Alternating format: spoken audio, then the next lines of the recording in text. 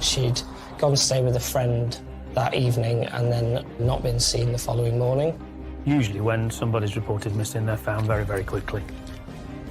They could have had an argument with someone, stormed out, turned their phone off and not told them what happened. If Kayleigh had seen or knew what we were going through, she would have got in contact somehow. The tone of the investigation changed from being a missing person investigation to something more sinister. Something seems to have happened to one child. Will this happen to mine? I honestly can't remember. I've been drinking. We'd all been drinking. It is every parent's worst nightmare.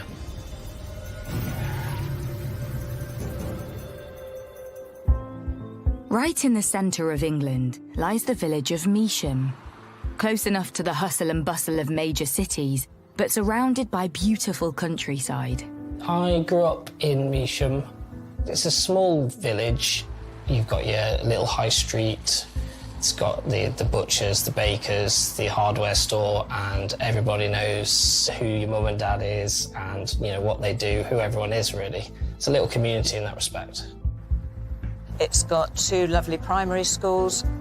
Generally, everyone would see Measham as a safe place to be and a good place to live. For Stephanie Haywood, it seemed like the perfect place to raise a young family. When I moved to Measham, I had 3 children. Kyle, Kayleigh and Callan. Kyle was like the father figure.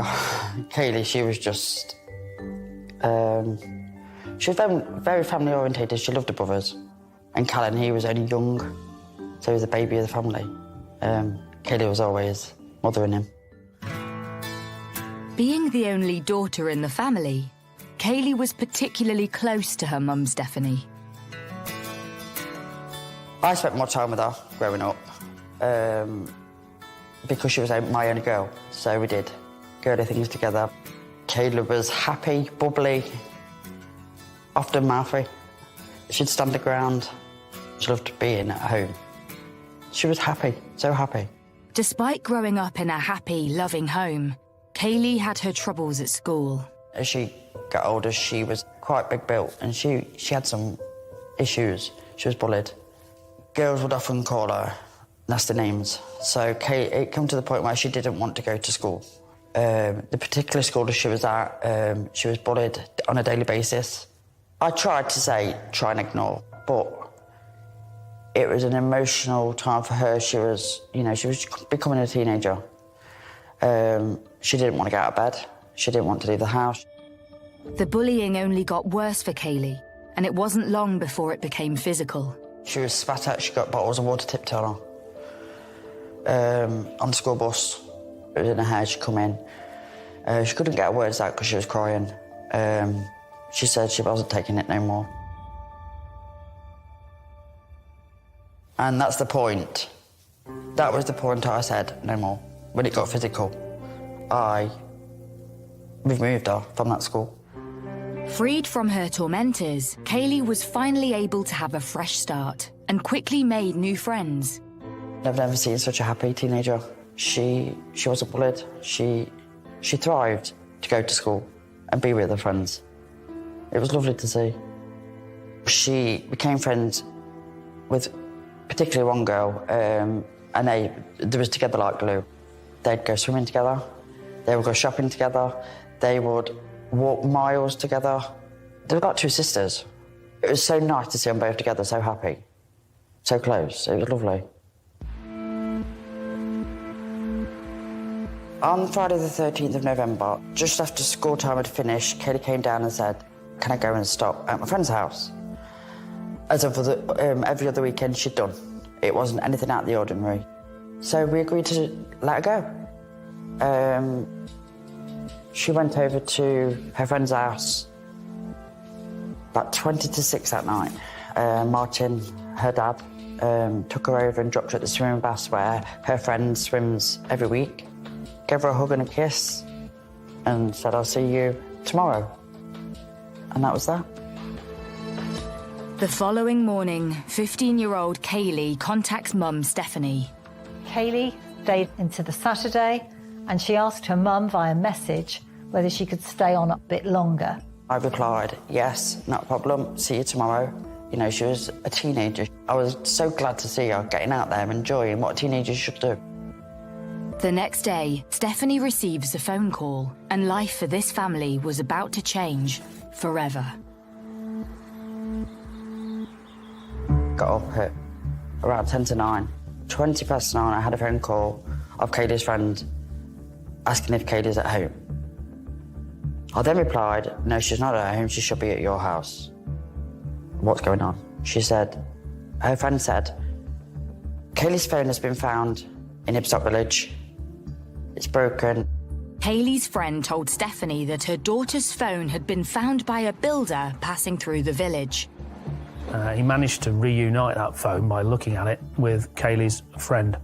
And from there, a call was made to Stephanie, Kayleigh's mum. Stephanie actually thought Kayleigh was staying with the friend who was calling her. So immediately she was alarmed to find that wasn't the case. Panic then set in. If Kayleigh is not at home and not with her friend, where is she? So I said to her friend, when did you last see Kayleigh, be honest? And she said, I last seen her on Thursday. I started calling people to see if they'd seen her. And Kayleigh's auntie, no, she did nothing. So I rang Kayleigh's dad, and so he advised me to phone the police, and that's what I did. Concerned with the disappearance of a 15-year-old, police issue a missing person appeal to the public. The first I heard about Kayleigh Haywood was when I understood there'd been a missing girl from the village. So we got a story out there. As a newspaper, we do get a lot of missing person appeals, people from all different backgrounds, but quite often you get teenage children involved in them that have gone absent for whatever reason. There was nothing to suggest Kayleigh Haywood's situation was anything more sinister or different at that stage. Statistically, 98% of missing children are found safe and well. And having texted her mum on the Saturday morning, there is hope that Kayleigh's disappearance is easily explained. Usually when somebody's reported missing, they're found very, very quickly, often within an hour or two of being reported. Kayleigh was a 15-year-old girl, fairly streetwise, able to look after herself. Her parents had trusted her, like many other parents, to go and stay around a friend's house for a couple of nights that weekend. In many of these reports, that the person can be actually quite nearby. Sometimes they can even be hiding, on purpose. And they could have gone and stayed with a friend and turned their phone off and not told them what happened. You speculate about where they could be, what they could have done, if they'd gone to see somebody, not told them where they've gone, had an argument with someone, stormed out. But several hours go by. There is still no sign of Kayleigh, and concern builds. The level of risk initially might not have been all that high, but then the officers start to look into the circumstances that they're being presented with, and what we have here is we have a phone that's been found by a member of the public, and we have a friend with whom Kayleigh is meant to be staying that weekend. What that does to the level of risk is it immediately elevates it and raises the cause for concern. So those officers start to look at what other resources are going to be needed here.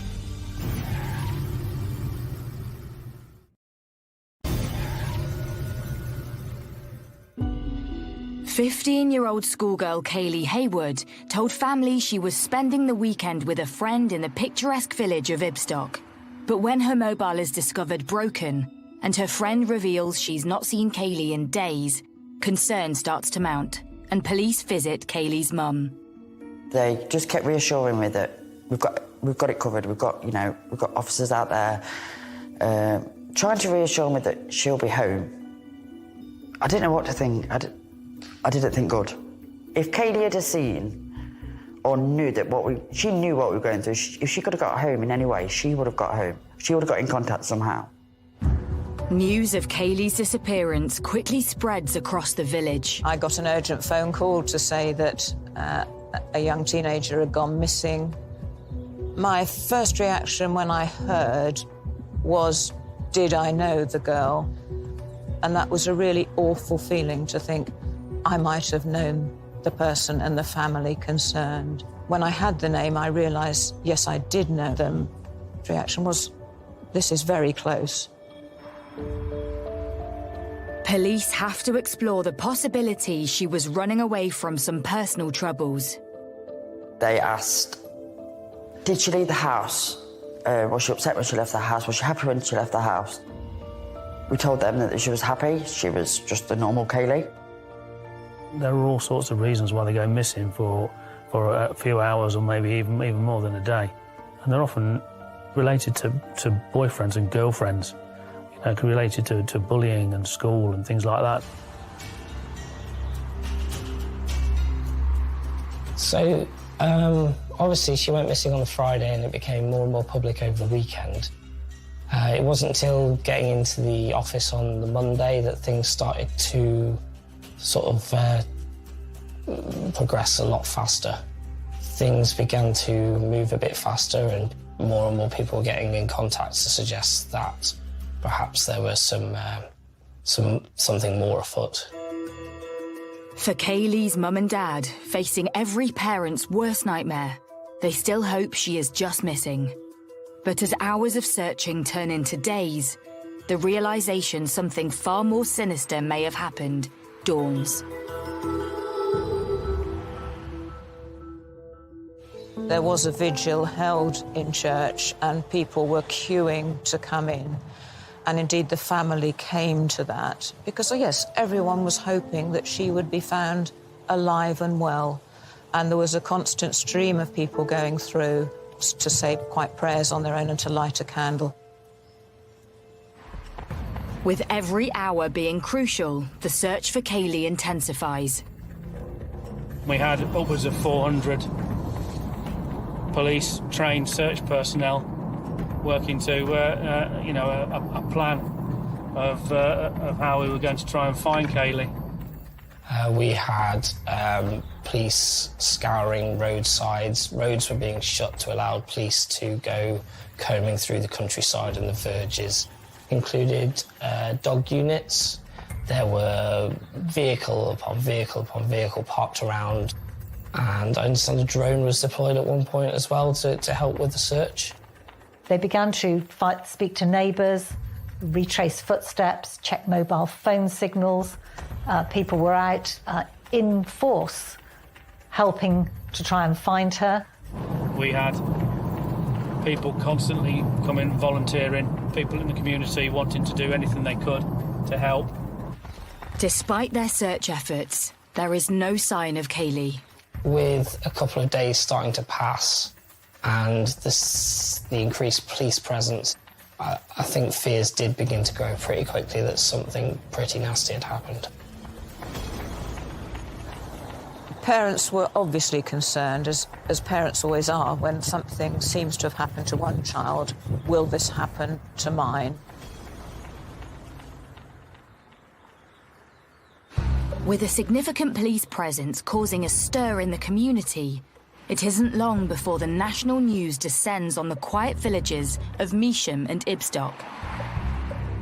Police was everywhere. There was camera crews, there was everything everywhere. There was a lot of interest in the Kayleigh Haywood case from the national papers. As a local paper that reports on the patch, you only get these sorts of stories once or twice where the whole Fleet Street national media descends on an area.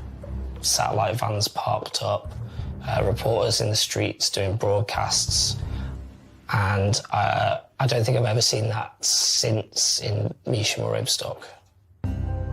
With no sign of Kayleigh in the local area, officers take a closer look at her home life, and more importantly, if she has any secrets. One of the things, and one of the really key things that they did, was to look at social media. And Stephanie immediately told them that Kayleigh was an avid user of Facebook. So they were able to get into Kayleigh's Facebook account with Stephanie's help, and straight away what hit them in the face was the fact that she had been communicating for what looked like about 2 weeks with a person.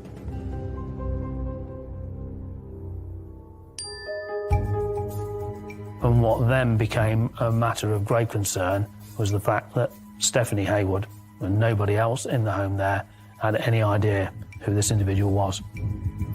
Police trawl through hundreds of messages between Kayleigh and her new Facebook friend, Luke Harlow.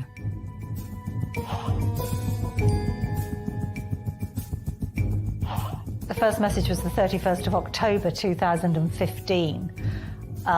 Very quickly, he asked for her mobile and they happily swapped mobile numbers. The messages were initially, "Hi, who are you? How do you know me?" And then within an instant, he was calling her babe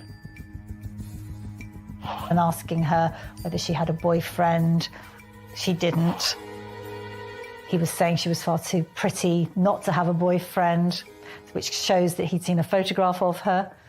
He was calling her babe and his princess.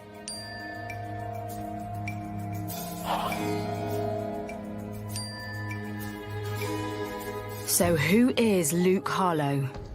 And could he be Kayleigh's secret boyfriend?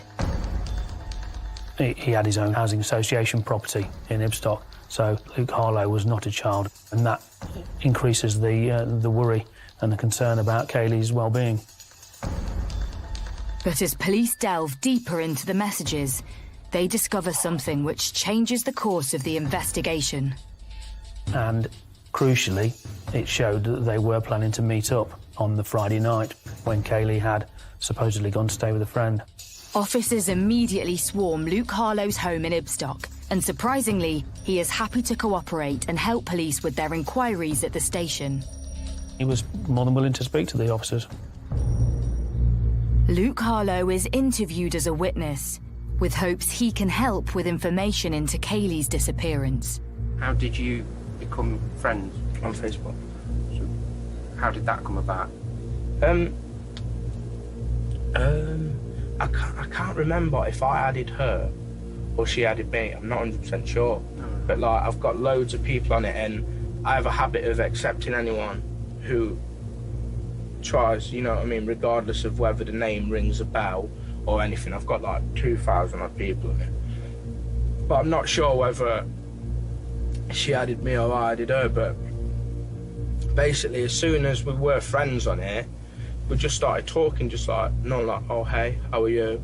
And then like, where are you from? Blah, How blah, long blah. ago was that? Not long ago, only about, I'd say, roughly a month. They were able to ask him about the messages between him and Kayleigh, and he immediately said, yeah, Kayleigh had stayed at his house on the Friday and the Saturday. How old are you? 27. How old is she? 15. Yeah, well, I obviously feel bad, don't I? Why do you feel bad? Because she's too young. For what? For coming and staying in my mind for a start, I know. While Luke admits Kayleigh had spent the night at his, he tells police he has no idea where she went to afterwards, that the messages between them are a huge red flag to police. It was quite clear they'd become quite close during the messaging. It was quite clear that some of the messages were of a sexual nature. And what else? None other stuff. What's the other stuff? I don't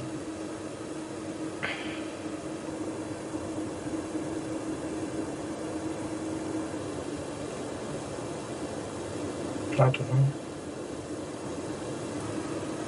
What did you get up to? We did some stuff. Following this shocking revelation, police now suspect Harlow of grooming 15-year-old Kayleigh for sex.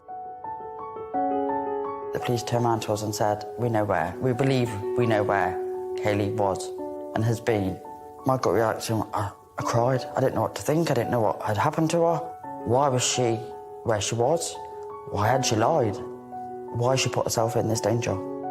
Police now know where Kayleigh really was on the nights of 13th and 14th of November. But is she still at Luke Harlow's flat? It was a kind of maisonette where you go in the door and the bedroom and the bathroom are downstairs, and then you go upstairs to like a lounge and kitchen area. He let the officers in to search that. Kayleigh wasn't there. With no sign of Kayleigh at his home, questioning of Luke Harlow intensifies. Harlow tells police that on Saturday night, he ran out of alcohol for him and Kayleigh. So he went to his neighbours, a man called Stephen Beedman. Stephen Beedman lived 10 paces away from Luke Harlow. And when Luke Harlow ran out of booze, he popped round to Beedman's flat to see whether he had any. I think he was looking for some mixers to go with the spirit that he had. Beedman didn't have any, and the two of them went off to get drink from an off-licence. On their return, Luke invites his neighbour back to his home to join the party. Where it gets really worrying is when Harlow tells them that on the Saturday night at about midnight, he'd had plenty to drink and he decided he was going to go to bed. And when he did that, he left Beedman and Kayleigh in the lounge at his home address. When he got up the next morning, neither of them were there.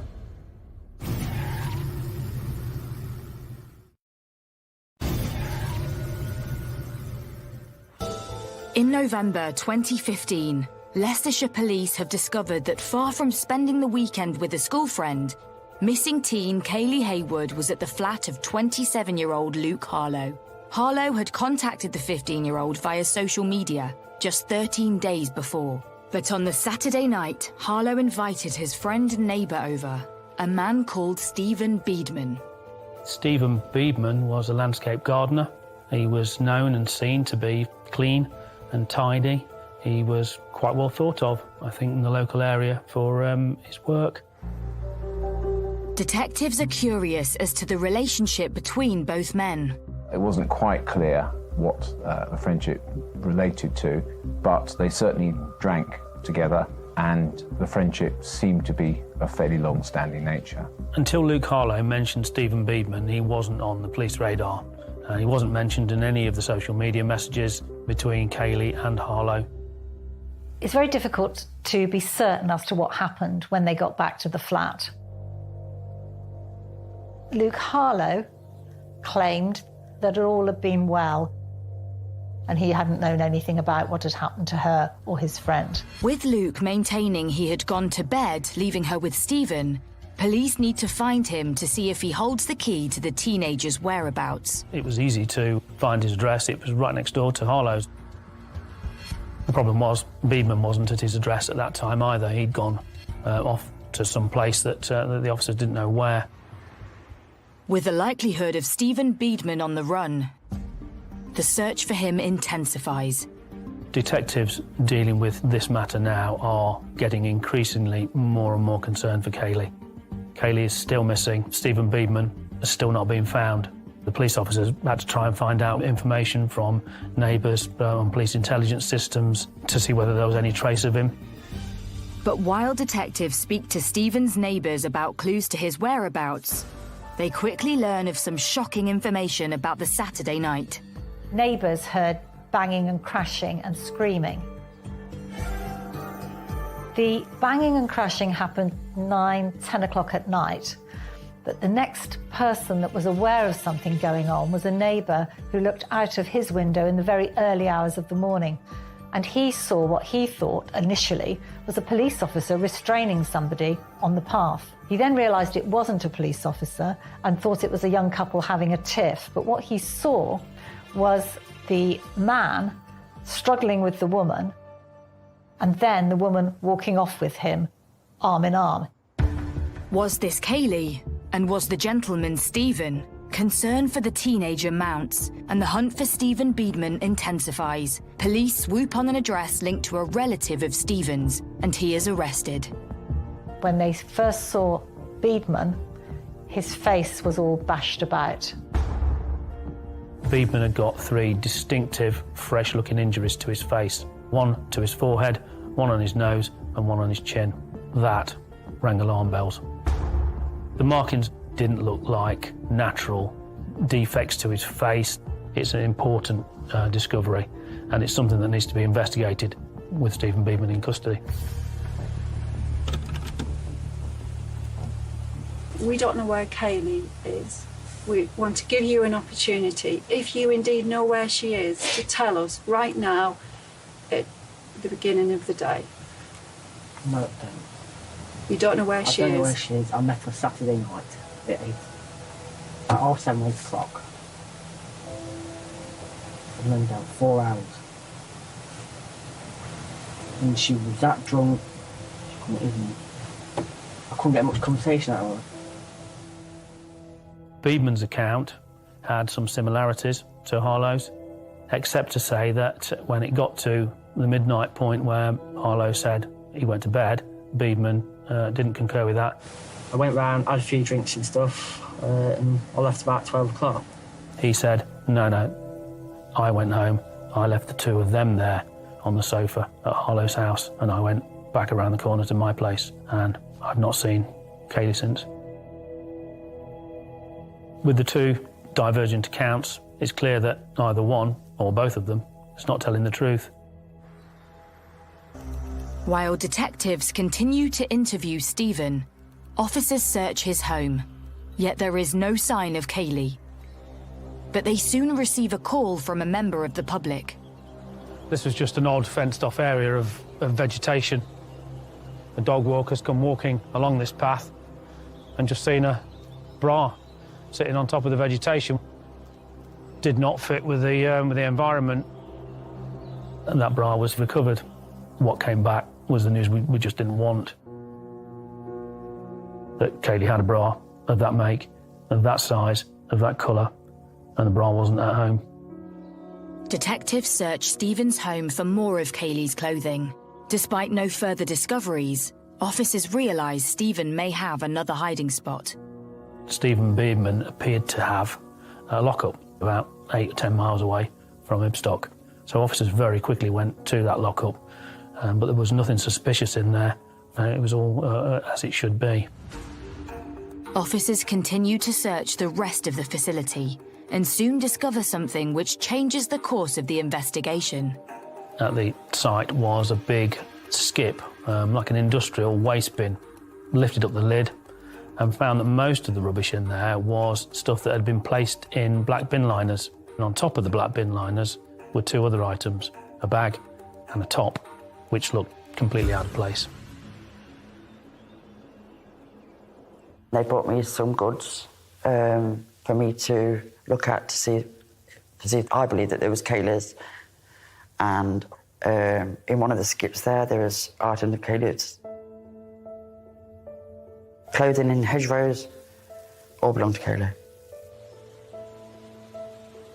I didn't know what to think. The discovery of Kayleigh's clothes clearly puts Beedman firmly in the frame for her disappearance. And there's something else they find which they believe links Beedman's facial injuries to a crime.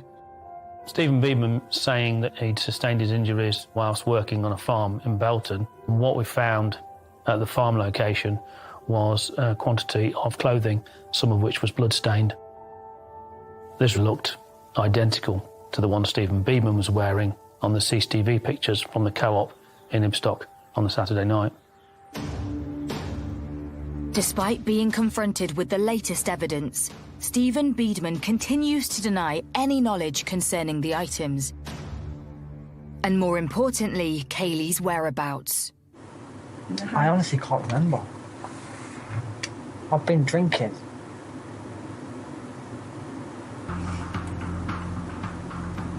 We'd all been drinking.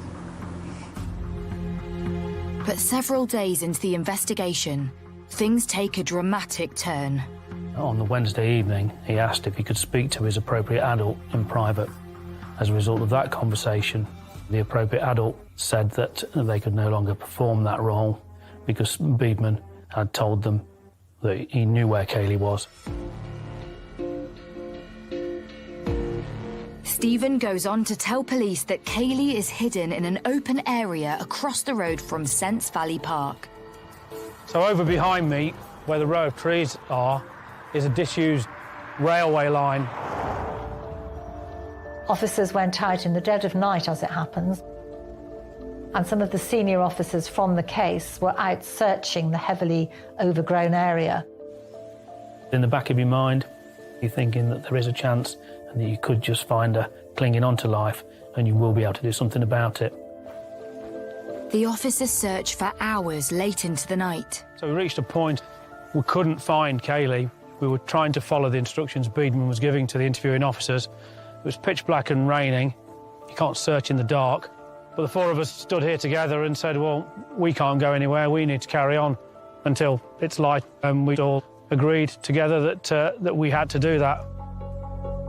But at 10:10 that evening, one of the team makes a shocking discovery. He shouted to the four of us as we walked through some quite dense undergrowth. We went over to him, and Kayleigh lay on an embankment, slightly twisted position, half on her back and half on her side, naked, save for one sock, and of course, dead. Confronted with the worst-case scenario, officers need to inform Kayleigh's family. My friend was in the kitchen at the time, and she just said I howled. All she could hear was a howl from the living room. I was speechless, I couldn't speak. Martin was the same. We just broke. We physically couldn't speak. I was physically sick.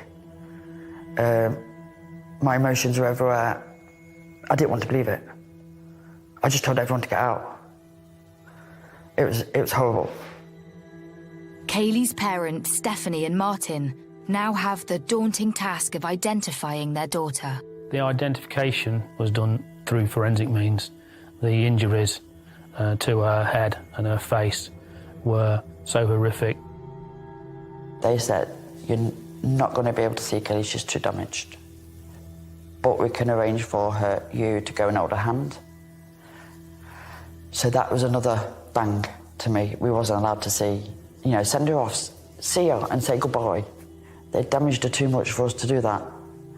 All we was allowed to do was hold her hand. We wasn't allowed to say goodbye, as a normal family would. It was horrible. The devastating news spreads across the village. Having reported on many missing persons cases, you always go into them with a lump in your throat. You always hope for the best. You always hope it's going to be the one that you have to take the appeal down after 20 minutes because the police have rung and said, oh, they've been found safe and well, stand down everybody. Sadly, it doesn't always happen like that, and it is every parent's worst nightmare. The village were obviously shocked. You see things like this on the television and you always think it happens somewhere else to someone else. So to actually having it locally shocked everybody to the core. Stephen Beadman is charged with Kayleigh's rape and murder.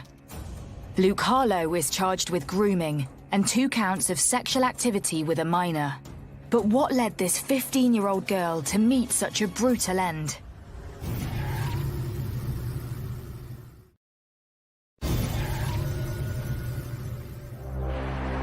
In the village of Ibstock, the hunt for missing teenager Kayleigh Haywood has ended in the worst-case scenario. Her body was recently discovered in an open field near Sents Valley Park. I understand that Kayleigh was found with sort of cuts and bruises and lacerations that might indicate she'd been tied up, and that her death may not have been instant. 28-year-old landscape gardener Stephen Beadman has been charged with her rape and murder. I honestly can't remember. I've been drinking. We'd all been drinking. While 27-year-old Luke Harlow has been charged with grooming and sexual activity with an underage Kayleigh. Why do you feel that? Because she's too young? For what? For coming and stay in my mind for a start, I know. While police prepare a case for trial, Kayleigh's family have the agonising task of saying goodbye to their loved one. We thought, this is her last send-off, this is what we can do for her. So we ended up having horse and carriage to carry Kayleigh to a final resting place. All white horses, purple, Cadbury's purple, Kayleigh's favourite colour, was the main theme. The actual procession between the church and the cemetery went past my front window. There wasn't a lamppost or a bollard without a purple ribbon attached to it. The front of the church where the service took place had been turned into almost a shrine. It was quite a spectacle. It was not something I've ever seen before in Measham. The community was unbelievable. And the people that turned out for Kayleigh showed how much support we had. It meant so much. Despite a beautiful send-off for Kayleigh, the upcoming court case continues to loom over her family. After confessing to where Kayleigh's body is, Beedman pleads guilty to his charges of rape and murder. Due to the overwhelming evidence of their interaction on social media, Luke Harlow also pleads guilty to his 2 charges of grooming and sexual activity with an underage Kayleigh. The defence thought that that would be the end of it and the prosecution would take those pleas and say, thank you very much. But by re-looking at the circumstances of the case, the prosecution puts forward a further charge of false imprisonment against both defendants. Both pleaded not guilty, and so we, with the consent of the family, and I spoke with the parents and the Crown Prosecution Service, we decided to take it to trial.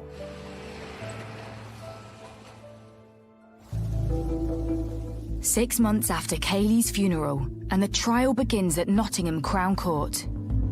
The first day we went into court, they was there. Oh, it was horrible to see them just sitting there. There was times we wanted to say things, but we didn't. They was trying to more or less goad us to react. There was times where they would stare at us. There was times where there were smirks on their faces. Prosecution case against Luke Harlow was that he falsely imprisoned Kayleigh inside his premises. Luke Harlow always maintained that he was asleep and had no idea what had happened to Kayleigh. Problem with that was his glasses were broken. The flat looked as if there'd been a struggle, things had been knocked over. So his story about being asleep didn't ring true. Stephen denied the false imprisonment because he said at all stages Kayleigh was free to leave. He did not, therefore, imprison her for the period of the time when they're outside, once they both left the premises. Beedman was going to suggest that he either couldn't remember what happened, or it was all a big accident, or she was keen. It didn't explain the banging and the crashing that witnesses had heard. It didn't explain her running off into the night half-dressed. Horrific details of Kayleigh's injuries emerge in the courtroom. We didn't know the extent of what happened until we went to court. We now know that she was raped and she was murdered. And we also know that Kayleigh fought for her life. She had multiple injuries, including a broken jaw, broken nose, to the front of her head. And she had multiple injuries to the back of her head. She also had classic defence-style injuries to her hands, which would indicate that she fought for her life and was subject to the most awful beating.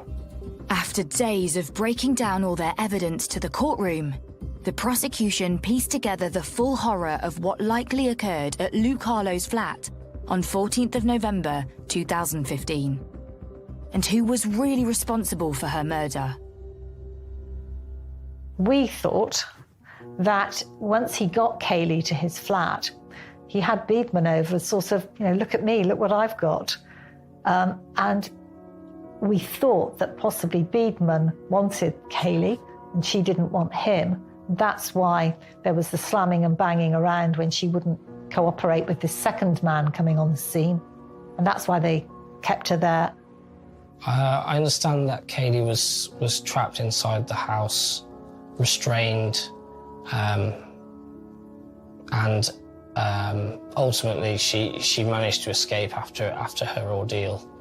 She ran across the road out of the estate, crying for help. She was barely wearing any clothes. She wasn't wearing her trousers, she wasn't wearing shoes, and we actually don't think she was wearing any underwear on her bottom half.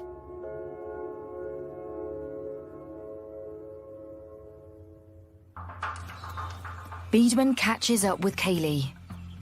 He pins her to the ground, causing her to drop her phone on the pavement. It was indeed him and Kayleigh who were seen by the witness to walk into Sense Valley Park.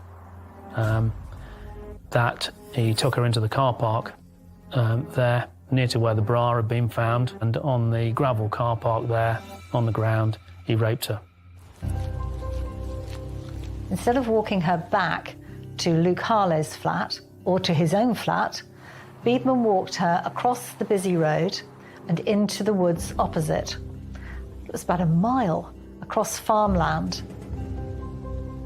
According to Beedman, at one point, Kayleigh ran off and managed to get away from him, and he chased after her down the field, and when he caught her, he said that she smashed him in the face with a brick. And I took the brick off her, is what Beedman said, and I hit her in the back of the head with the brick, and this killed her. The court hears how Kayleigh bravely fought to the end. But as the trial comes to a close, there's one more shocking revelation about Luke Harlow.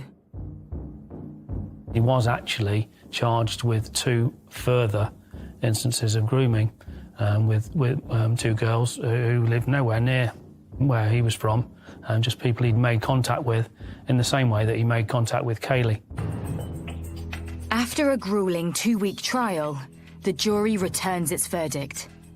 Both men are found guilty of falsely imprisoning Kayleigh Haywood. Beedman receives 35 years for rape, murder, and false imprisonment. Harlow receives 12 years for sexual grooming, sexual activity with a child, and false imprisonment. I don't hate a lot of people, but I hate them. Hate is a strong word for me, but I hate them 2 people for what they put me and my family through. They took away a big sister, a little sister, a daughter, a granddaughter. After the trial, it came to light that tragically it was not the first time Kayleigh had been flattered on social media. She was also being groomed by another man around the same time she agreed to meet with Luke Harlow. With such dangers facing young people online, Kayleigh's family want her lasting legacy to ensure another innocent young life is not taken in such a tragic way. So he started to think in terms of a film, and that film was made. It was called Kayleigh's Love Story. Kayleigh's Love Story that has been shown to thousands and thousands of school children across the country. I simply want to get that awareness out there because children are not aware of the dangers of online. And if I can just save one, then Kayleigh's memory stays alive. I have 3 girls myself, and it's a parent's worst nightmare. I couldn't imagine being in that situation. 5 years on, and Kayleigh's family are having to learn to live with the tragedy. People tell me time is a healer. Time isn't a healer. I don't believe in it. Every day's hard. Every day's a struggle. You just learn to live on a day-to-day basis. And Kayleigh's father, Martin, will always remember his purple princess. I still relive that fateful weekend time and time again. It never leaves me, never. Our last goodbyes as Kayleigh left that day, happy, waving and smiling as she went. Little did I know what was to come. I feel such sadness, pain, aching and longing in my heart to see her once more, but knowing it can never be. The hurt physically tugs deep inside of me, it hurts so much. One day we will meet again. Until then, all I can do is keep missing and loving her with all my heart.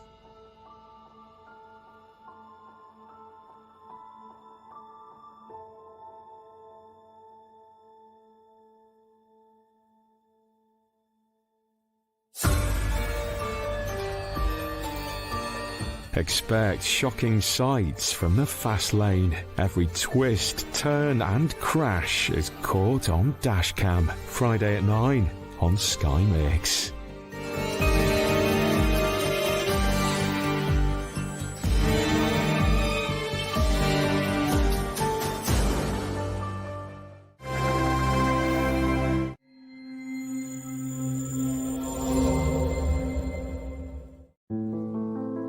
If we could identify who had made those bite marks, was it another way of identifying who had carried out the murder? You just couldn't take it in, because something like that doesn't happen to you, and especially in Dereham. He had no remorse, he was just pure evil. In April 2008, an ambulance was called to a flat in Dereham, where the paramedics found the body of a woman with stab wounds and bite marks to her face and chin. What began as a simple murder case turned into one of the most challenging investigations that Norfolk police had ever dealt with.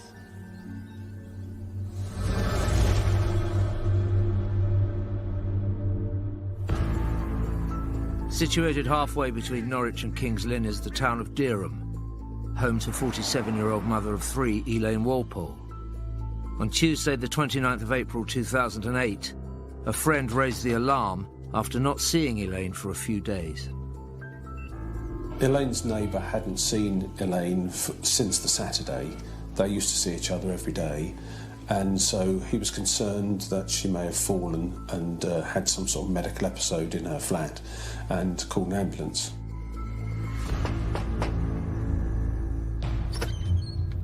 Paramedics had forced their way into the property, where they saw Elaine dead on the floor. DCI Fry of Norfolk Police's major investigation team took over the case the following day and went straight to the flat. The scene was really quite chaotic. There were smashed plates and things strewn all over the floor.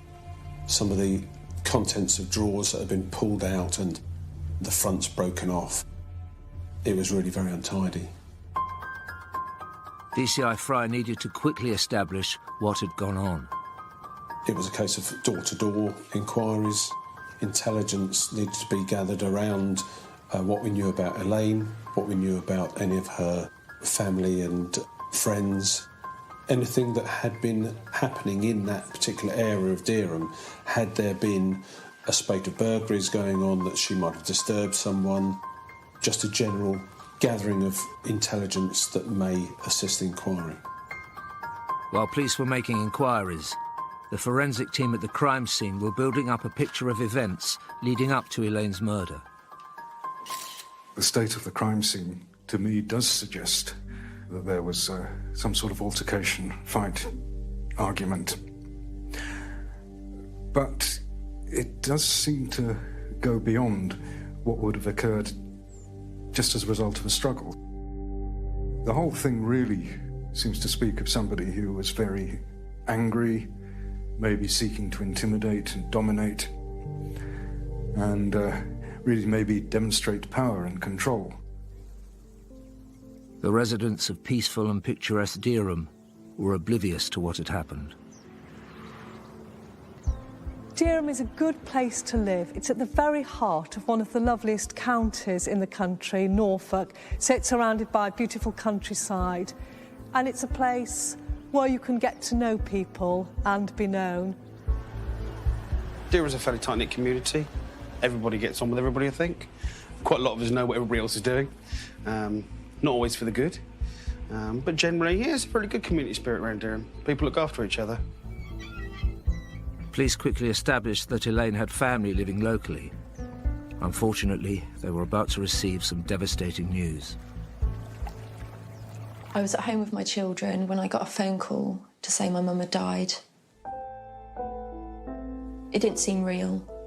I just felt numb. After I got the phone call, I phoned my sister. She was at work. My sister called my manager and asked me to call her back immediately. It was really urgent. At that time, I didn't know what was going on, so I called my sister as quickly as I could. She told me that Mum had died, and that's all we knew. We didn't know how, we didn't know when, we didn't know why. We just knew that she was dead. I first heard of my sister's death in the bank in Dereham. Everything was going through my head because you don't want to believe it. We all went round to my Auntie Jackie's to see if anyone could shed any light on what had happened, because at that point no one told us anything. The police didn't tell us anything. No one told us what was going on. We sort of had to use our imagination, I guess, and try and work out what had happened. So that was quite difficult. Until a post-mortem was carried out, police couldn't be certain about Elaine's cause of death. All they had to go on so far was what they had found at the scene. Elaine lay with her head in the kitchen, and there's a pool of blood around her head. She was naked from the waist down, and she had several stab wounds, including one that went through her neck. There were some what looked like perfectly round circular marks, one on her right cheek and one on her chin. And initially I thought possibly she'd been hit with the bottom of a beer bottle with that slight stippling. Police needed to identify the mystery marks, a clue that could lead to the killer. I've been to probably between 50 and 70 scenes where there has been an unexplained or suspicious death, and you know, they can be extremely upsetting, but you focus on the job and really put it out of your mind, because you know there's a job to do. Initially, with the examination of the scene, it was unclear how Elaine had died. It was rated as an unexplained death.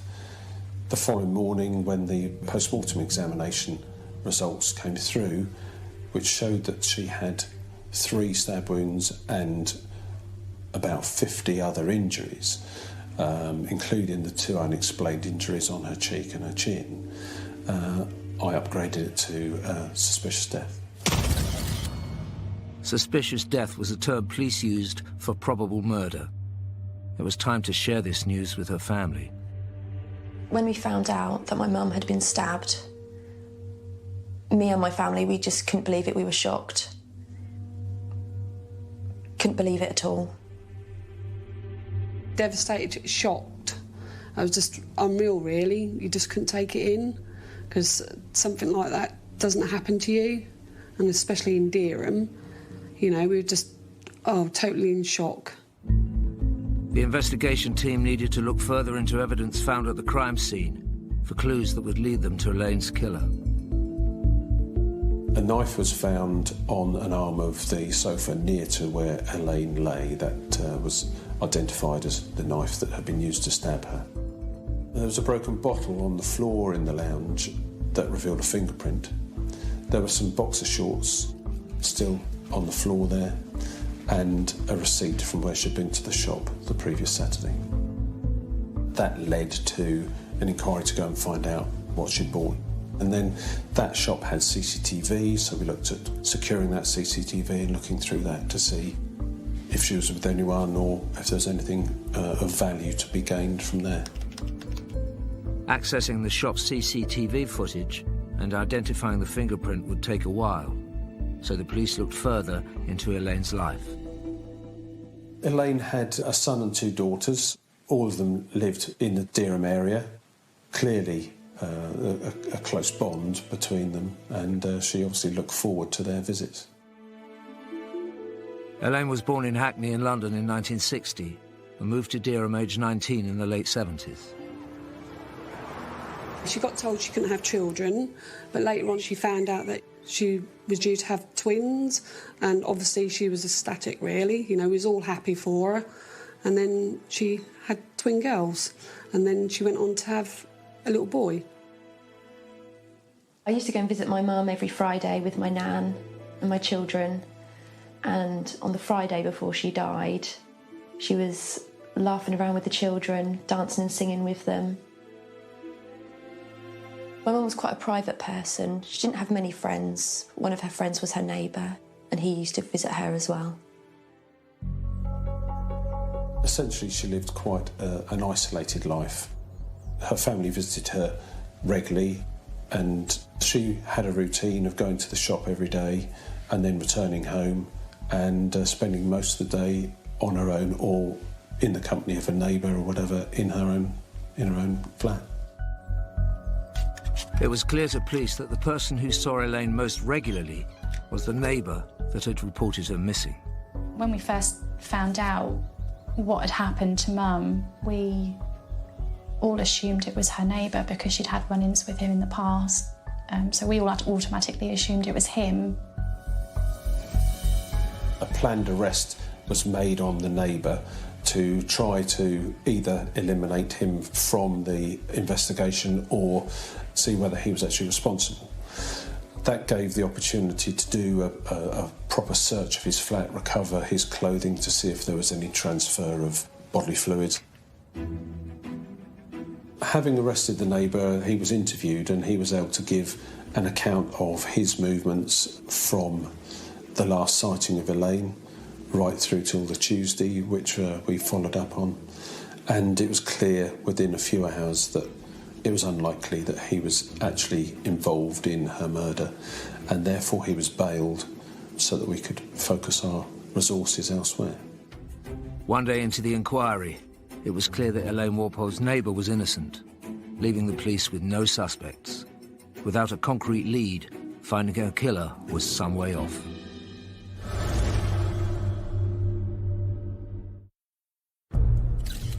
Police were investigating the death of 47-year-old Elaine Warpole, found stabbed to death in her home in April 2008.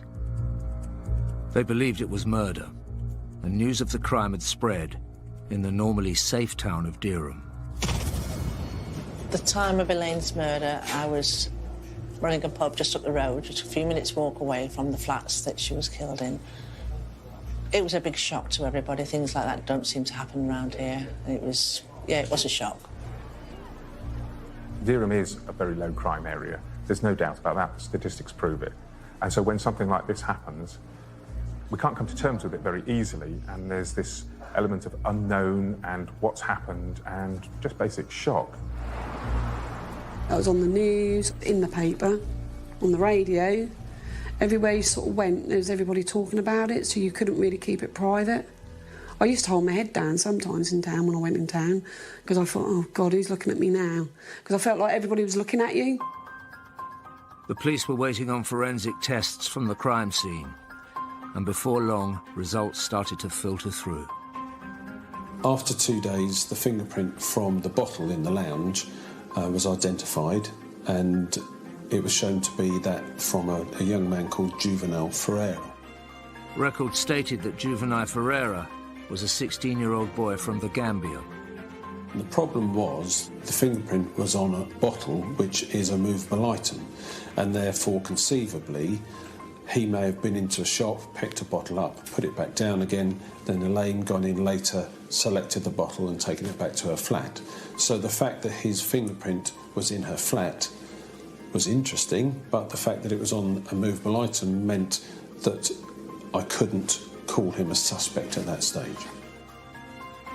Police had also discovered a shop receipt from 3 days before Elaine's body was found, and had been waiting for access to the corresponding CCTV. The receipt found in Elaine's lounge identified a purchase in a local shop at around about 4 o'clock this afternoon, and by looking at the CCTV, we identified that she was in the shop with Juvenile Ferreira. A clear image of him on the CCTV, facially and from behind, clearly with Elaine, selecting some alcohol and then leaving with her. So with the images of Ferreira in the shop and the fingerprint in Elaine's flat, he was obviously becoming of greater interest, but not necessarily enough to be technically called a suspect. It was time to investigate Juvenile Ferreira further. Police National Computer is a tool that police officers use every day. If they suspect a car to have been stolen, they will check that on the computer. If they stop someone for some reason, they will check on the Police National Computer. If that person's wanted, it will be logged on there, and their criminal history is also logged on the computer, so they will know what those sort of people have been up to. Ferreira was showing up on the Police National Computer as having been arrested a few hours after he was spotted on the shop's CCTV footage with Elaine. Ferreira had initially acted quite strangely in the memorial gardens around lunchtime on the Saturday, where there were some people taking photographs, etc., and he'd acted a little strangely towards a lady there. He'd then gone to a garage sale on the Norwich Road, somewhere between the shop where he'd been seen with Elaine and Elaine's home address, and he was at the garage sale there, and again, quite upset one of the ladies there, and was asked to leave.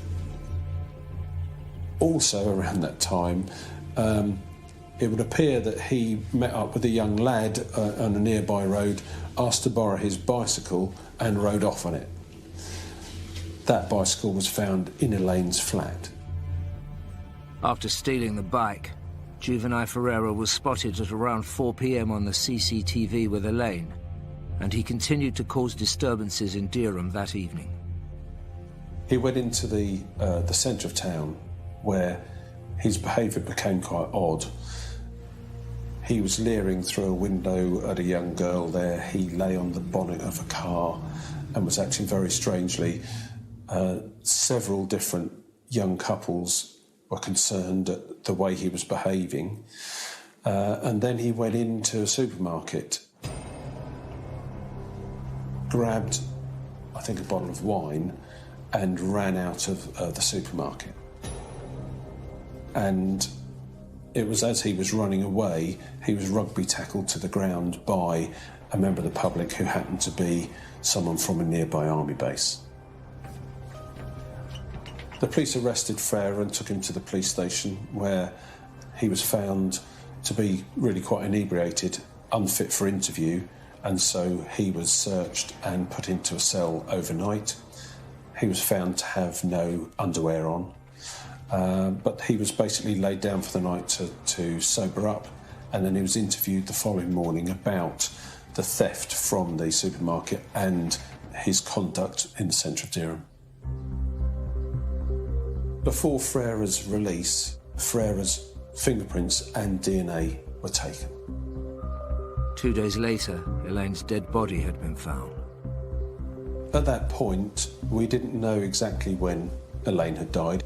We didn't know that Ferreira was actually responsible for that. We knew he was involved in this fracas in Dereham, but there were still many questions left to be answered and a lot of detail to be found.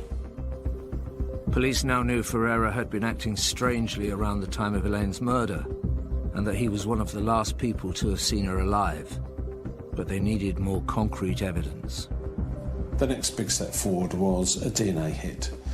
Swabs taken from Elaine's body had been sent to the forensic laboratory, and semen from Juvenile Ferreira was found on those swabs.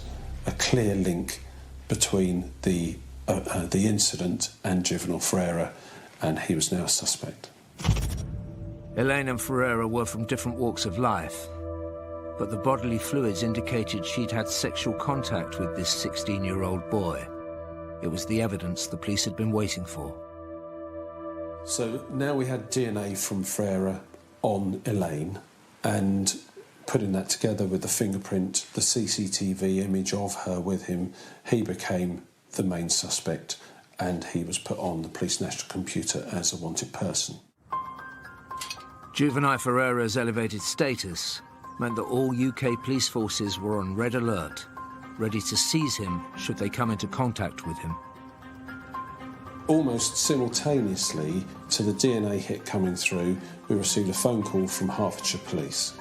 They had stopped Juvenile Ferreira in Hoddesdon, and I was able to tell them to arrest him and take him back to the police station. Back at the station, police began to piece together his movements after causing mayhem in Norfolk 11 days earlier. Having been released from the police station in Dereham, he'd returned home, and then the following morning he'd made his way to London, where he'd tried to get on to the Eurostar. Just a day after he was seen with Elaine, Ferreira had tried to flee the country.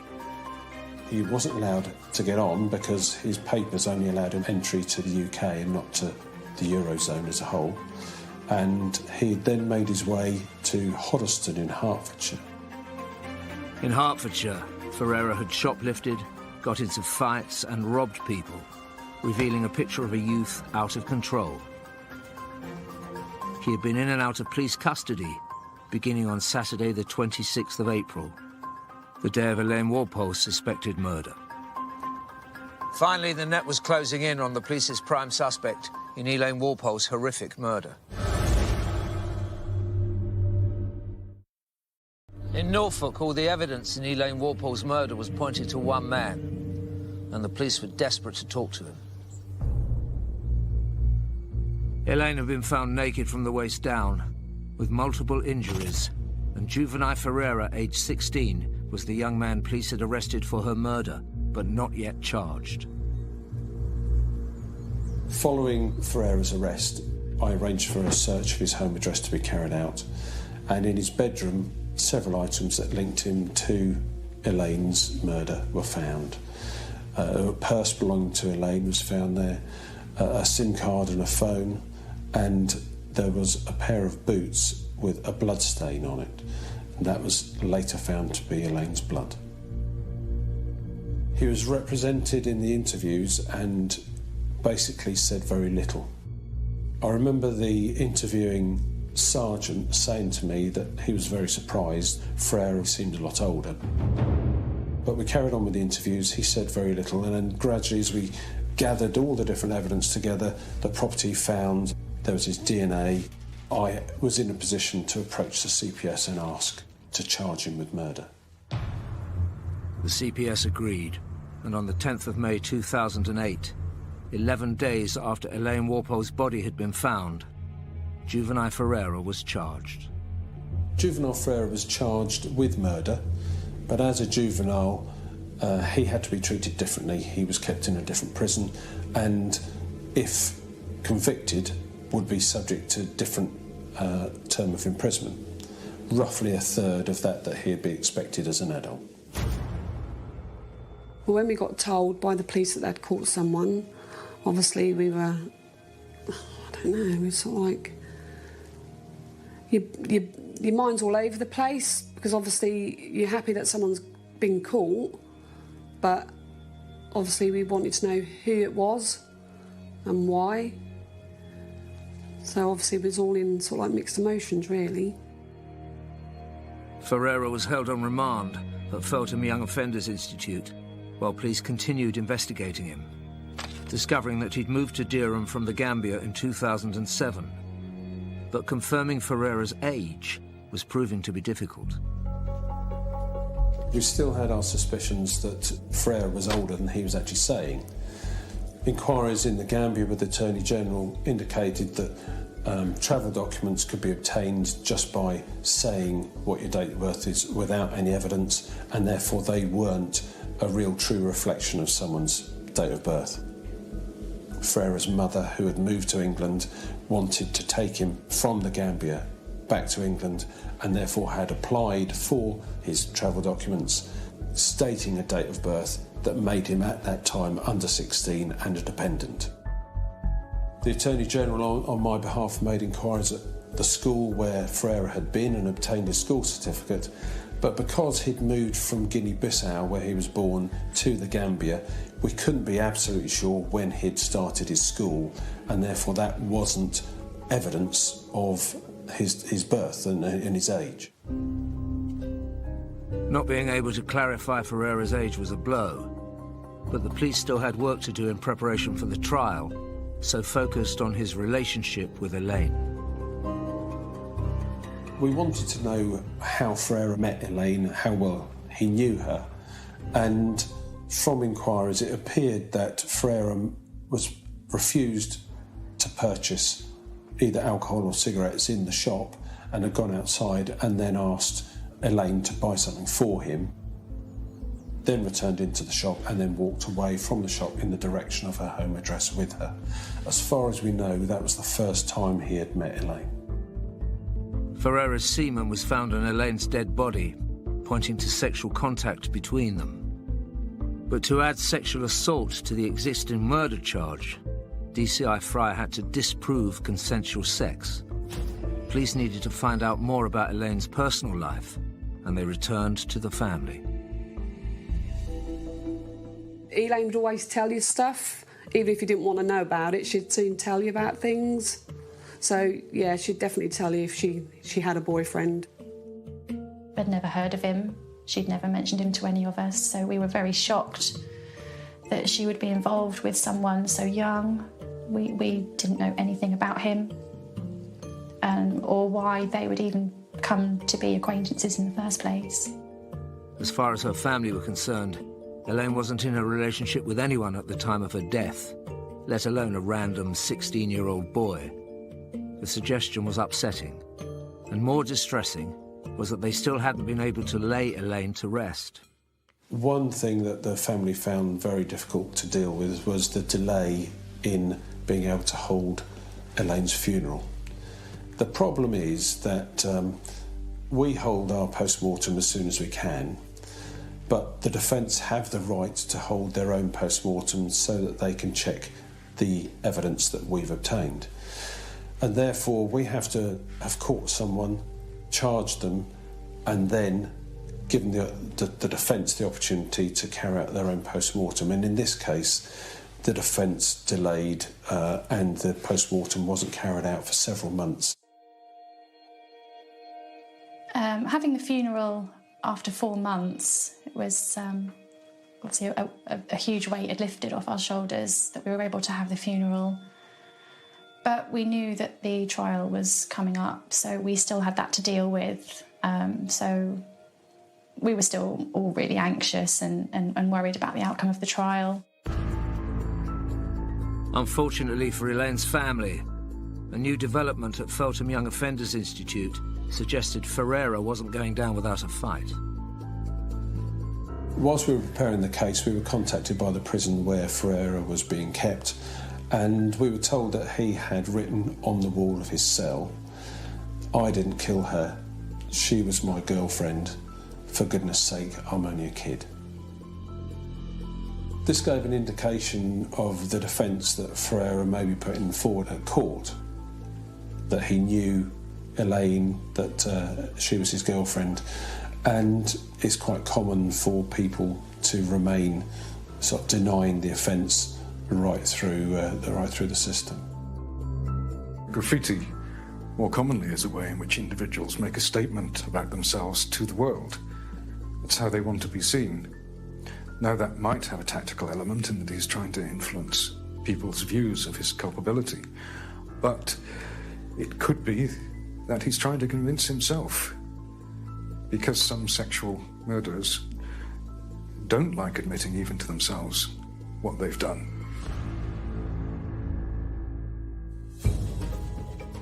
Police now had to prove that Elaine and Ferreira were not in a relationship as he claimed, and that a violent sexual assault had taken place. They went back to the evidence from the crime scene. A big conundrum was the injury to Elaine's face, to her cheek and her chin. It looked like a circle of identical marks, if you like. Could it have been the bottom of a bottle? Could it have been a pill packet in someone's hand as they struck her on the face? What had caused those marks? So I contacted the National Injuries Database for their expert opinion, and they said to me that it's a possibility that it was bite marks. They provided me with several experts, and I decided to contact forensic odontologist Freddie Martin. It was now turning into an incredibly complex investigation for Norfolk Police, needing to call on a forensic odontologist, otherwise known as a forensic dentist, to help them out. Forensic odontology is extremely useful to police and prosecutors. On the crime side, it's not uncommon in murder cases for the perpetrator of the murder to bite their victims. And they might bite them extremely viciously as well. Sometimes they're very vicious biting. And in rape cases, for instance, it's very common to find bite marks. And by examining the bite, photographing it, taking impressions from suspects and that sort of thing, it is often possible to match up the perpetrator with the victim. I sent Freddie photographs of the injuries, and after careful consideration, he was willing to give his expert opinion that they were bite marks. This was exciting because if we could identify who had made those bite marks, It was another way of identifying who had carried out the murder, but also it helped towards boxing off any defence as to consensual sex. DCI Fry needed to prove these bite marks belonged to juvenile Ferreira, to charge him with sexual assault as well as murder. The police also needed to prove their suspicions that he was over 18. But with less than 2 weeks until the trial, the investigation team were running out of time.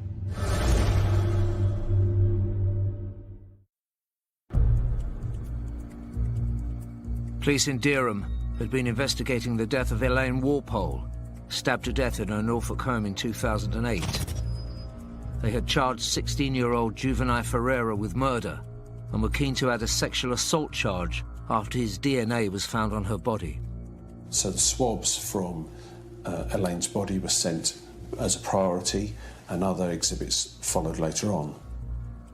As it happens, the boxer shorts that had been found there, later on, they were found to have Ferreira's DNA on. With only 2 weeks until the trial, the police had a limited amount of time to prove that bite marks found on Elaine's body had been inflicted by Ferreira.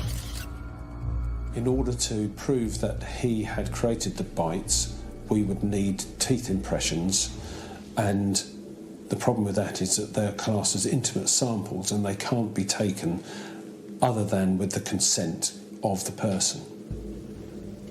And when we approached Ferreira's solicitor, he refused. Without the dental impressions, we couldn't prove that Ferreira had caused those marks on her face. However, we would be able to bring it to the attention of the court that Ferreira had refused, and therefore an adverse inference could be made against Ferreira in the subsequent trial. This meant the judge could tell the jury that Ferreira had refused to produce the dental impressions, knowing it might hurt his defence.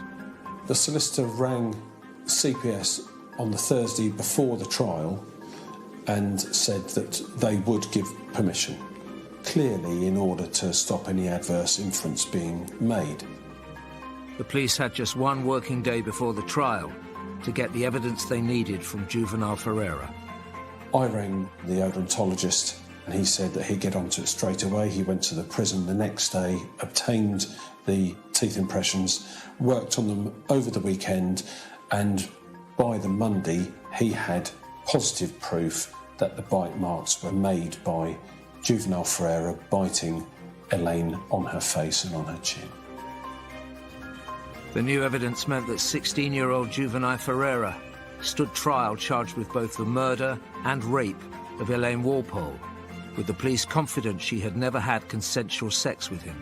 Throughout the trial, juvenile Ferreira maintained a defence that he was in a relationship with Elaine and that he had consensual sex with her and had left her alive and well on the Saturday and had no knowledge of her murder. This was clearly upsetting for the family, him suggesting that he was in a relationship with her, which they didn't believe at all, and it was really the only way he had to go to try and explain the sexual element to the offence. We had no idea why they would be associated with each other. They seemingly come from different walks of life. Obviously, my mum was a lot older than him. We don't know why their paths would have crossed. One can only speculate, but it is possible that he experienced something like a perceived rejection, or that she wouldn't comply, maybe with sexual advances. Perhaps because of the state that he was in with the alcohol, or the emotional state he was in generally. Maybe he was just all too ready to take out his feelings on her. In his defence, Ferreira claimed that on the Sunday after his release from the police station, he'd returned to Elaine's flat and found her dead. He said that he was shocked by what he saw. He'd moved the knife, he'd got blood on his hands, and he'd washed his hands, and that somehow that's how blood from Elaine had got onto his boot. At some point he claimed that it was possibly a drug dealer that had committed the offence, again upsetting the family. And when he was challenged as to why he hadn't reported what he found to the police, he said that he'd gone to the police station but they was too scared to go inside, and so he hadn't reported it. He continued to deny biting Elaine. He continued to deny any violence towards Elaine, but he did admit stealing some of her jewellery. Having stayed silent in interviews, Ferreira was now claiming he had known Elaine was dead before the police did, but wasn't responsible for the killing. Going into court and seeing him standing there, the person that killed my mum, was horrible.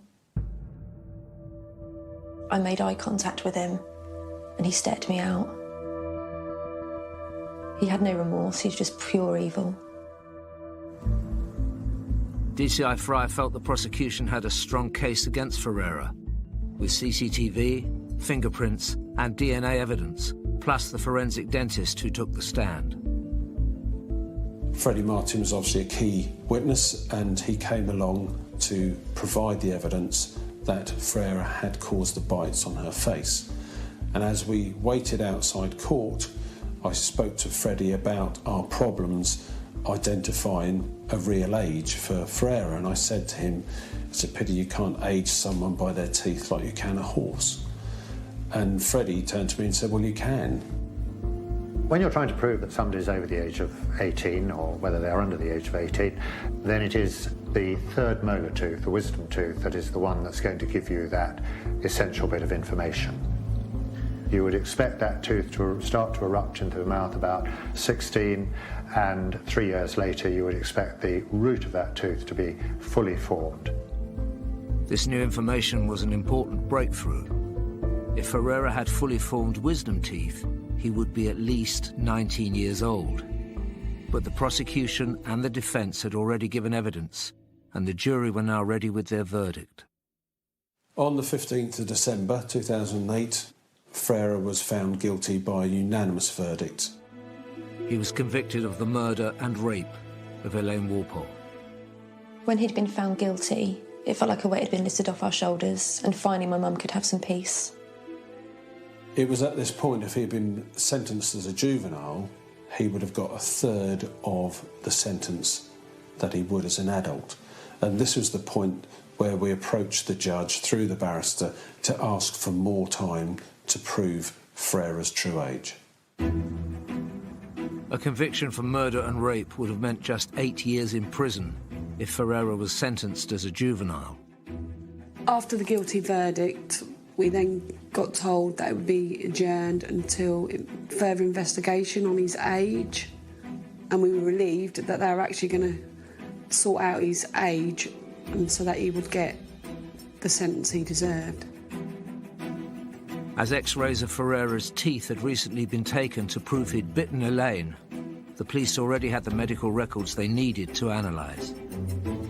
Freddie Martin, the forensic odontologist, went to work on the x-rays of Ferreira's teeth to try and prove exactly how old he was. The really crushing news was that, in fact, he had a deformity in his teeth, and the last set of molars weren't even there, and he couldn't prove through his teeth how old Ferreira was. There are certain abnormalities that can occur with the development of the third molar tooth. The roots can become fused. It may have a high degree of a curve on the end of the root. It may not fully form, and then it makes it difficult for the forensic odontologist to actually use that third molar tooth as a method of age assessment of that individual. The news was terrible, really. We'd really hoped that that would be the final thing to show how old he was, and it had been ripped away from us. And we were up against the clock. We had to get some sort of evidence to prove his age before he was due to come back for sentencing. I talked it through with Freddie, and he said, well, there are other ways of proving someone's age. There are different bones in the body that develop at different stages. The wrists, for instance, the bones in the clavicle, through the sternum. But he said he wasn't really the right expert to do that. We needed our own expert, a forensic anthropologist, to give expert evidence as to Ferreira's age through his bones. there was a real problem here because it's so difficult to get someone out of prison for any reason, but to take them to hospital for x-rays is unheard of. It was another race against time, as police went about trying to arrange further x-rays of Ferreira, now a convicted murderer. Ferreira's defence were also making things difficult for the investigation. The defence demanded that their expert be present when the x-rays were taken, but the prison said that no one was allowed to know where the procedure would take place beforehand, and therefore we had to arrange for the defence expert to be picked up by police officers and taken to an unknown location to be present as the x-rays were taken. The prison sent him along attached to the biggest prison officer you've ever seen. There was no way that they wanted any chance for him to escape. X-rays were taken of Ferreira's body, which DCI Fry immediately sent to their forensic anthropologist to analyse. Julie Roberts was able to say, through the development of the radius of the bones within his wrist, that Ferreira was probably around 21 years old, but at the very least 19. That meant he was an adult. That meant that he would be sentenced as an adult.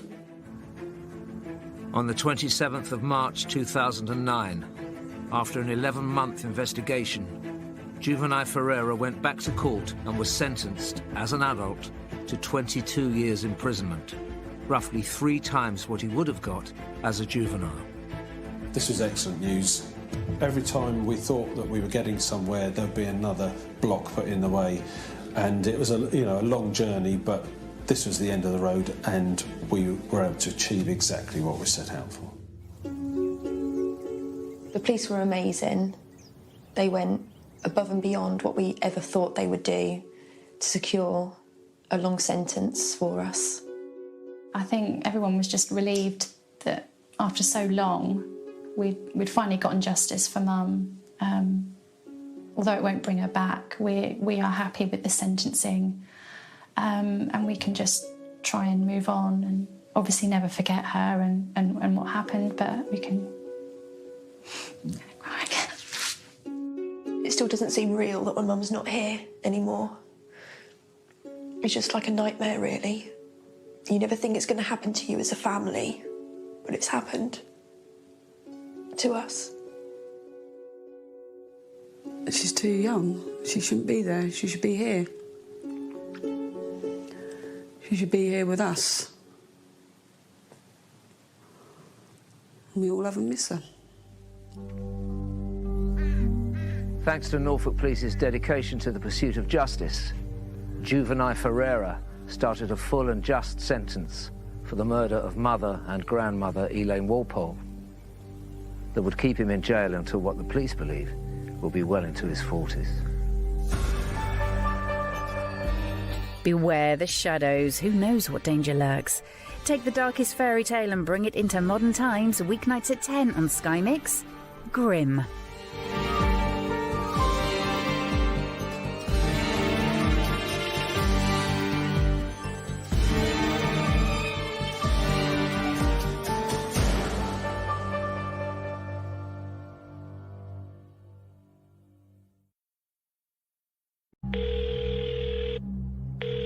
Is it the building that's on fire? It is, yeah. It is, okay then. I got out. I managed to get out. Right then. It's okay. Is everybody out of the building? No, there's still my partner in. Right, is he able to get out of the building? No, because there's fires near the door.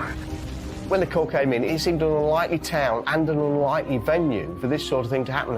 At a joinery shop, after tea, when you wouldn't expect people to be working, things just didn't seem quite right. Everybody was really quite worried. You know, it could have been the person that you walked past in the street, it could have been anybody. I don't know how anybody could live with it, knowing that they burnt somebody alive. Everybody was so shocked and everybody was locking up more and feeling a bit worried about it all because nothing like this had ever happened in the village. A few miles from the bustling seaside resort of Skegness sits the small, picturesque market town of Burgh-le-Marsh, affectionately known by its residents as the Village. Everybody here calls it a village because we feel like village people. We're so connected and so we help one another. Borough Marsh is a typical Lincolnshire village on the edge of the Lincolnshire Wolds, famous for its windmill, where people are hard-working and just get on with their lives. I've had a salon in Borough Marsh for 14, 15 years, and it's a lovely, quiet village where everybody knows everybody. Everybody gets on with everybody, and my clients are lovely. But the peaceful tranquility of the village is about to go up in flames. We've just gone up to the workshop to pick some things out. Yeah. And somebody came up with us behind. Yeah. And they attacked us and set fire to the place. The workshop on fire belongs to well-known local couple David Twigg and Julie Dixon, who own a joinery business next to their home. As the emergency call comes in, Lincolnshire Fire and Rescue Station Commander Gary Milson is immediately dispatched to the scene. Once I received the call, I'd be straight into my car and making headway down to Borough Marsh. It's only a few miles down the road. There's not a lot of time to mull over things and get other information in. The information that was relayed to me at that point was that two men dressed in black and wearing balaclavas had accosted David Twigg and his partner. They'd locked David into the storeroom and then proceeded to pour petrol into the foyer of the building and lit it before fleeing the scene. As I approached the premise, there was a white picket fence surrounding it. It seemed quite surreal, the appliances at the bottom with the lights on. As I walked past that towards the entrance where the activity was taking place, the incident commander gave me a quick brief and said that there was very little fire and the fire was out, and they was now trying to locate David Twigg, who they'd been informed was locked in a room inside the building. With the blaze having been brought under control and extinguished, Gary and his team desperately tried to locate David Twigg. The workshops were an old railway buildings. They were long and thin, and at the end there was a small area with a kitchen, a storeroom and a toilet and a small foyer that linked these all together. And they were all involved in the fire. They was all black and heated and sooty, but they were all empty apart from the storeroom door that was locked. There was no keys present. The decision was made that the wall might be easier to break through than the door, and a hole was made in the wall, and we could see that there was somebody who appeared to be on the knees facing the door. We tried to rouse them through shouting and speaking to them, but there was no response. With David not responding, the urgency to reach him grows and the fire crew break deeper into the wall, releasing the door. As the door opened, David Twigg fell forward into our arms and forward onto the floor.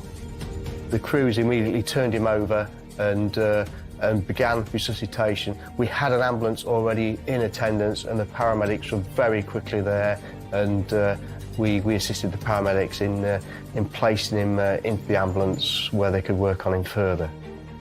In the back of the ambulance, paramedics battle to resuscitate David Twigg.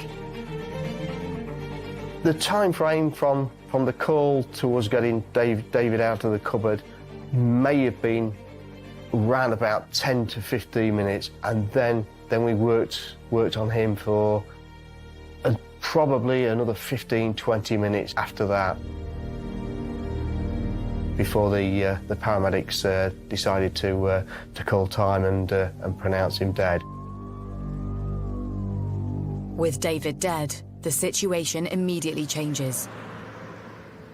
A murder investigation is launched. The first information I got was that there'd been a fire at a business premises near Skegness in Lincolnshire, of course, and that two men had been involved. They'd made off, where they hadn't been found at the moment. A man had tragically died, believed to be the owner of the business, and his partner, who worked with him, a lady, had been quite badly injured in the incident. She was being taken to hospital to be treated, and officers were at the scene. So lots of things going through your mind, but at no stage anything other than, you know, this is a murder case, it's tragic, David Twigg has died, and we need to find these two people as soon as possible. With fire crews, police and paramedics at the scene, it isn't long before news of the tragedy spreads around the town. It was a big event for Lincolnshire. A robbery homicide in a small village like Borough-le-Marsh is something that had never happened before in my 25 years covering the area, and it may well never happen again. Rumours I heard was they was looking for two men, and my house faces a back field, and of course the drones was going over there. There was quite some noise, and I couldn't believe it actually. The whole village were stunned that something could have happened on the doorsteps. It was big news, and everybody was really quite worried that whoever did it could have been out there and they could have been next. You just don't know. There was a lot of anxiety in the community.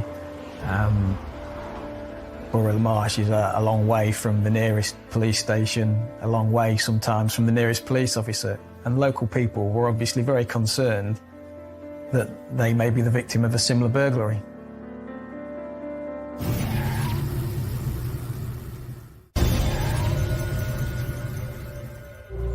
In the Lincolnshire town of Borough-le-Marsh, police have launched a murder investigation after local joiner David Twigg was pronounced dead following a fire at his workshop. His partner, Julie Dixon, had managed to escape and call 999, reporting that masked intruders had broken in, locked David in the storeroom, and set the place on fire.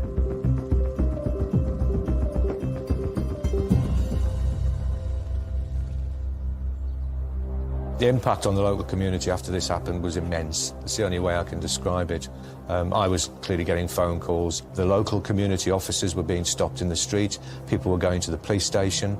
There was a kind of sense of not just why has this happened, but who's responsible, and just as importantly, is it going to happen again?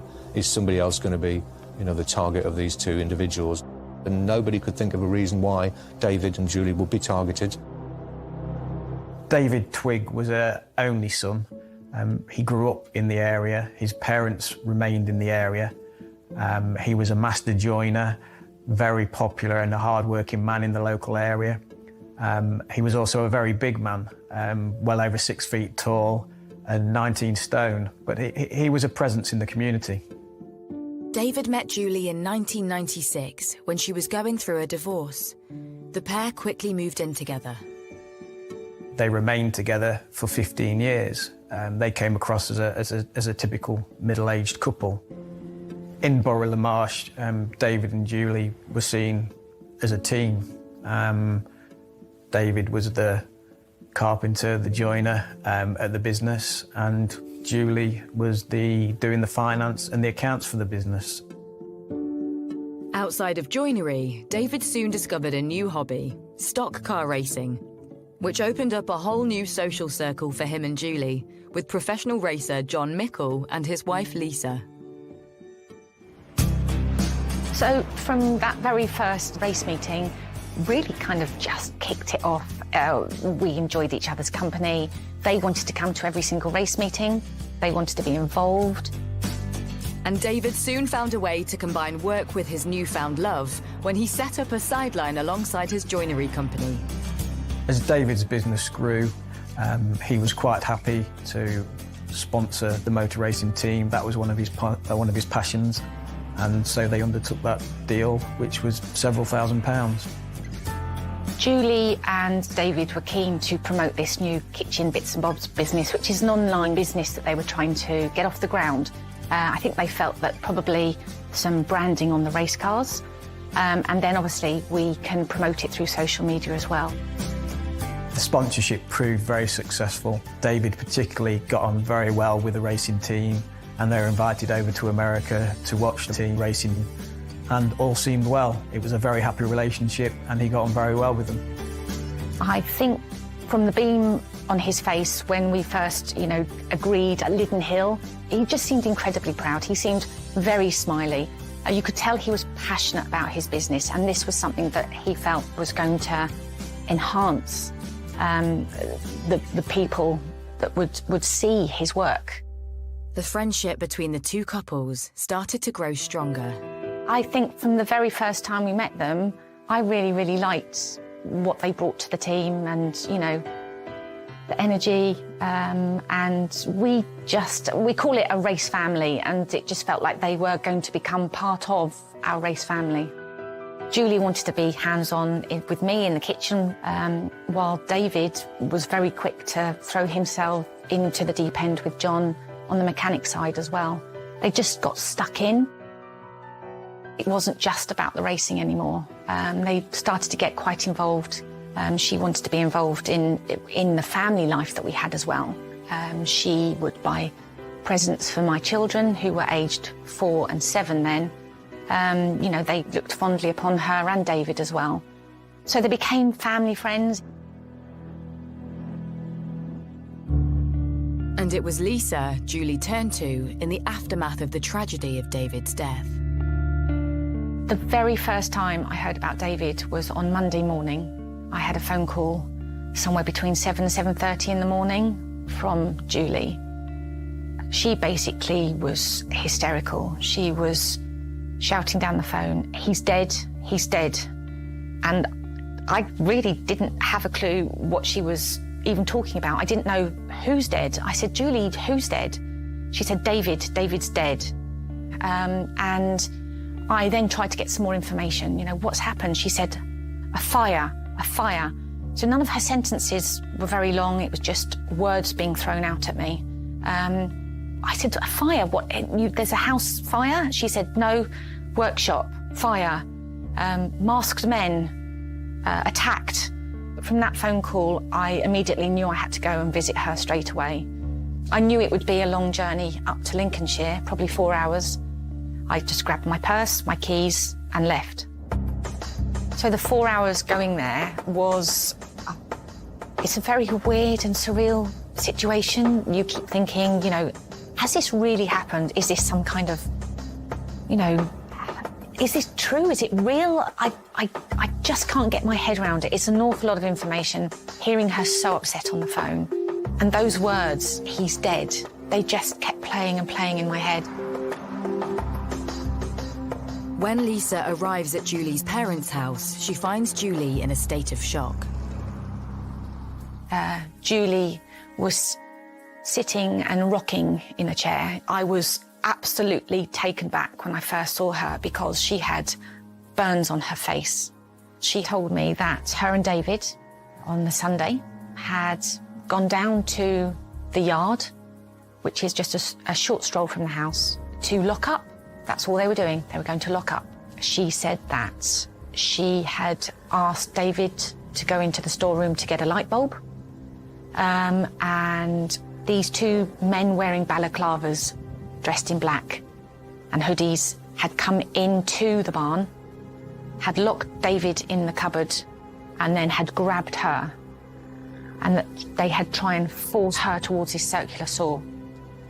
I asked her how she got away, and she said, I just squirmed out of... She said, lucky I was wearing a hoodie. I squirmed out of it and ran. She said she ran out of the door, she ran across the field, and then I think after a short space of time, she turned round to look back to see that these intruders were also leaving the premises and that they'd shut the door behind them. She was then concerned about David, so she went back to the barn. And when she opened the door, suddenly the combustion, the flames, that's what had caused the burns to her face. While Lisa consoles her heartbroken friend, police turn up to interview Julie as a key witness to the crime. She was only able to give some basic details. We didn't want to push too hard, of course. She's a victim, she's lost David in the most awful circumstances. Clearly the 999 call provided us with a little bit of information, which was helpful, but we wanted to try and dig deeper if we could, so we had to ask those difficult questions as early as possible. She was interviewed by specially trained officers, but sometimes it just wasn't possible to continue with interviews because Julie wasn't in a emotionally fit state to carry on at that point. So we had to do lots of short sections rather than a really long and draining and demanding interview. With little information gleaned from Julie and unease growing among the locals, police turned to the public for help. In the hours that followed, Lincolnshire Police made appeals for the intruders and did reveal that a 999 call had been made by Julie Dixon and gave the description of these two masked men who had been to the workshop, and that Julie had managed to push one of them away and escape, and then rang the fire brigade on 999. I remember holding more than one press conference, which wasn't just local and regional, it was national as well, because this was big news in terms of what had happened and where it had happened and the type of community that it was affecting. As Lincolnshire Police continued to make these appeals, we would take that information and circulate it amongst the various radio stations, local newspapers, daily newspapers in Lincolnshire. And the police were obviously very anxious to get that message out as wide as possible. With Lincolnshire Police desperately trying to piece together the events of the night and establish the identity of the masked men, Fire Commander Gary Milson scours the crime scene for clues. Once the fire's been extinguished, we then start on the scene preservation side of it. And as we withdraw from the building, we're trying to make sure that anything that has been removed out of the building is logged or is placed back into the building with care, so that should we need to, we can rebuild that picture, that jigsaw puzzle, to help us find out how the fire started. I've dealt with quite a few fires, and unfortunately fatal fires as well, and murder cases, and it's probably one of the most challenging cases that you have to deal with, because by its very nature, fire destroys, and fire destroys evidence, not just the fire itself, but the water that's used. Having established petrol was used as the accelerant, Senior Investigating Officer Stuart Gibbon begins trying to make sense of the scene. All police officers and detectives are constantly reminded about how important the golden hour is. It's a time where you can lose evidence, but if you get it right and you gather the evidence and secure and preserve that evidence, it can have a positive impact on the rest of the investigation. The golden hour in this particular investigation was kind of twofold. One was about securing the workshop to make sure that we could get access to it and that nobody else used it, and it could be forensically examined over a period of days, which it was.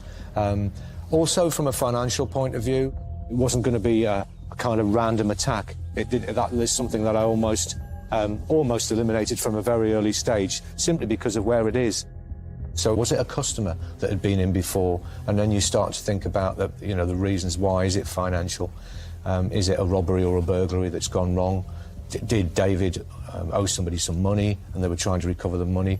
So we drafted in a financial investigator working with the police, and he was starting to look at the actual basics of the business, how it was doing financially, what was going on.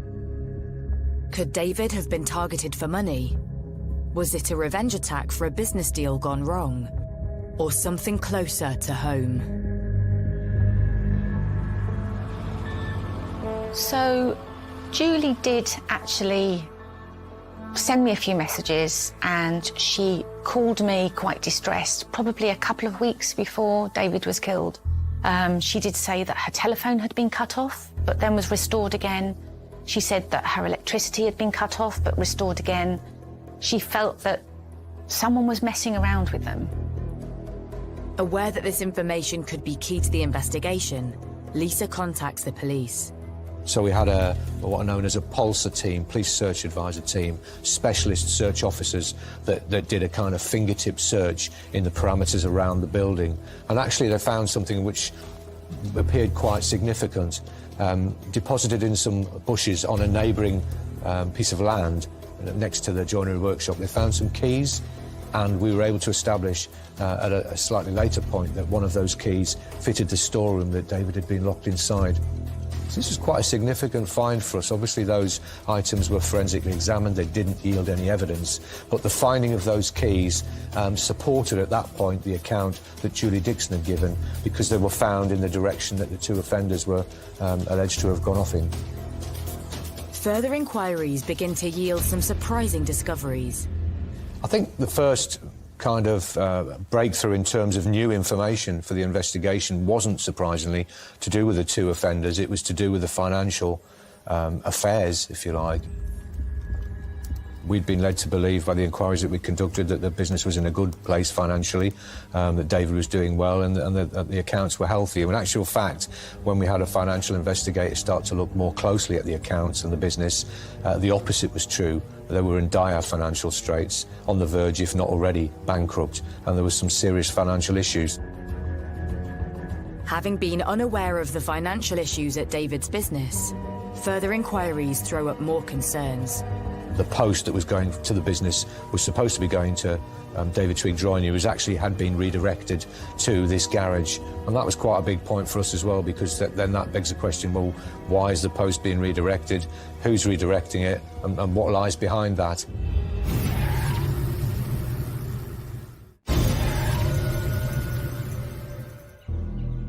In Lincolnshire, the investigation into the murder of David Twigg has thrown up some suspicious activity around his business. It soon became clear that both the workshop and the bungalow where they lived had been remortgaged.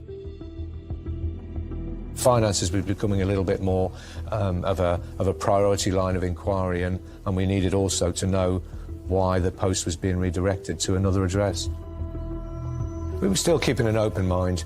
Obviously, we were still trying to establish these two master offenders, who they were, where they were, why they'd done what they did. But also these other things were starting to kind of build up in terms of the finances, first and foremost, very, very different to how we'd initially thought they were. While the investigation homes in on David's financial affairs and whether his death could be linked to a business deal, 2 months after his murder, David's body is released so he can finally be laid to rest. Friend Lisa accompanies David's partner Julie to the funeral. That was a huge, big turning point for us. Suddenly my gut feeling started to take over. The funeral, she acted very strange for someone that was basically saying the last goodbye to a partner. She would crack jokes, and quite inappropriate jokes, acting slightly inappropriately towards people. She was laughing very, very loud. Then suddenly she'd be upset. It just seemed really irrational. And I felt uncomfortable. But it isn't just friends who have their concerns. Having uncovered some financial irregularities surrounding David and Julie's business, Lincolnshire police have more questions. Yeah, we were looking for answers to these questions, and the only person that really could probably provide them was Julie Dixon. I was conscious that we were asking her a lot of questions and being quite direct with her, when actually, on the face of it, she was a victim of the most awful circumstances. But we had to ask those questions. We weren't always given the answers that we were looking for. As well as the finances, police inquiries with David's creditors flag up something else. All the inquiries that we carried out with the businesses and the authorities that were dealing with this financial debt, nobody had ever spoken personally or otherwise with David Twigg. Every kind of communication, be it on the telephone, email, that sort of thing, was with Julie Dixon. And what we also uncovered, which was really quite concerning, was that people were being told by Julie that David was terminally ill, that he was abroad on holiday, that he was really unable to take any calls for various different reasons. And this concerned us because we couldn't corroborate this in any way. Having also discovered the post addressed to David's business was being redirected to a local garage, Stuart and his team trawl through the garage's CCTV, hoping it will reveal who is behind the redirection. Instead, they find another clue. And when we examined that CCTV, we found that Julie had driven there in a vehicle on the morning of the murder and had filled up petrol cans with petrol at the location. And when we did challenge her with finding that information and the CCTV footage, she told us, yes, I did go to the garage that morning. We were doing some gardening and I needed to get some petrol to fill the lawnmower up. We established also that Julie had a BlackBerry-type mobile phone. And as part of a murder investigation, you're always looking at mobile phone data because it can tell you a lot of things, and we couldn't get into it. So clearly we asked Julie on more than one occasion, could you please help us and tell us what the PIN number is so we can access this device? She was unable to do so. She said that she'd forgotten, she couldn't remember it. Clearly she had been using it very recently and on the day of the murder. We had evidence of that. If nobody else uses it and nobody else has changed the PIN or password, then she must know that number or that code. What's in that BlackBerry? Why won't she tell us the PIN number? We really desperately needed to get to the bottom of what had happened, and this was the point where the investigation focus really changed. As the months tick by, friends of Julie also start to have their doubts as to what really occurred that fateful night. One race meeting that I remember very, very clearly was the last race meeting that she's ever come to. When we arrived there was a police car there. She started screaming and hitting things, shouting at the top of her voice, making some very loud noises. And I just said, Julie, talk to me. What's wrong? Why are you upset? She sat, she rocked, she cried, she rocked, she cried. And then she started saying, I'm sorry, I'm sorry, I'm sorry, I'm so sorry. And I just said, what are you sorry for? Tell me what you're sorry for. She rocked, she cried, I'm sorry. And it was like a repeated process. She said nothing else, she did nothing else. While Julie spends a weekend away with friends, back at the investigation, forensic evidence starts to build up. Now, the account Julie gave was that the two men had come in, there'd been a tussle, she'd managed to get out of the place, and she'd gone to ring 999, and then she'd noticed them running out, the two offenders, and they ran off round the back, and she went back in to try and rescue David or find him, and as she opened the door, there was a flashback, and she was hit with the fumes from the fire and the explosion. And that was how she got the injuries. Actually, forensic evidence would say otherwise, and would indicate that it was what's known as a vapour cloud. When the petrol would be originally poured into the foyer and lit, as the petrol's ignited, the vapour cloud would ignite first, and anybody in that vicinity would get caught in that vapour cloud. And depending on the amount of vapour and the intensity of it, they may just get slight singeing and flash burns, or they could indeed get quite badly burnt. That seemed to be fitting more with the burns to Julie Dixon than rather what she was telling us, that she would open the door and it flared up. In fact, we considered it quite unlikely that she had opened the door and the petrol had flared up like that. Once it's lit, it's done that initial flare up, and it's unlikely that would happen again. There was a petrol can behind the door. Had she have opened the door right at the start of the fire, she would have moved the petrol can, so that evidence didn't add up. We also recovered from a forensic examination of the bungalow some very small hairs in the bathroom sink. Now, again, on the surface, first viewing, not particularly relevant. But when we have those sent off to be forensically examined and we find out that they belong to Julie Dixon, those hairs, again, not particularly relevant. It's her bathroom, she uses the bathroom, there are going to be hairs. They were identified as eyelash or eyebrow hairs, but they were singed, they were burned. That put a kind of different slant on it as well. Finding burned eyebrow hairs revealed Julie had gone into the bathroom after the fire had started, knowing full well her partner was trapped inside a burning building, something which raises suspicion among the police. Not only that, but the fire investigators believe Julie could only have received her injuries if she'd been inside the building when the fire started.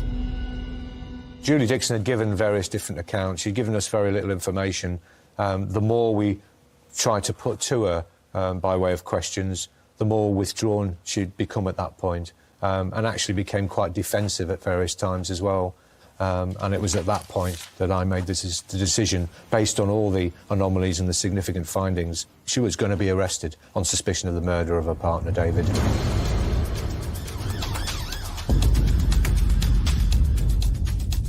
Three months after David's death, and news of Julie's arrest soon spreads around her hometown. Obviously, there had been a lot of anxiety and fright in the community about intruders being at large. So in some ways, the arrest of Julie put that to bed. But equally, there was also some anger that obviously they'd spent 3 months believing Julie's story. There was a lot of upset people. She'd upset a lot of people because she befriended, well, she was everybody's friend. She was a very likeable person. And yeah, it was a big shock to everybody. Julie Dixon is brought into the police station for formal questioning, this time as a suspect, not as a witness. I was prepared, I thought, for most things to come from that interview, including a no-comment interview, which is quite common. So we'd gathered together as a group, the interviewing officers, the SIO, the interview coordinator, to discuss what could happen. But what actually did happen, I think it's fair to say, threw us all at that point. She provided a prepared statement, and what it said in a nutshell was that this whole situation had been a suicide pact. So what she said was that both her and David had wanted to die due to the dire financial circumstances around the business and personal issues, and that they were preparing to do just that, but that when the crunch came to lighting the petrol and setting the fire, she panicked and ran out of the building, leaving David behind.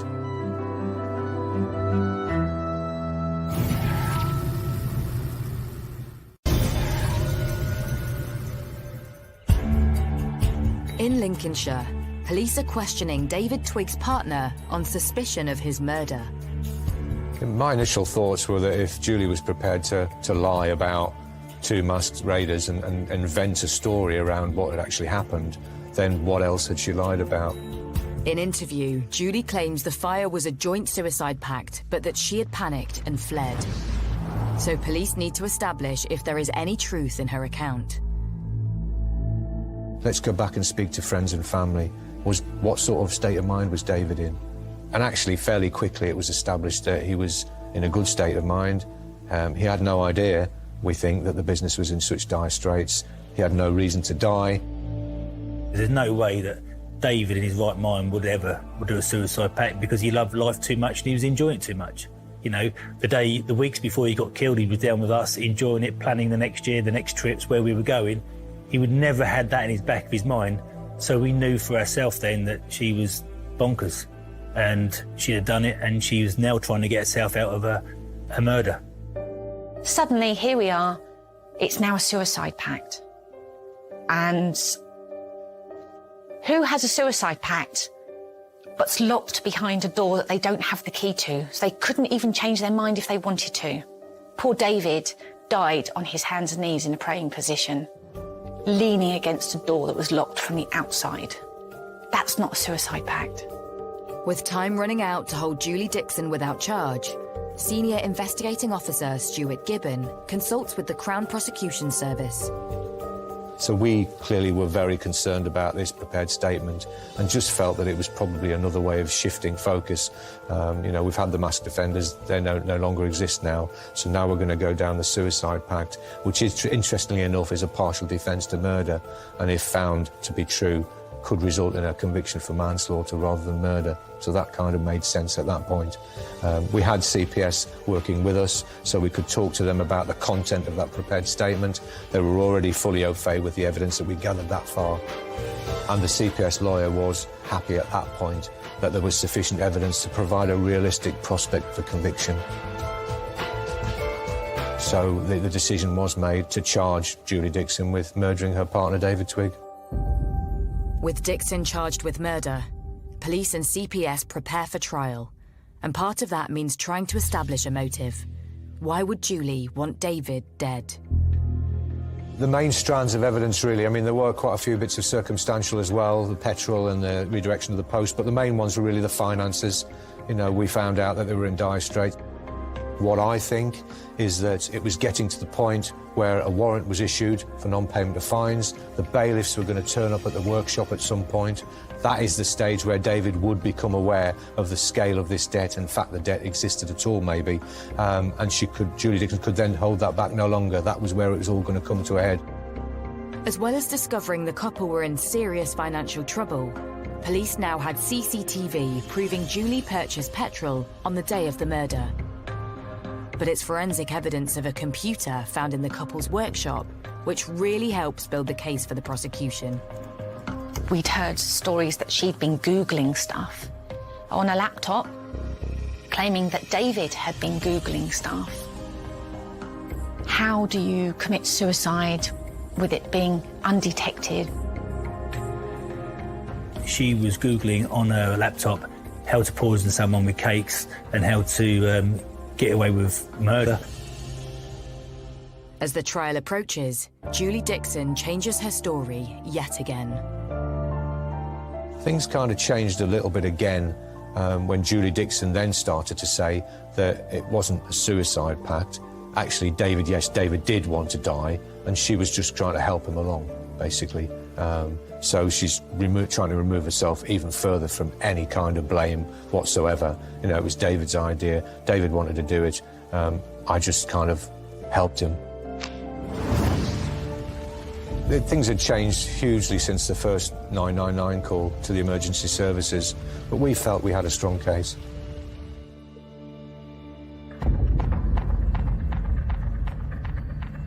On the second day of that hearing, the not guilty plea, which had been entered initially by Julie Dixon, changed to a guilty plea, but she still maintained at that point that this had been all about David wanting to die. That's what the defence was putting forward, whereas our defence was cold-blooded, premeditated, pre-planned murder. With Julie's shocking confession, the trial is halted. Once Julie Dixon had admitted her guilt and pleaded guilty to David's murder, the role of the jury was no longer needed, but then falls to the judge to decide on what basis he believes her plea and on what basis the killing was carried out. So this is what is called a Newton hearing, and the judge hears evidence from all the parties in the case, and it's in the judge's role to decide how the murder was carried out effectively. The prosecution lays out its case to the judge, and Julie's 999 call is played to the court. The characters and set fire to the place. So the place that she set fire? Yeah. Is it the building that's on fire? It is, yeah. It is, okay then. I got out. I managed to get right then. It's okay. Is everybody out of the building? No, there's still my partner in. The phone call, on the face of it, sounded very genuine. She sounded distraught. She was hysterical. But actually, the first information imparted was more of an account about what they'd been doing, like a rehearsal, rather than just saying, I need help and I need help quickly. Over 5 days, the court hears how Julie's account changed throughout the investigation. From masked intruders to a joint suicide pact, to her assisting David in his own bid to take his own life.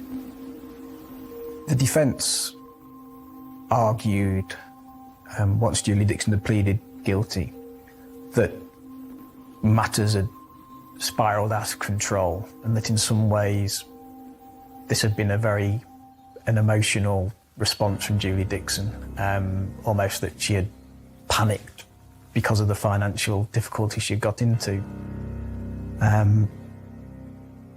However, I think from the prosecution's point of view, and certainly from the police point of view, this was a perpetrator who had changed her accounts whenever it had suited her, whenever she had been confronted with new evidence. There was always a line of defence. So it's hard not to see her really as a very skillful and manipulative liar. Julie Dixon didn't take the stand at all, didn't give evidence, was again very impassive, didn't present any emotion at any stage of the court proceedings, merely sat in the dock and appeared to be listening to the proceedings. The extent of the couple's financial difficulties is revealed to the judge. David wouldn't have had a clue about that bankruptcy. He was quite happy going about his everyday business. I think if he had found out that he had been declared bankrupt, he would have been incredibly upset, being such a proud man. So, yeah, she obviously kept that from him. And I can't see that those finances would have been enough for anyone to lose their life over. At the end of that hearing, Judge Heath had to decide whose account he believed. And he came firmly down on David Twigg's side and said that he in no way believed that David Twigg had wanted to commit suicide. And he described Julie Dixon's account as a pack of lies. The judge was quite damning in his comments and quite clear that he thought it was a cold-blooded murder and that, you know, she'd been kind of playing the part and it was potentially worthy of an Oscar nomination if it hadn't been so sad and so true. Julie Dixon is sentenced to life with a minimum of 23 years for the murder of David Twigg. 11 years on, he is still remembered fondly. No sentence can ever bring back a loved one. It will never be enough, of course, and it will never bring David back. But I just hope it brings some little comfort to the loved ones and those who loved David so much. It just beggars belief that anyone would do that to another human being, a living person, someone you're supposed to care about, your partner. It's just incredibly difficult to understand how anyone would do that. I think the harder thing is to wrap your head around is the way she calculated it, how she planned it all. What else was she planning? What else was she thinking? They say it's down to money. We'll never know. Obviously, she don't care about anybody because obviously she did what she did. So no one will ever know what's going through her head. This investigation and this case impacted hugely on the community and the village of Burla Marsh. You know, people aren't going to forget what happened. It lives with them forever, and whenever the name of the village is sometimes mentioned, people will talk about this case. I know I certainly will never forget it.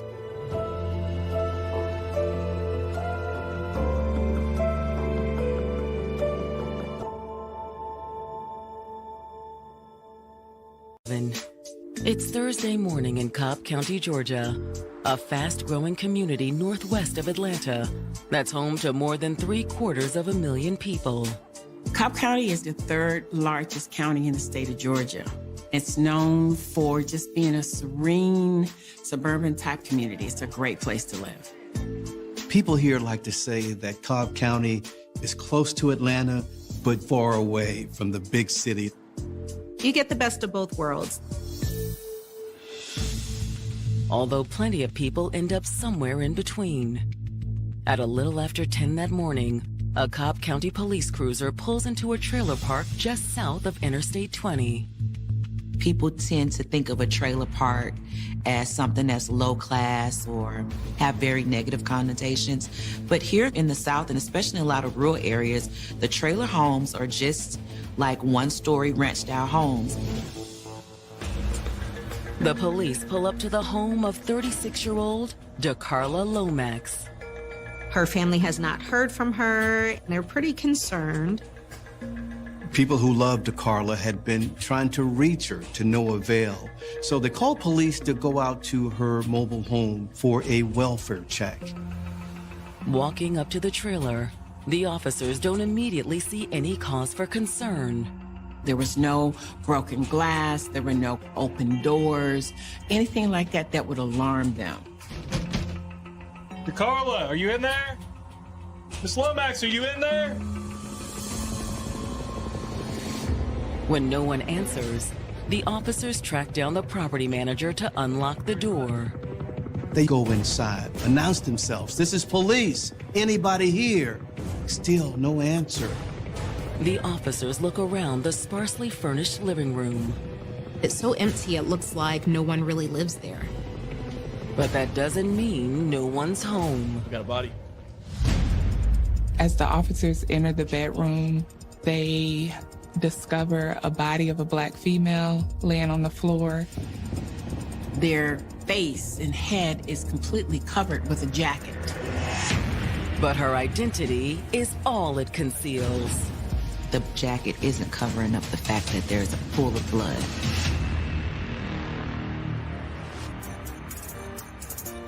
DeCarla Lomax had come to Atlanta in 2006 from the small town of Abbeville, South Carolina.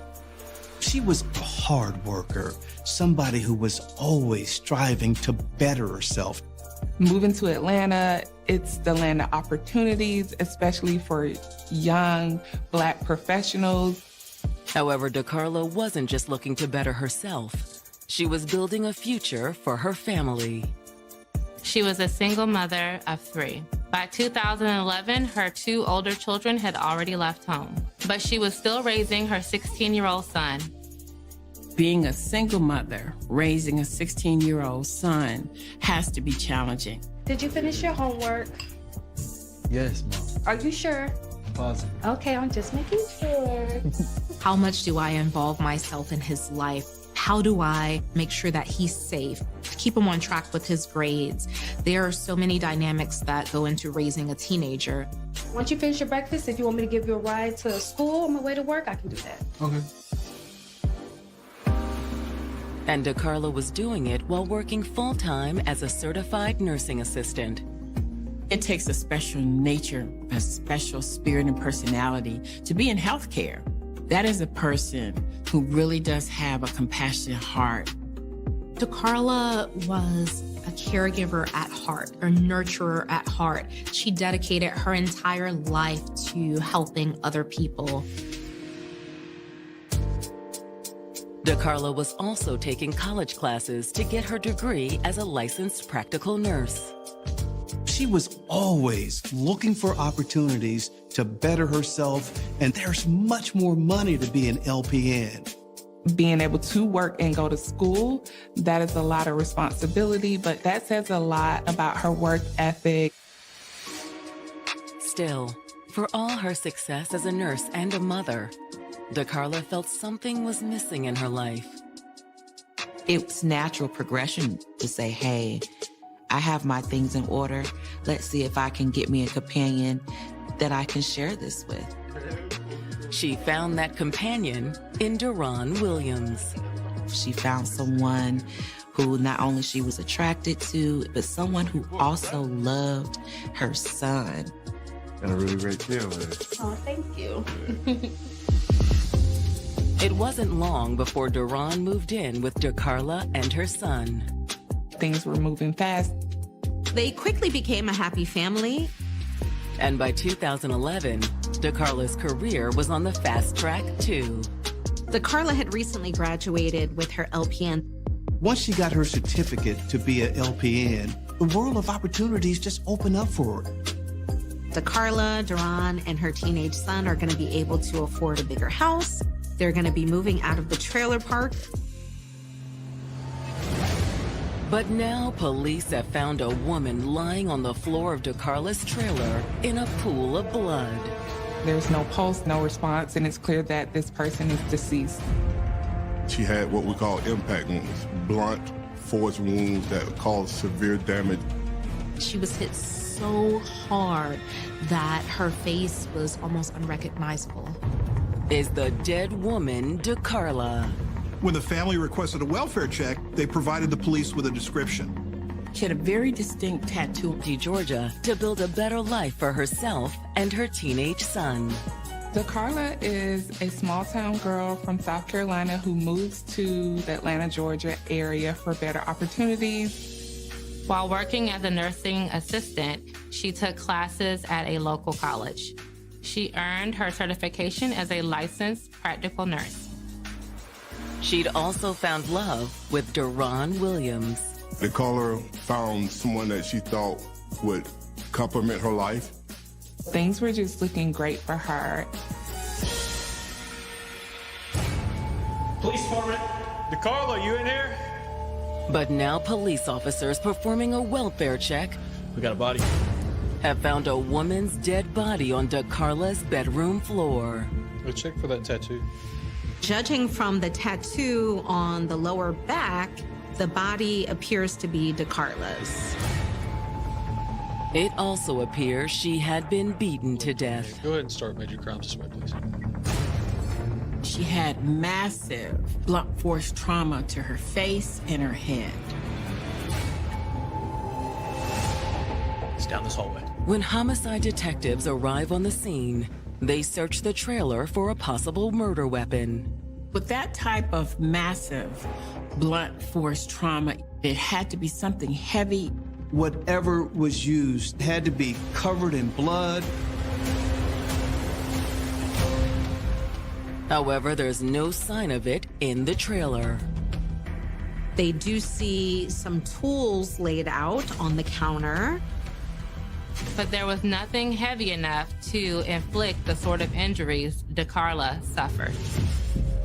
There's also no evidence of forced entry or any sort of struggle between DeCarla and her killer.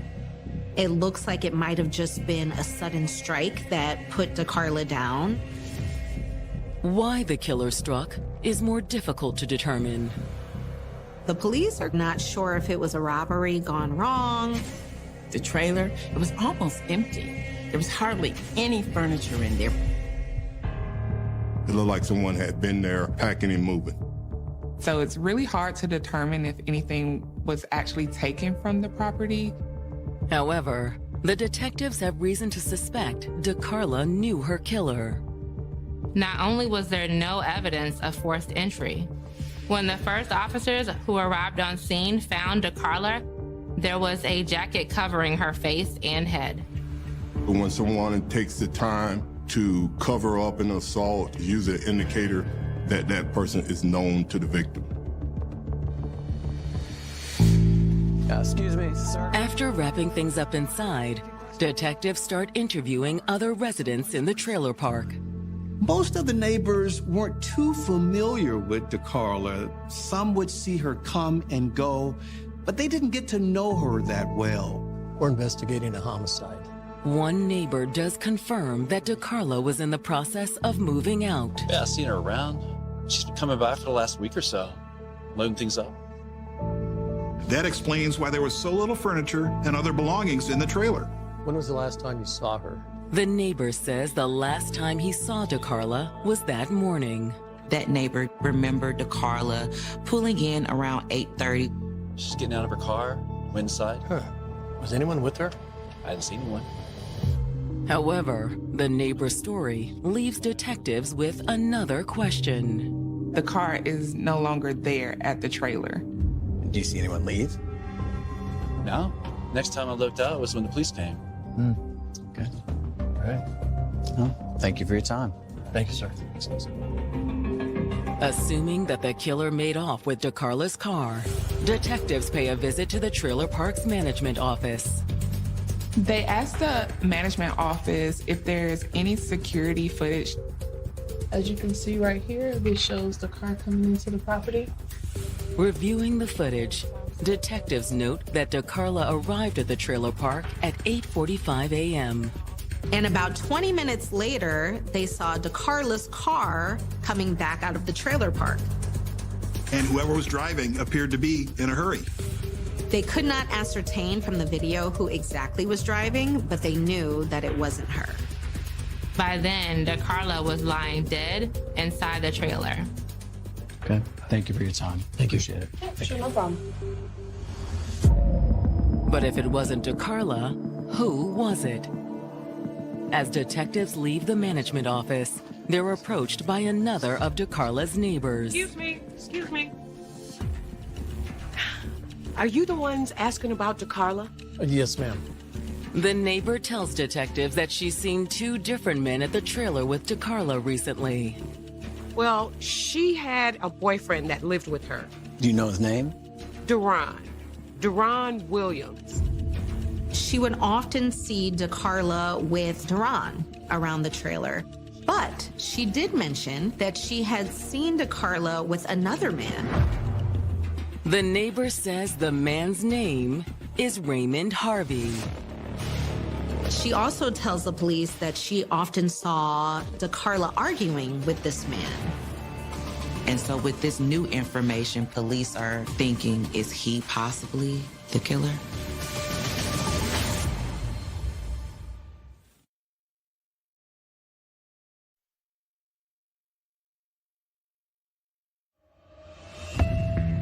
Detectives investigating the murder of DeCarla Lomax have just learned that the 36-year-old nurse had recently been seen with a man named Raymond Harvey. Raymond has also been reported by neighbors to have been arguing with DeCarla around the property multiple times. Officers are now thinking that one of these arguments turned violent. Based on the crime scene, detectives already suspect the killer was no stranger. The fact that her body was covered with that jacket is indication that this person was known to DeCarla. But who exactly is Raymond? Protocol is always to run a background check. He does have some criminal history. He had been arrested for fraud charges. But there's nothing in his past to suggest he's capable of such a brutal murder. He doesn't have any violent crimes on his record. But they still want to talk to Raymond to get the nature of that relationship. Detectives bring Raymond in for questioning and tell him exactly why he's there. We found an adult black female deceased with obvious injuries. He's listening to the officers. Very matter of fact. He was non-emotional. We have positively identified that person as DeCarla. Is he just nonchalant? Or is he trying to play it cool because he already knows that she's dead? When detectives ask how he knows DeCarla, Raymond says that he's her boyfriend. He said that she had recently broken things off with her previous boyfriend, Deron Williams. He also tells detectives that there was some overlap between his relationship and DeCarla's relationship with Deron. And how did y'all meet? She came to South Carolina on a business. She came to one of her cousin's house. So I was in her cousin's house. When he saw her, he told the cousin immediately, hey, who's that? I like her. Can you hook me up? Raymond says that's when he and DeCarla had begun a long-distance relationship. But she continued to see Deron, too. When things were great with Deron, he would stay with her. And then when they weren't so great, she would call Raymond. But he says that DeCarla eventually said she was tired of the back and forth. She had told me on the phone, she said, look, she don't do a long-distance relationship, so I really want to be with her, and I'm allowed. Raymond says he'd moved to Atlanta to stay with DeCarla. And this time, DeCarla told him that she and Deron had broken up for good. But according to Raymond, Deron wasn't entirely out of the picture. Fell out, because, cheating incident, I moved back home. Cheating with him? Yeah, she was cheating with him. Not that Raymond was entirely innocent either. I was doing my thing, too. DeCarla wasn't his only love interest. But he and DeCarla had eventually drifted back together. Only when he moved back into DeCarla's trailer, things got even more complicated. Deron was actually there now, staying at the trailer. DeCarla says that she's just helping him out. He had gave them her address for his probation. Raymond says he wasn't crazy about the arrangement, but DeCarla had told him not to worry.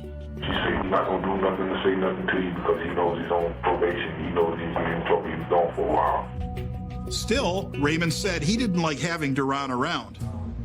In fact, he says Deron is likely responsible for DeCarla's death. Even before me, they were arguing and fighting. It was real violent. He tells the police about how Deron had beaten her several times before, and one of those beatings actually landed her in the hospital. I wasn't good. physically, like, punched her in her face or something, swole up. Raymond says he'd grown so fed up with the situation that he'd given DeCarla an ultimatum. He says it's either him or me. Yeah, look, DeCarla, you finna have to choose. I don't... See, really, I'm done, bro. Wait, please don't go, please. I choose you. I choose you, I want you. Really? Yes, I want you. DeCarla says, I want you, Raymond. I want you. So Raymond and DeCarla decided to get their own place. We had been moved majority of our things to the new residence. Which explains why the trailer was so empty. Raymond says that Duran had also moved out. His mama, got him, several places to stay. But did that mean he was entirely out of the picture this time? DeCarla would often go back to the mobile home to pick up a few things. There were nights where DeCarla stayed overnight just from packing late. At least that's what she'd told Raymond.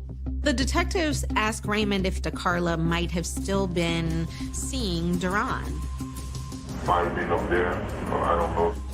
Raymond said they had had a conversation about this very fact. But it's what he says next that makes detectives suspicious of Raymond. She said that he never did come, but you don't have to.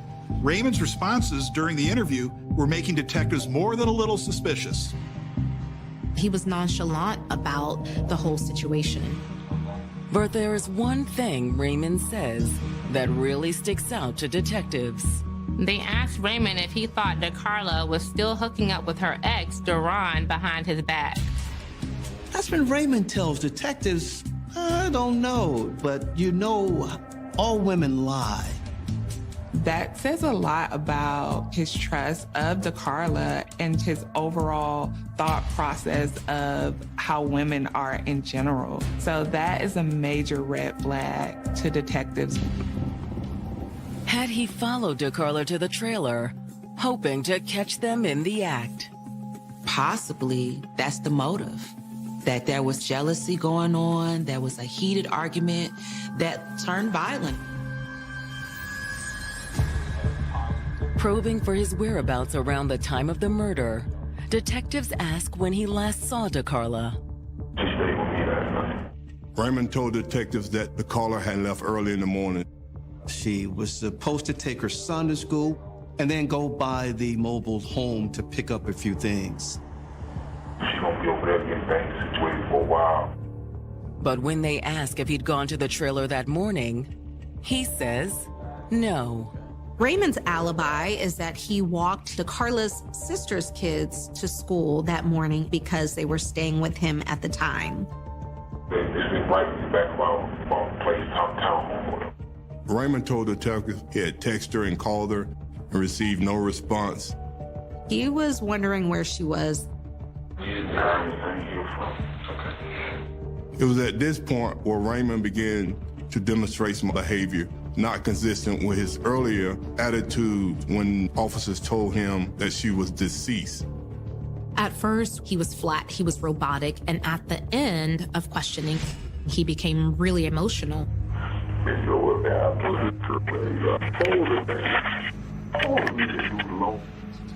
He starts breaking down. He's like, I told her, but she didn't listen. Detectives didn't know what to make of that. Is the reality that DeCarla is dead finally sinking in?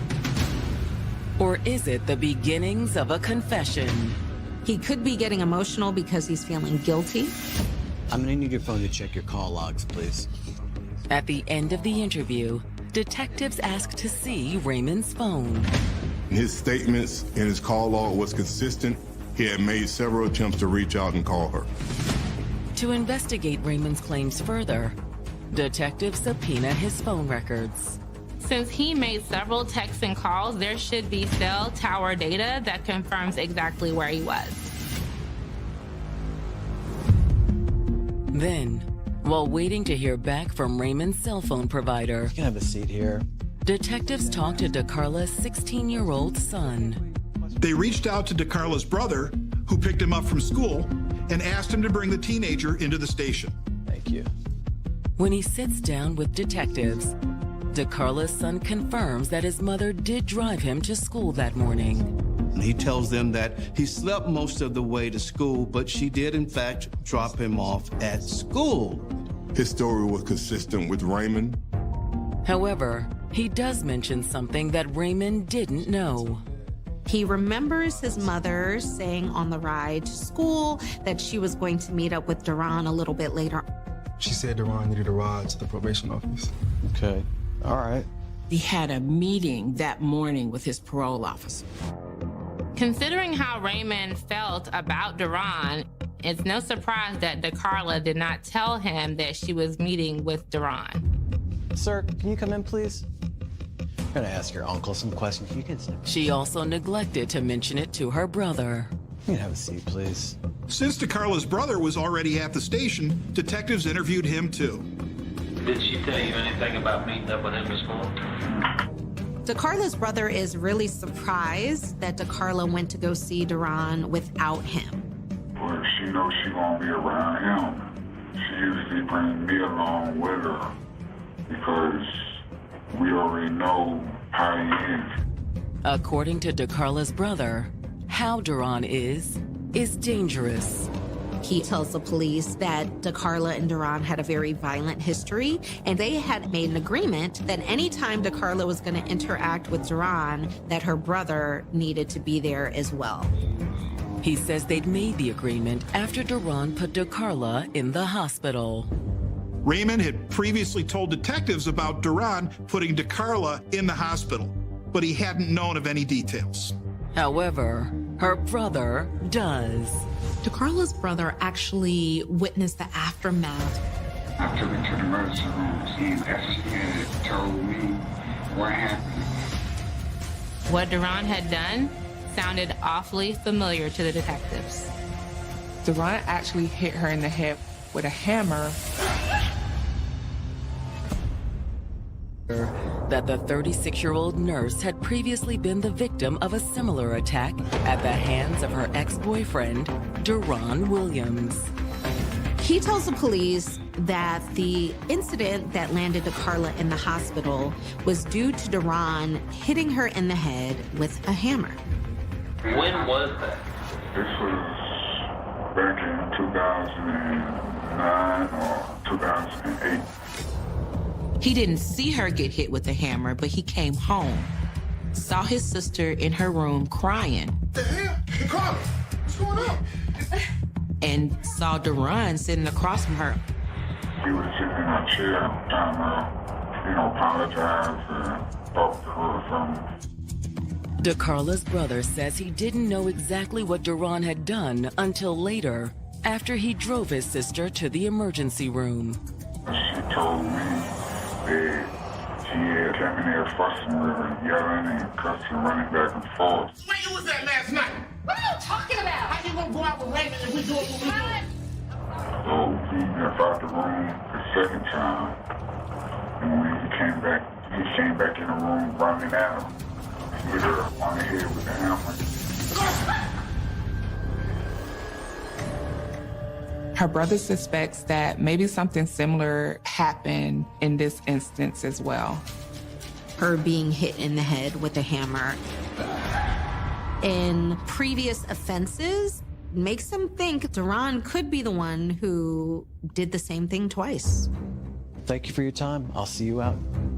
After talking with DeCarla's brother, detectives pulled Duran's criminal history and confirmed that he'd been charged for the attack that put DeCarla in the hospital. They find that he's actually on probation for the assault charge. He did plead guilty to assaulting her with a hammer.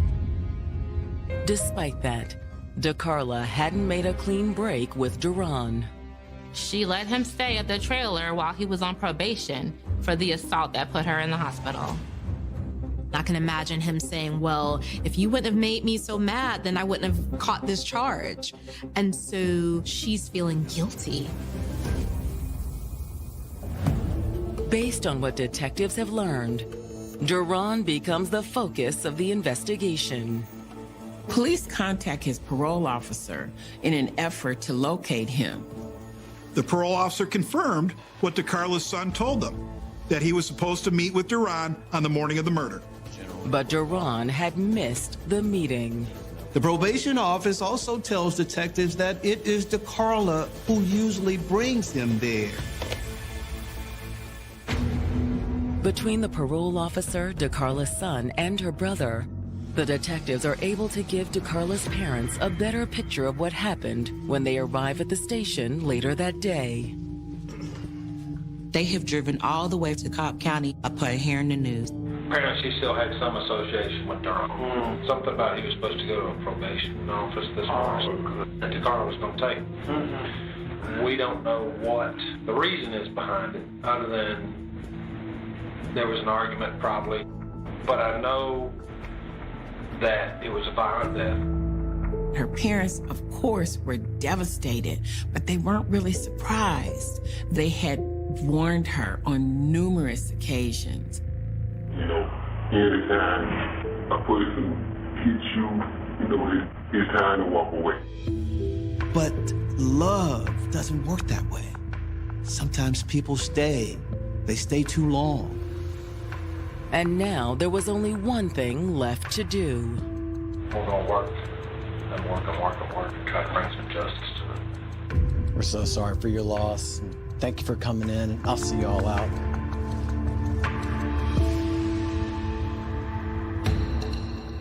For the investigators, the path to justice starts with locating Duran Williams. They put out at all points bulletin for him to be located. Detectives also issue a be on the lookout alert for DeCarla's car. Based on surveillance video from the trailer park, detectives determined that Duran fled in DeCarla's car. The bolo quickly gets results. Atlanta PD contacts the detectives to let them know that they've located DeCarla's car. It had been abandoned. The wheels were stolen, and there was no sign of Duran. There was no indication a crime had occurred in the vehicle. They had no murder weapon. Their best chance of locating Duran turns out to be a bust. Detectives are preparing for a manhunt because they don't know where Duran is. However, the search for Duran will soon be cut short. Homicide. Then out of the blue, they hear from Duran's sister. Duran's sister tells the investigators that she's heard something very disturbing. I got a call from my mother who was hysterical. According to the sister, she had very good reasons to be. She said that my brother had accidentally killed his girlfriend. Has reached out to detectives investigating DeCarla Lomax's murder with some crucial information. She says that Duran called their mother to tell their mother that he thinks he killed his girlfriend. So I called his cell phone and he answered the phone. He was crying. He was hysterical. He says, I accidentally killed her. I killed her. He tells her that he did kill DeCarla, but he doesn't know what happened. They had a very tumultuous relationship. His sister claims that they've been calling the police on each other for years.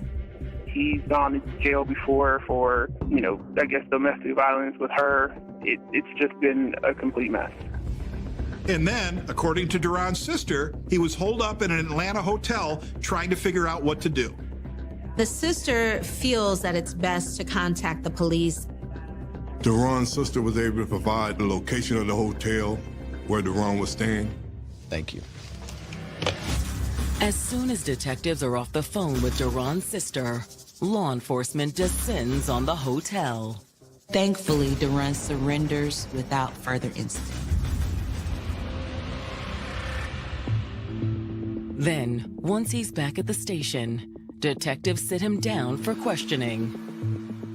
When they let him know that he was under arrest for murdering DeCarla, he became quite emotional.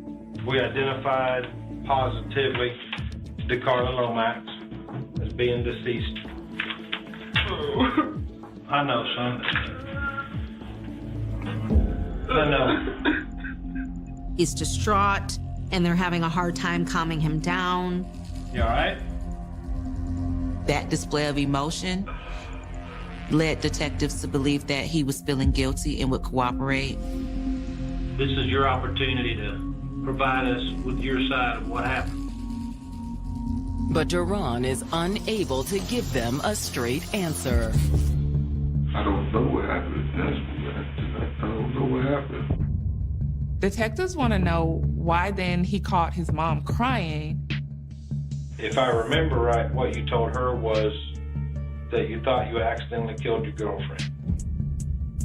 That's when Duran decides to lawyer up. My mom told me not to talk to nobody. Well, I understand why your mama would say that. And we've been through your rights. If you don't want to talk to me, then that's your right. She just told me to do it with my lawyer. So the police have to shut that interview down. But detectives won't need a confession to charge Duran with murder. They want to triangulate where that cell phone was. His phone records show that Duran was in the vicinity of the trailer park the morning of the murder, right around the time of 8:45. When Duran goes on trial on November 5th, 2012, the prosecutors say there's a simple explanation for why his phone was pinging off a tower near the trailer. Prosecutors told the jury that DeCarlo picked up Duran that morning to take him to his probation meeting, but they made a stop at the mobile home. They stopped off at the trailer, and at some point, an argument ensued. The prosecutors weren't sure exactly what the argument was about. They only know what happened next. He lost it. He lost his cool. He picked up the hammer and murdered DeCarla.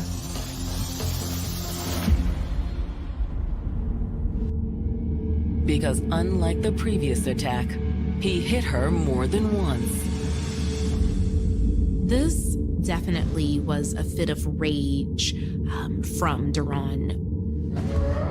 It wasn't until after multiple blows from the hammer that Duran realized DeCarlo was dead.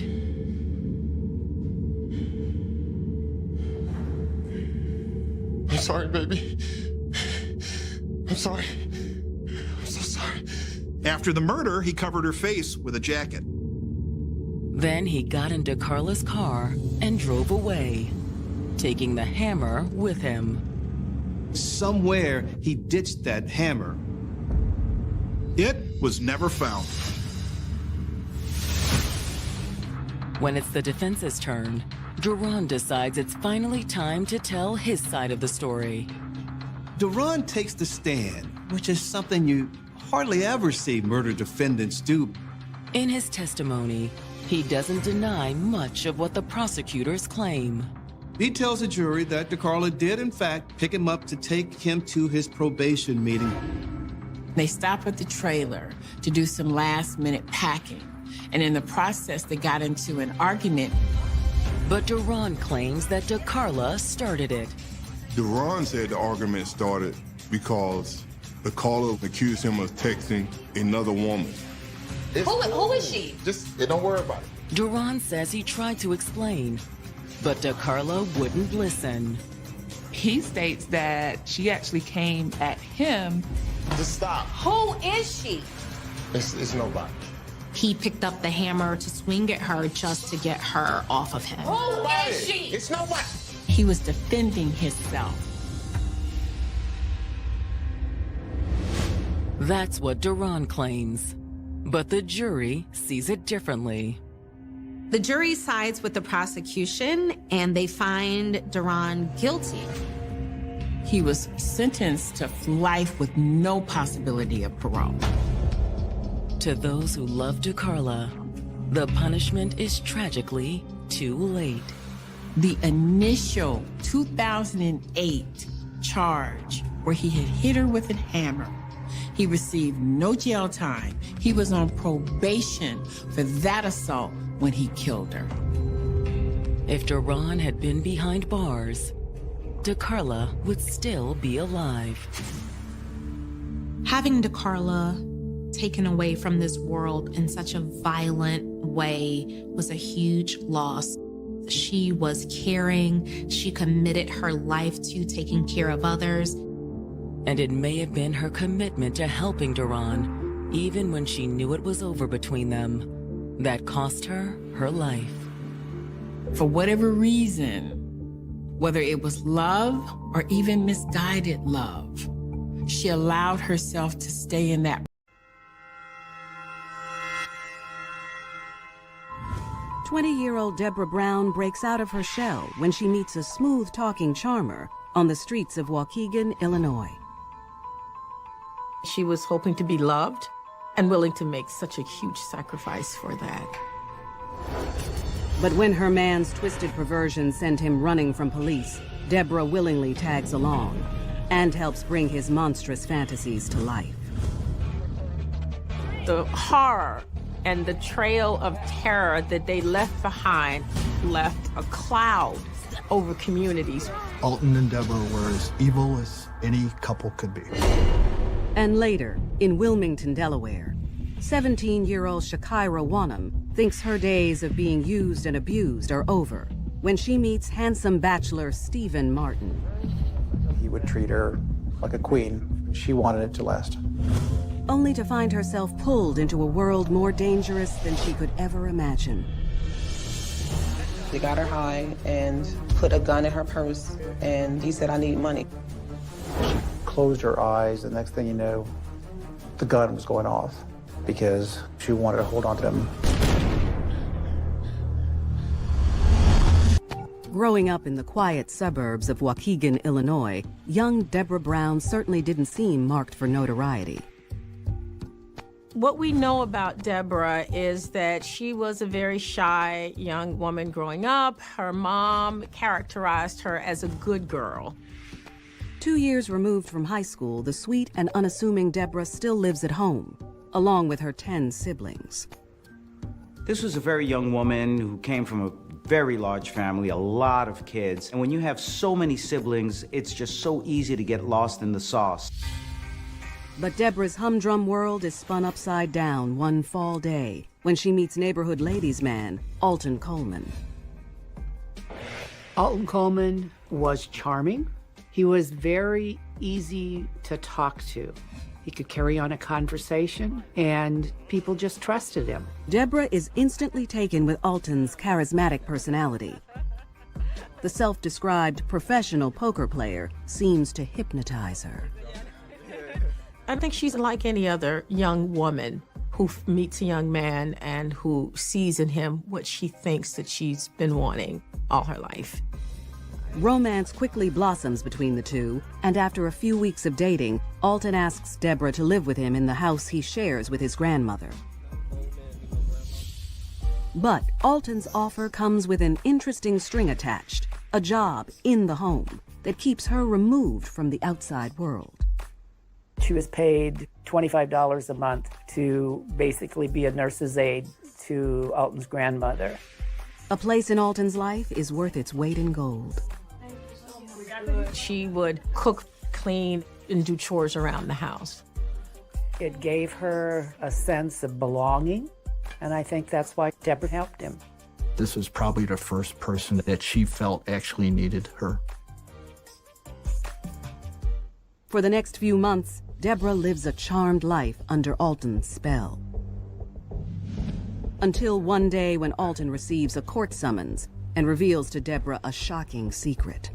Alton, hey, baby, what is this? He was awaiting trial on a sexual assault of a 14-year-old girl. There were 6 different sexual violent offenses on record that Alton was engaged in prior to her meeting him. Don't worry about it, we good. It was well known in the neighborhood that Alton grew up that his mother was a prostitute, and she would often engage in sex with her Johns in front of this young boy.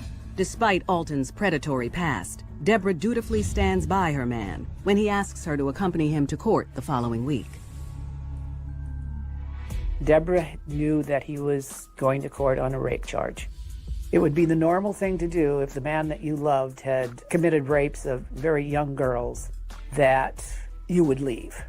But in Deborah's case, she did not. The night before his scheduled court appearance, Alton is nowhere to be found. And when Alton finally shows up the next morning, he told her he had done something wrong that night. She asked him what it was, and he wouldn't tell her. After dropping the subject, an hour later, Deborah stands by Alton as he makes a pre-trial plea of not guilty to the rape charge. It definitely was not enough to make her walk away. Alton returns home with Deborah only to vanish once again. Left to care for his grandmother, Deborah gets a surprise visit. Law enforcement are looking for Alton Coleman, their prime suspect in the disappearance of 9-year-old Vernita Wheat. 6 weeks earlier, Alton had befriended the young girl's mother, Adrian, in nearby Kenosha. He was riding a bicycle through the alley. He smiled at her, they struck up a conversation, and over the next month, he would come from Waukegan to Kenosha to visit her. It appears that having a home life with Deborah hasn't stopped Alton from playing the field. Vernita's mother was single. He was helpful, he ran errands for him, and he was just generally being nice to her and Vernita. He used an alias and gained her trust by starting to date her. She believed that it was okay for Vernita to be with him and felt safe with that. Then, 6 weeks later, on the night before his court date, Alton asked Adrian if he could take little Vernita out for some fun. Fun. She had no idea he had a history of sexual violence against children. She gave Alton permission to take Vernita to a carnival, and she never came home. Less than 24 hours after Vernita is reported missing, her mother goes to the police station in Waukegan to look at photos of known sex offenders. She immediately picks out Alton's mugshot from the lineup. I think we all feared that she had been killed. Later that morning, investigators show up at Deborah's door. She provided us a statement that Alton had told her he had done something wrong. She was candid, and she openly talked about it. Believing they've gotten all they can from Deborah, the authorities leave, with the promise of returning to talk to her more at a later date.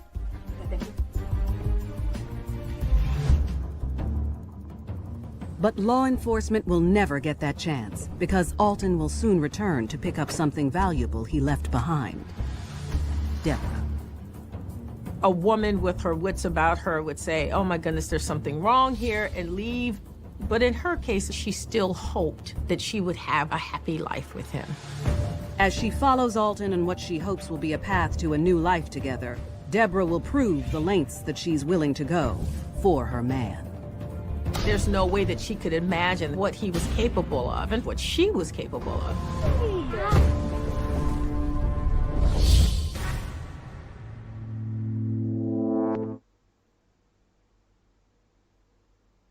50 miles north of Chicago, in the town of Waukegan, Illinois, 20-year-old Deborah Brown has stood by her man of 10 months, 28-year-old sexual predator, Alton Coleman. When he met Deborah, he was waiting trial on a sexual assault of a 14-year-old girl. There was something in Alton that she connected with that made her decide that it was worth being with him. But after being named the prime suspect in the disappearance of 9-year-old Vernita Wheat, Alton goes on the run. Less than 48 hours after taking off, Alton calls Deborah. Hey, baby. He has stolen a car and is about to leave town. And he wants Deborah to go with him. Alton was able to convince Deborah that he needed her to get away from the police. I think it was easier for Alton to escape capture by having a female with him. She compartmentalizes his very dangerous character so that she can continue to love him and be with him. The two hit the road and head south, trying to keep one step ahead of the law. She had not traveled much or been out of her local area. But as long as she had him, I think she was okay with being in a new place. But law enforcement is hot on their trail. This became a nationwide manhunt. even to the point that the FBI placed Alton on a special most wanted list. After a week on the run, the fugitive couple abandons their stolen vehicle in Gary, Indiana, 72 miles south of Waukegan. But they can't outrun Alton's twisted compulsion when he sees two little girls walking alone. Alton asked Deborah to help him do something wrong. And then he told her to tell the little girls that she had some clothes for them. Having Deborah approach them first reduced the level of suspicion for the girls. Deborah approaches 7-year-old Tamika and 9-year-old Annie. Deborah said to the little girls, "I have some clothes for you. Would you like them?" And they said yes. And so then they walked a little ways toward a park. And then all of a sudden, Alton grabbed the one little girl, tore her clothes off, and told Deborah to hold the other little girl. Deborah follows her man's orders. With the fabric from the shirt, they created ties so that they can gag the girls and tie the girls up.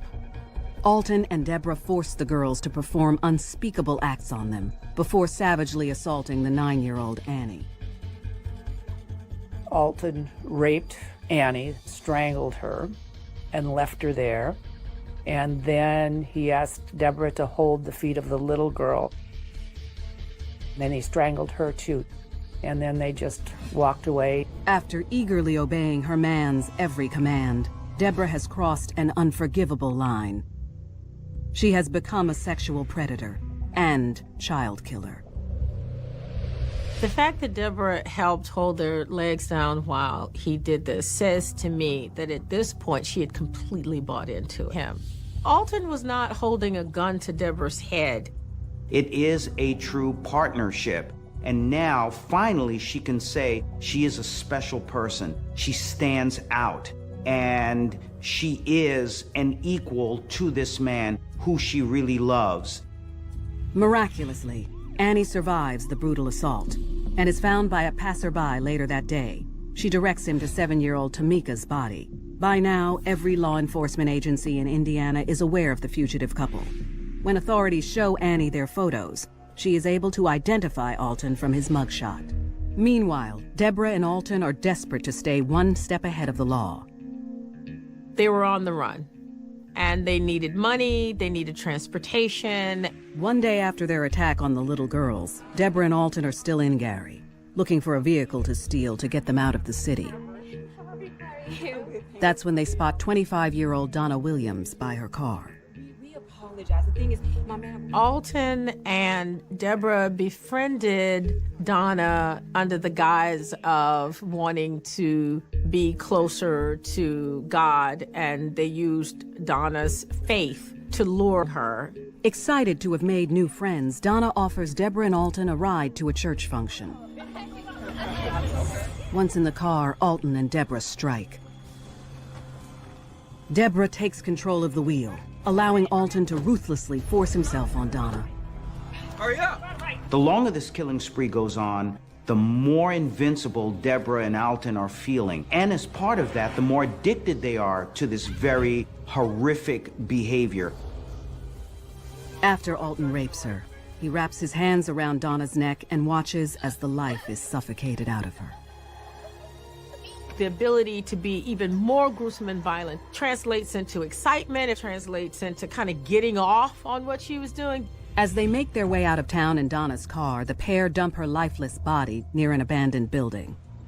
Despite the nationwide manhunt, Deborah and Alton managed to stay under the radar and travel undetected for the next 40 days. They stole many, many cars along the way. They would always take the license plate off before they abandoned them. So it'd take a while for the police to trace them. The longer the two are on the loose, the bigger the body count. I think after they had killed several people that they were enjoying the Bonnie and Clyde type murder spree that they were going on. For Deborah and Alton, getting involved in these grisly murders and rapes became sort of like the new normal for them. They needed to step up the game in order to feel that satisfaction and pleasure. They needed more of that thrill killing in order to really feel good. Later that summer in Kenosha, Wisconsin, the devastating fate of 9-year-old Vernita Wheat finally comes to light. Vernita Wheat's body was discovered in the abandoned building about 3 weeks after we last knew of Alton and Deborah Brown's location. And in her pocket was the torn ticket for the carnival, identifying it back to the carnival she had attended. The cause of death was strangulation.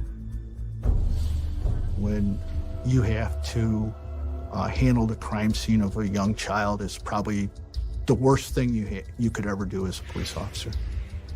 Investigators find Alton's fingerprints on items near Vernita's body. But as evil as Alton was on his own, authorities know now he's even more dangerous with his willing accomplice at his side. I have to believe that at that time, Deborah was actually enjoying what was happening. Deborah Brown could have gotten away at any time she wanted to. But instead, she joins Alton as they ride through a peaceful suburb in Ohio where their savagery sees no bounds. It was really unimaginable, the level of horror that the two of them were able to inflict. And later in Wilmington, Delaware, 17-year-old Shakira Wanham puts herself in a deadly situation for the love of an older man. Shakira's intentions was to rob someone. She didn't mean to shoot someone. Shooting the gun was the last thing Shakira ever dreamed of doing. She was afraid that something would happen to her or her family if she did not do what she was told to do. Deborah Brown and Alton Coleman are on a rape and murder spree across the Midwest. As eyewitness accounts and mounting evidence put to rest any illusion that Deborah is anything but a willing participant. Prior to meeting Alton, you see no signal or no indication of any behavior anywhere close to what you see Deborah performing at this point. She was all in, no question about it. Alton has all of his perverse, murderous, and sexual needs met, while Deborah is able to fill a very special role. After almost 7 weeks on the run, Deborah and Alton find themselves low on funds as they prowl through a suburb in Ohio when they see a for sale sign for a camper. The owners, 50-year-old Harry Walters, and his wife, 45-year-old Marlene, welcome Deborah and Alton inside. When they stepped inside the home, the Walters were pretty excited for having a potential buyer. I'm sure they were very hospitable. Alton and Deborah prepare to pounce. That's very cool. Alton asked him about a candlestick holder that was next to the fireplace. Apparently it was relatively unique. Alton crashed it over Harry's head and hit him several times, knocked him out. As Alton continues to unleash his rage on Harry, Deborah follows his lead, picks up the candlestick, and uses it to beat Marlene to death. Physiologically, when we look at what was going on with them, with any kind of addiction, in this case an addiction to murder, mayhem, and rape, certain neurotransmitters are released. Shoot or kill or rape another person. That was good. Do it again. Marlene is dead. Harry is alive but badly beaten. Alton and Deborah ransacks the home, takes the jewelry and the car. Alton and Deborah are on the move. They begin driving north toward Waukegan, Illinois. They abandoned that car and got on the train. They got off the train in Evanston, Illinois. Evanston lies just 30 miles south of Waukegan and is where Alton grew up. This is where all their resources were. They go back to a place that is familiar, that feels like home, in order to build themselves back up, have some level of comfort, and then go back out into the world and create more mayhem. But what Alton failed to plan is what to do if they were caught. A move that will prove costly. Alton was crossing the street there in Evanston. And a guy that he went to high school with in Waukegan recognized him and called the local police. Police are dispatched to the area, but the two are gone.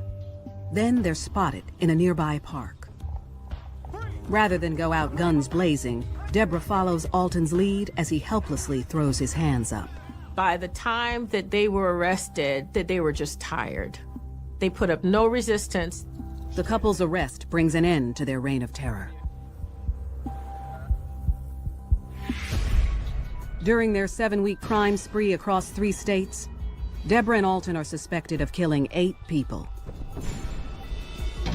The amount of death and destruction that Alton and Deborah left behind in 7 weeks is unbelievable. 8 murders, 7 rapes, 15 individuals that they either robbed or terrified or injured in some way. So this is really fascinating when we look back at Deborah's life. Here's a young woman growing up in a family. There's absolutely no history of violence that she's perpetrated in any way, but yet when she meets Alton, she makes this flip and becomes a serial killer with absolutely no remorse. But prosecutors choose their cases wisely and only charge the duo with the crimes for which they will be sentenced to death. No other charges are brought against them. In Indiana, both Alton and Deborah are sentenced to death for the murder of 7-year-old Tamika Turks. In Ohio, the couple is sentenced to death for killing Marlene Walters. Through it all, Deborah has Alton's back to the bitter end. Deborah showed no remorse towards any of the victims. The only person that she cared about was Alton. She testified in the penalty phases of his trial that she had done all the murders and he hadn't done any. When we see couples involved in crime and they get caught at the end of their spree, quite often they turn on one another. The foundation of that love was not strong to begin with. But Deborah wants to make sure that nothing happens to Alton. And I think this speaks purely of the fact that she loved him more than she loved herself. Alton is extradited to Illinois, where he is convicted and sentenced to death for the murder of 9-year-old Vernita Wheat. After serving 17 years in prison, Alton Coleman was put to death for his crimes.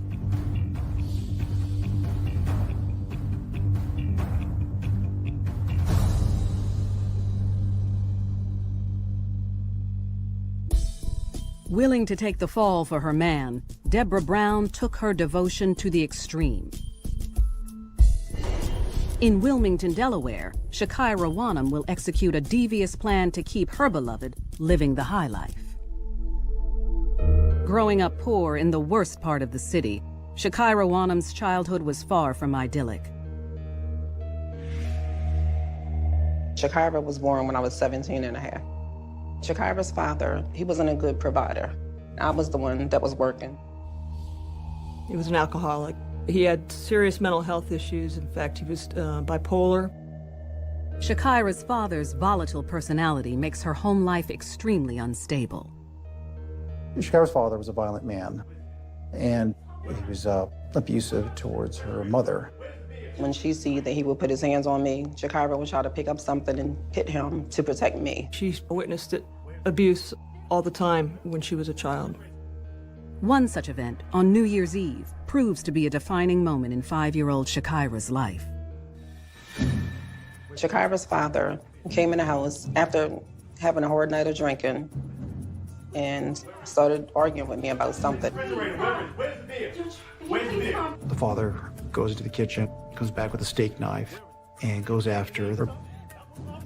And he stabbed me in the back. Then he pulled it out and came at my heart and then came at my throat. And Shakira was standing right next to me watching everything happen. Despite a punctured lung, Deneen survives the attack. She returns home 2 days later, but will need the next 8 months to heal.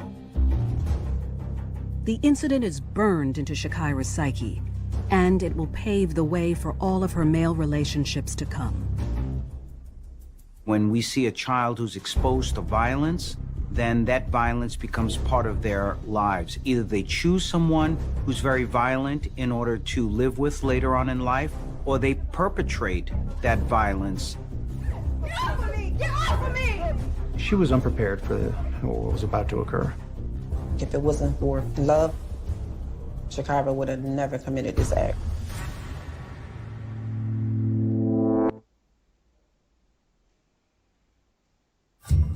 At 5 years old, Shakira Wanham witnesses her father brutally attack her mother, Deneen, with a knife. After 8 months of recovery at home, Deneen survives and cuts him out of their life for good. With her dad out of the picture, Shakira blossoms. She did well in school. She had good grades. She got A's and B's. Shakira was very smart. She wanted to be an obstetrician or a gynecologist. Shakira had a lot of dreams. But Shakira's dreams are quickly interrupted. Over the next 10 years, she watches helplessly as her mother is abused by a string of men. Shakira starts looking for an escape. She was 11 years old when she started running away from her house. She would pack her clothes and sneak out at night when her mom was asleep. She would sneak out windows. She would sneak out fire escapes. She always managed to get out. Shakira's late-night excursions expose her to a dark world on the streets. She would meet up with boys. They'd give her drugs and alcohol, and she would have sex with them. Shakira certainly wasn't able to make rational decisions about life, and certainly she was at risk to these predator type of individuals who saw her as being very vulnerable. By the time Shakira is 17, she has been living on and off the streets for a number of years and is addicted to drugs. Deneen tries to get her daughter help and sends her to various drug treatment programs. Shakira spent 3/4 of her life in treatment centers because I was trying to find out what was going on with her. She did succeed in those treatment centers, but when she came home a week later, maybe 2 weeks later, she would do the same thing. But all of that changes when 23-year-old charmer Stephen Martin sets his sights on Shakira. Shakira saw Stephen on the street, and somehow they ended up talking.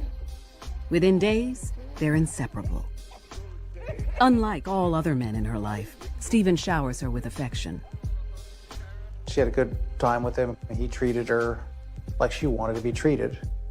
I think Shakira felt as though she had someone in her life that is finally showing her some attention, and she just gravitated towards it. Stephen is a well-known drug dealer, but to Shakira, he acts like nothing but a prince. So when he asks her to move in with him just 2 months after they meet, Shakira thinks she's finally found everything she's wanted. He would run her bath, water, fix food for her. She didn't think a guy could treat her that way. And she was gonna do everything she could not to let it go. But that feeling doesn't last. Not long after the two start playing house, Shakira learns that her guardian angel is actually a devil in disguise. All the money Stephen makes from dealing has one purpose: to support his addiction to a street drug called wet. Wet is a drug concoction where you take a regular cigarette and dip it in PCP. So individuals, sometimes they become very, very violent. At other times, they even become psychotic. Suddenly, the affection that Shakira has been desperately craving is now coming at a much steeper price than she ever imagined. He became abusive. There was times that he would ask her to do something, and when she didn't want to or she couldn't, he would start hitting her. Shakira stayed in this very abusive relationship with Stephen because in many ways, she wanted that old Stephen, the one who made her feel very special. And she held out hope against hope that she could bring that back in him. She wanted to do everything she possibly could to please this person. When Shakira met Stephen, she had no idea that she would end up in jail. 17-year-old Shakira Wanham is 4 months into a relationship with 23-year-old Steve Martin, a street hustler who's addicted to drugs. Steven, he would beat her up. He would tell her, do this, do that. You know, he would verbally abuse her. She was afraid that something would happen to her or her family if she did not do what she was told to do. Steven's dramatic personality change is bad enough, but things are about to get even worse. 4 months into their relationship, Steven is high on wet and craving more. Steven said, I need money. I need you to rob somebody. Because, you know, you're young. You wouldn't get into as much trouble as I would if I was to do it. He took the gun that he carried with him all the time and wiped his prints off of it, handed it to her, and said, I want you to go get me some money. Steven taught her how to use the gun and said, don't ever let anyone take the gun from you because they'll take it and use it on you. She was just very, very afraid, and she just wanted to bring something back to him so that she wouldn't get beat up again. Later that night, Shakira contacts the easiest target she can think of. A local street pharmacist named Johnny Jackson. He was a drug dealer, and so she assumed he would have money on him. Shakira tells Johnny she's looking to score some drugs, and he agrees to pick her up in a nearby neighborhood.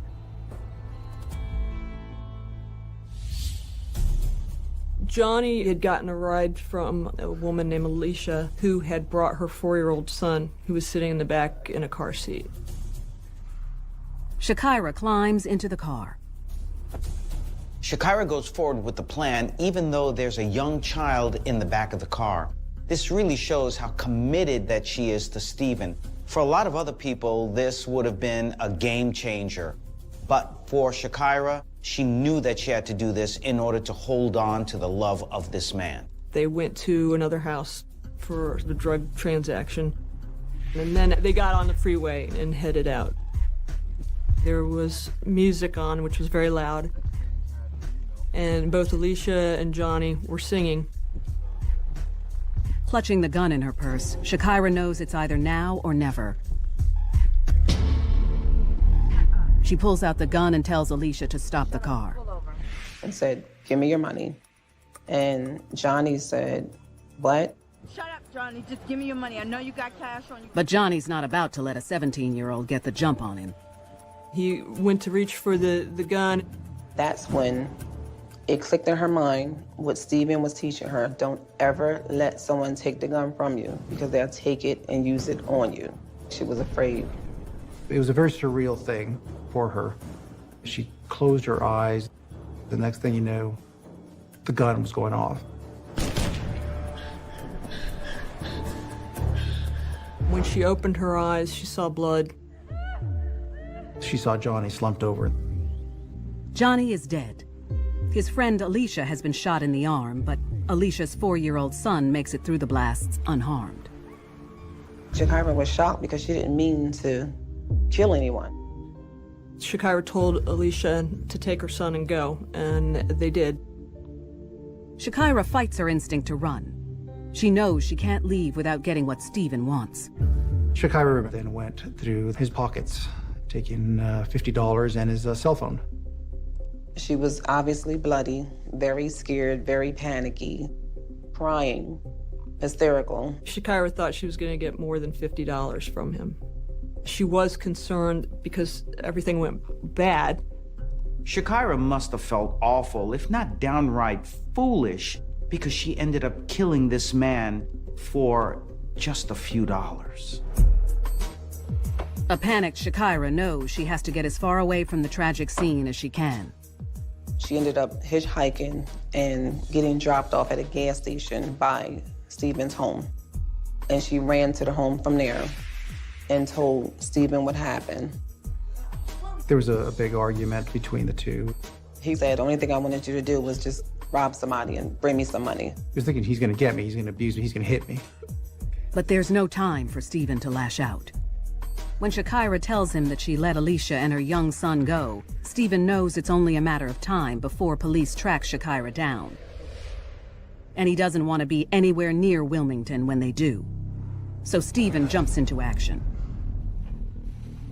He had her take her clothes, because they had blood on them, and put them in a bag and poured bleach on it, and then drove to New Jersey, and they burned her clothes. Shakira might have felt that Stephen was helping hide the evidence because he still loved her on some level, but the reality may simply be that he provided the murder weapon and was simply covering his own tracks. Next, Stephen and Shakira flee. 3 hours later, the emotionally exhausted couple arrive at the home of a friend of Stephen's in New Jersey, where they fall asleep. But when Shakira wakes up in the morning, Stephen is gone. It was a pure shock for her. And I think part of that was the fear of, how am I going to deal with this situation without him? He's always told me what to do. How am I going to get through this? And there's only one person Shakira can truly trust: her mom, who she hasn't spoken to in 6 months. When I got a phone call about 1 in the morning, obviously I was happy to hear from her. And she said, well, Mom, I'm gonna come home. And I said, well, good, well, come on home. Shakira hitchhikes from New Jersey back to her mom's house in Wilmington. She was very frail, eyes sunken in, and just very, very tiny. I gave her a hug, and she said, Mom, I'm just tired. And then she laid down in her room and went to sleep. 5 hours later, Deneen is awakened by the sound of police pounding on the door. Ma'am, we're looking for Shakira. The detective asked me, was my daughter home? And at that point is when I went to look for her. I didn't see her at all in the home. I didn't know where Shakira was at that point. I didn't know. Shakira may be missing, but her secret is about to see the cold light of day. When I found out everything that happened, and I almost passed out.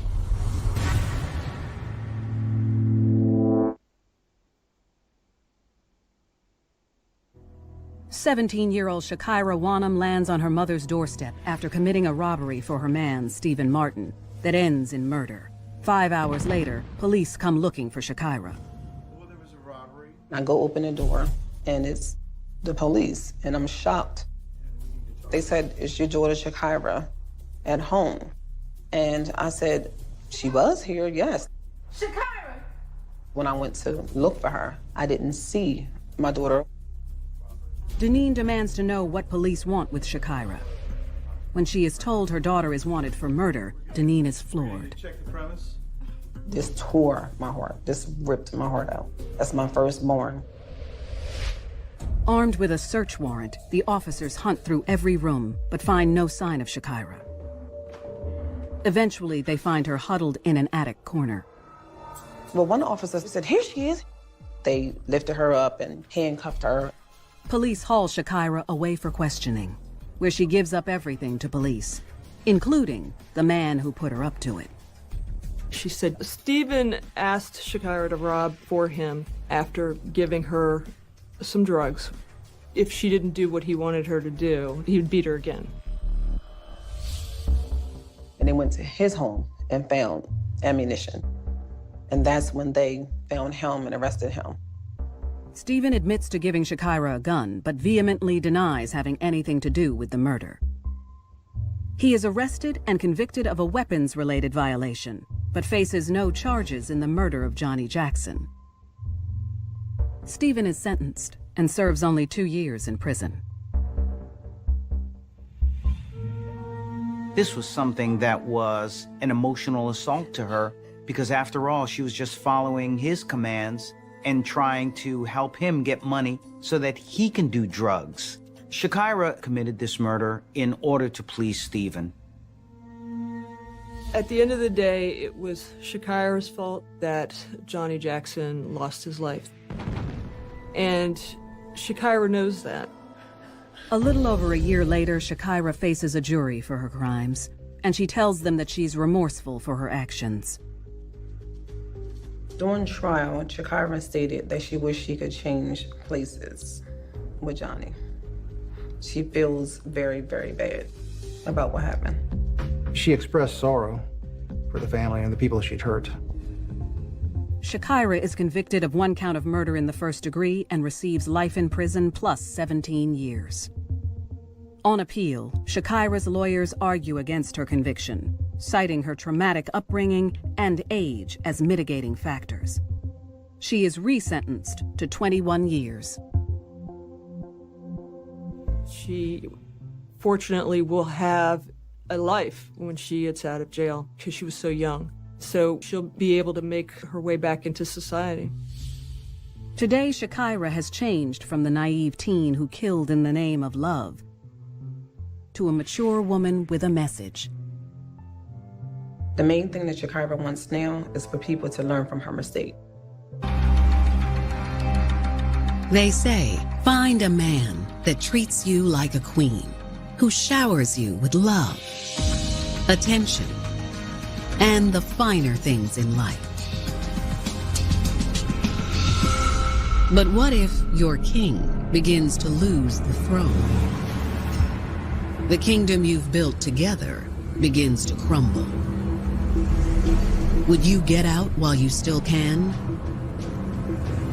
Or stay by his side as everything falls apart? 1995, Elkton, Maryland. It's late Wednesday morning, and 2 state troopers are watching traffic on one of the town's main roads. So the police were out patrolling the streets as they usually do. Suddenly, a sedan with New York plates speeds past. The vehicle was going well above the speed limit. So the police turned on their sirens and pursued the vehicle. Fortunately, the driver pulls over without incident.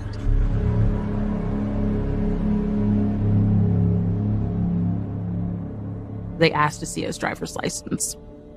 In reviewing the young man's ID, the troopers learn he is 27-year-old Alan Tate, and he lives 140 miles away in Brooklyn, New York. Alan Tate, he's just acting suspiciously. During the traffic stop, Alan was visibly nervous, almost panicking. When the troopers ask to see Alan's vehicle registration, they notice something even more alarming. When Alan reached for his registration, the officer saw a little baggie of white powder. Then those antennas go up, and then cops thinking something's not right. The troopers order Alan to get out of the car. Cop brings him out, searches the vehicle, and then bingo. In the trunk of the car, they find a black bag full of cash, drug paraphernalia, and 300 grams of crack cocaine. That's over $15,000 worth of drugs. That amount of drugs, it's not for personal use. It's an intent to sell. For the authorities, this traffic stop turned drug bust is only the beginning. He's definitely working for somebody. So they want to find out who is he working for and how big of an operation this is. But to take this case all the way to the top and catch the kingpin, authorities will need the cooperation of his queen. She was loyal to him. She was ride or die, by his side.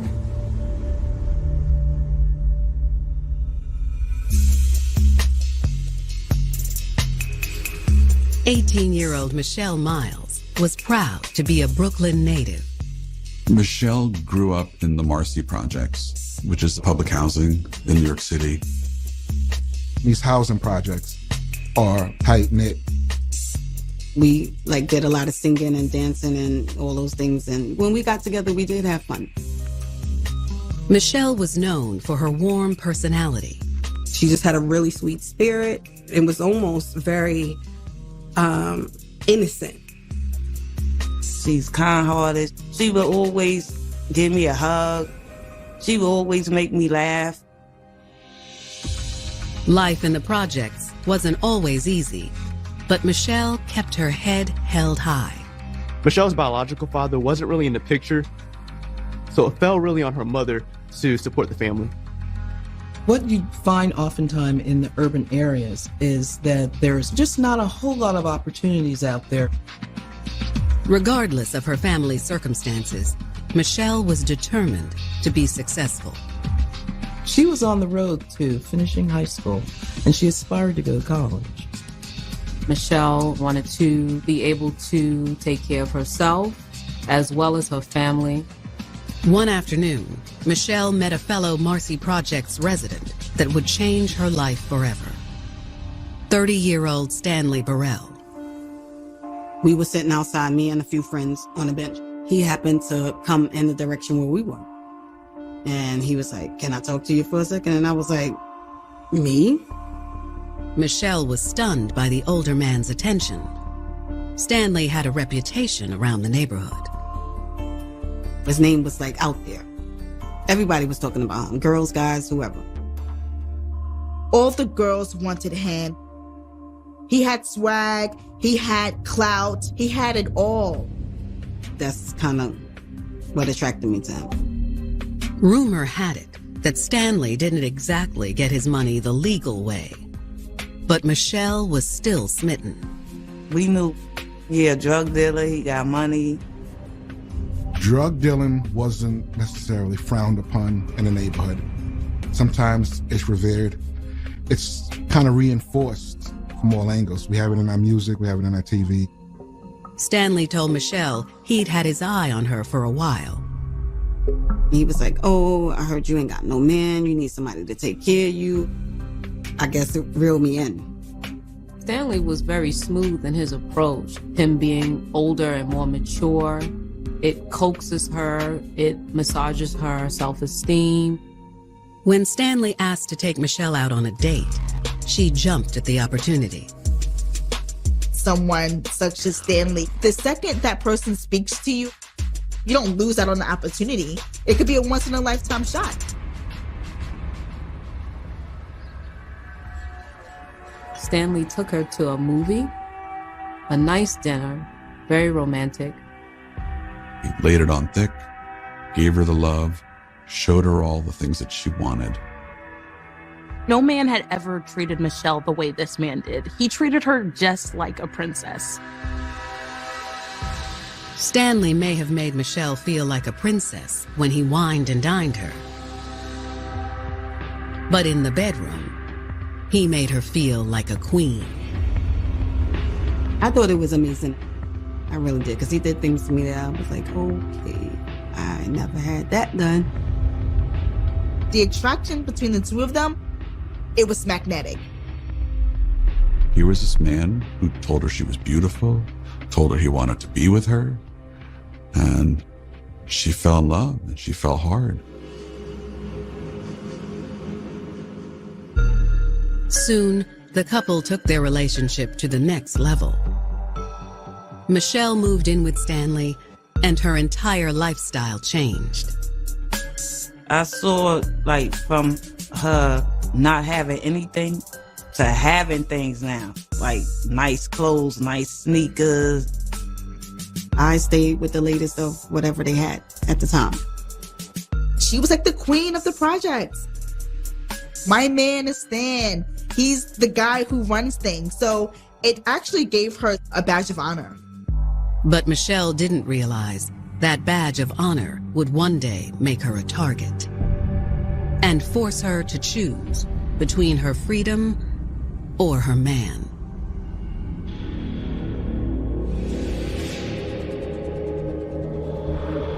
February 8th, 1995.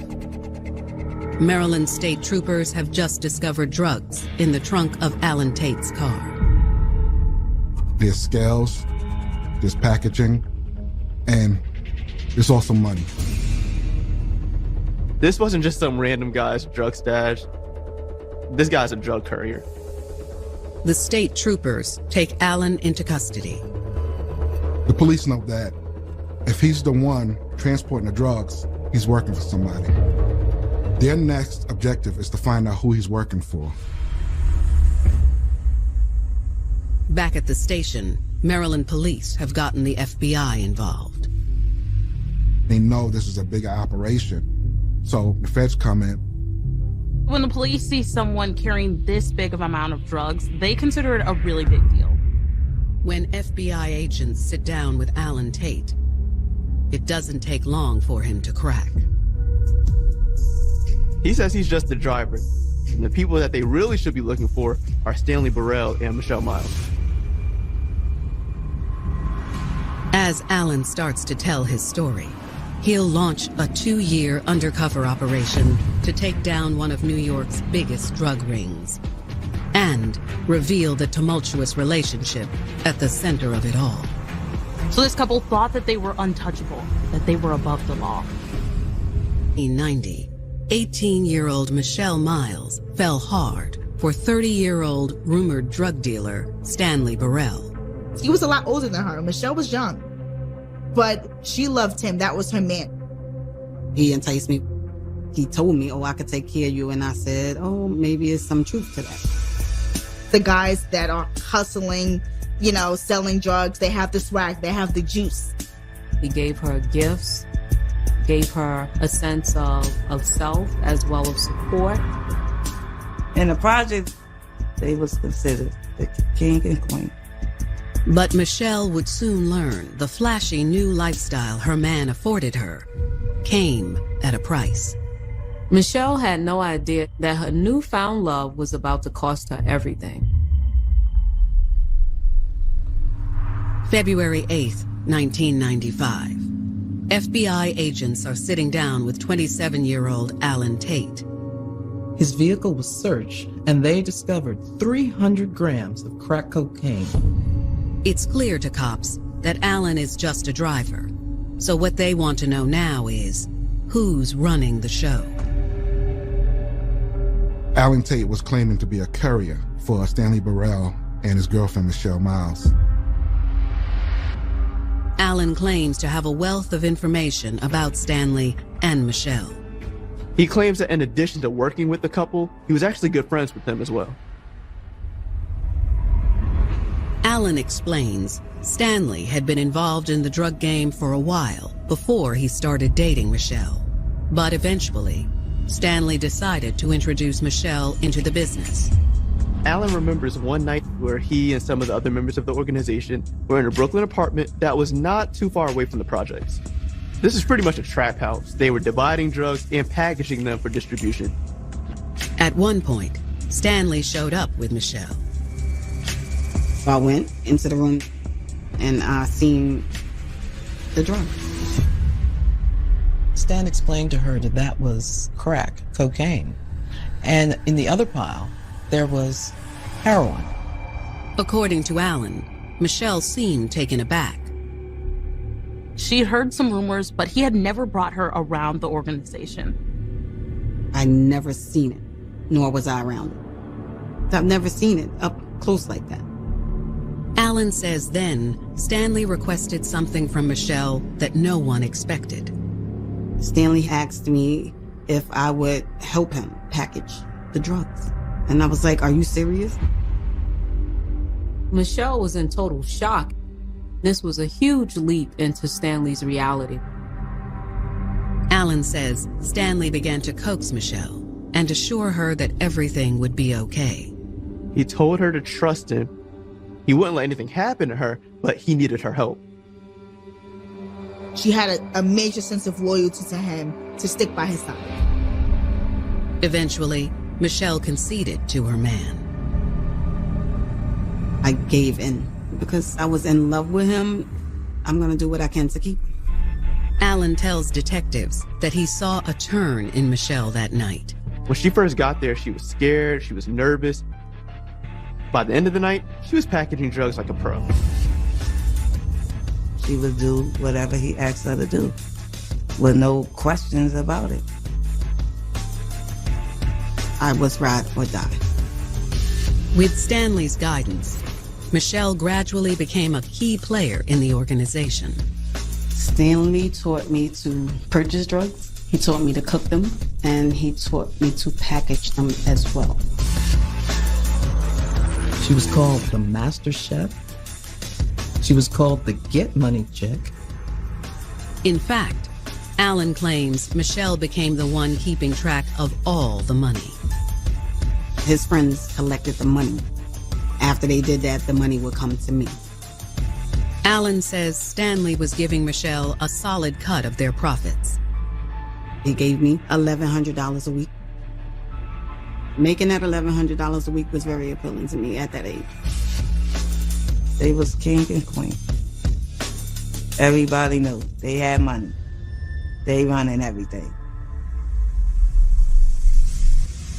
But according to Allen, by the summer of 1994, there started to be trouble in paradise for the couple.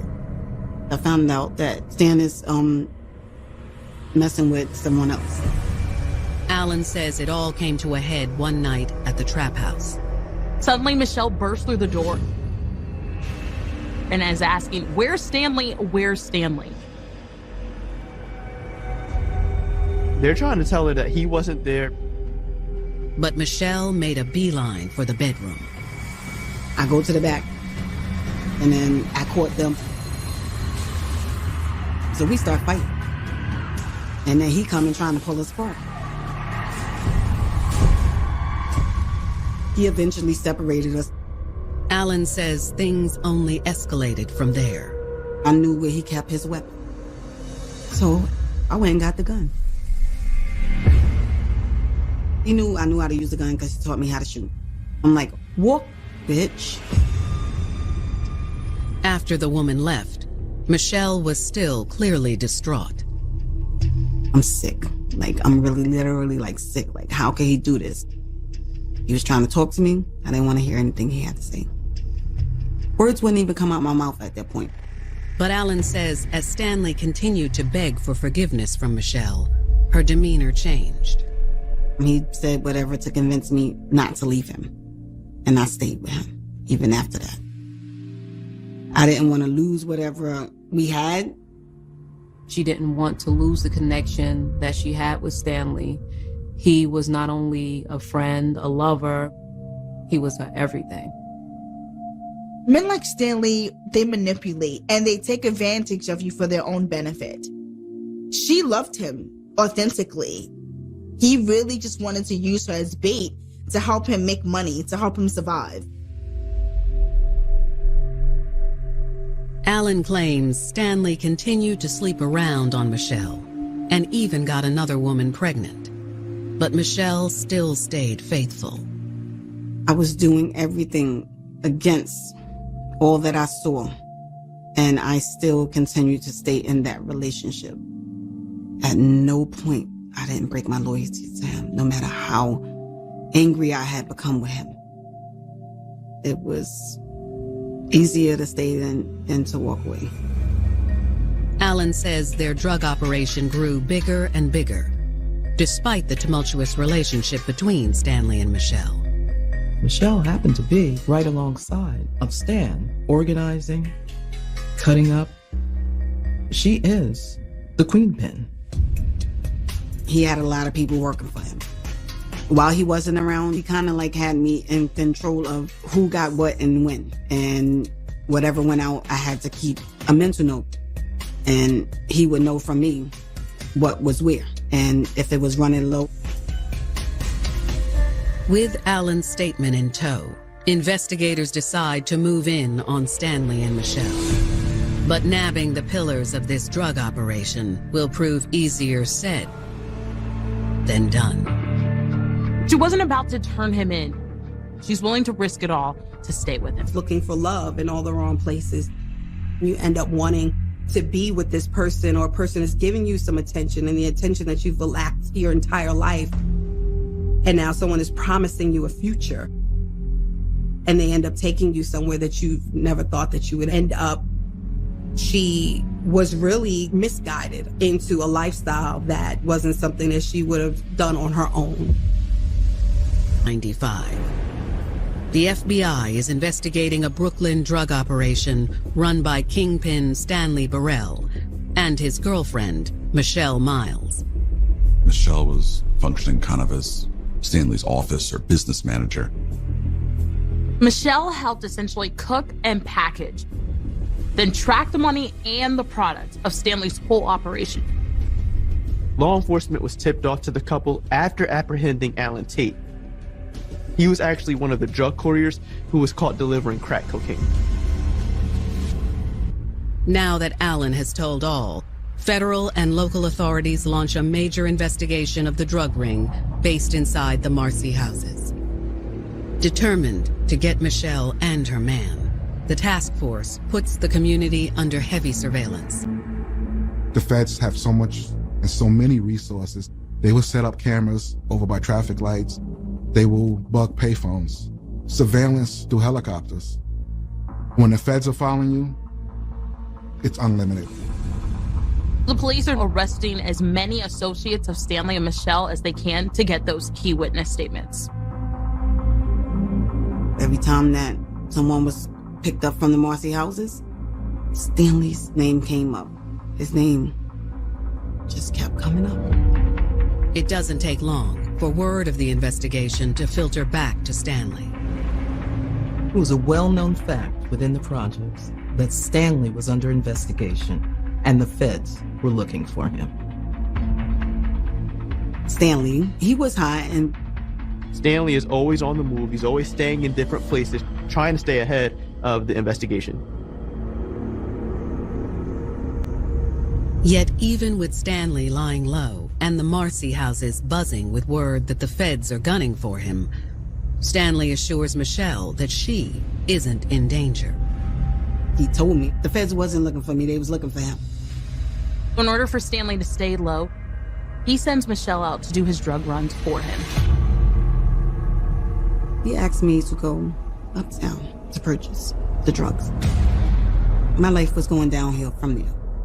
I knew I was allowing a lot of that stuff in my life, but I still kept going. So I said, okay, I'll go. She would sacrifice herself if she had to please her man. Little did Michelle know, she was being watched. The next morning, with this new surveillance in tow, the feds are finally ready to act. The FBI feel they have enough information and they're ready to close the investigation. It was time to close in on Michelle and Stanley. As Michelle heads to her car in the fall of 1997, 2 years after the investigation began, undercover agents are waiting outside her home. I see this car that's parked outside. I said something strange about this vehicle because the only people who parked on that block was the people that live there. Moments later, the agents make their move. 2 people jump out, guns pointing at everything. And I'm looking like, oh, I'm gonna get kidnapped. But in the next instant, Michelle realizes these are no kidnappers. They pulled their badges out. That's when I knew I'm going to jail. They immediately have her put her hands behind her back and they place her under arrest. Now that they have Michelle in custody, the agents press her to give up her boyfriend, the kingpin of the drug operation, Stanley Burrell. I'm sitting there, they questioning me, where's Stanley? So they was like, you need to tell us at the end there. Their main objective is to get to Stanley.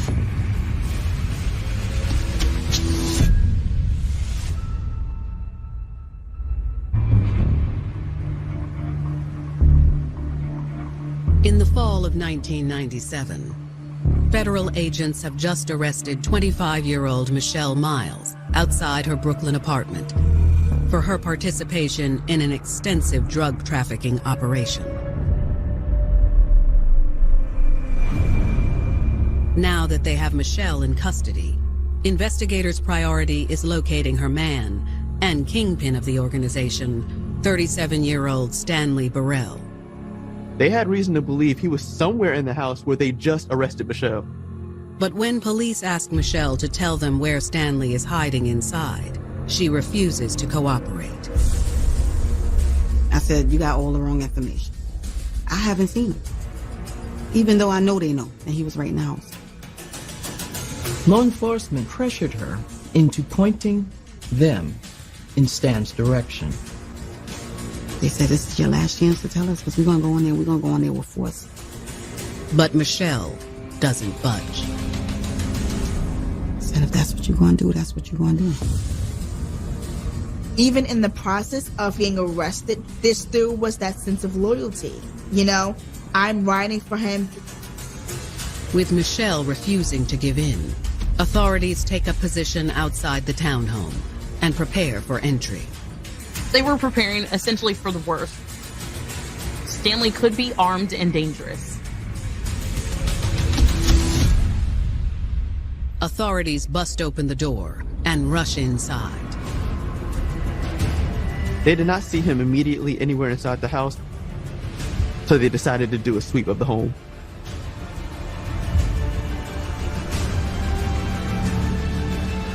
They eventually found him hiding upstairs in a closet. Moments later, agents escort a handcuffed Stanley to the police cruiser. They bring him out, sit him in the same vehicle that I'm in. He didn't know I was in there until he got in. The stakes are high in this situation, but Stanley seems calm. He didn't even have to say to me, Michelle, don't say anything, because he already knew I wouldn't. Instead, all Stanley says is for Michelle not to worry. Stanley was nonchalant about it. Like, they ain't got nothing. We good. They got nothing. It's true. Law enforcement doesn't find any drugs inside Stanley and Michelle's home. When you go to lock up a kingpin, you know there's not going to be any drugs there. However, the search does uncover a different treasure trove of evidence. They find stacks of cash. They found records of sales going back about 7 years. Every kingpin, every major drug operation has to document the money. Who's owed, who needs to be paid. They're coded, but they're not too hard to decipher. And they also found pictures of Stanley and his crew posing with money and with jewels and cars and showing off the fruits of their labor. Before the morning's over, many of the people pictured will be in police custody. Michelle and Stanley were among 16 people arrested. After their search of the home, federal agents head back to the station and prepare to interview their suspects. They begin with Stanley. Stanley doesn't say very much, kind of takes the position that, listen, that money that you found, I earned that money working on cars. I'm a mechanic, and this is how I made my living. The agents don't believe a word of it. They know Stanley is the head of the operation. You had a bunch of men who pointed Stanley as the ringleader. They also had surveillance of Stanley with known members of that drug ring. As time moved on, Stanley asked for an attorney. All discussions are off. With Stanley remaining tight-lipped, they hope they'll have better luck in their talk with Michelle. The hopes is that she will turn on her boyfriend and give up information on Stanley. When it's Michelle's turn in the hot seat, will she tell all? Or will she protect her man? The feds told me, we know you know everything about Stanley Burrell and his organization, and if you tell us, we'll let you go. She was being offered an opportunity and an outlet. She has to make an incredibly difficult decision. She's either going to protect herself or protect her man.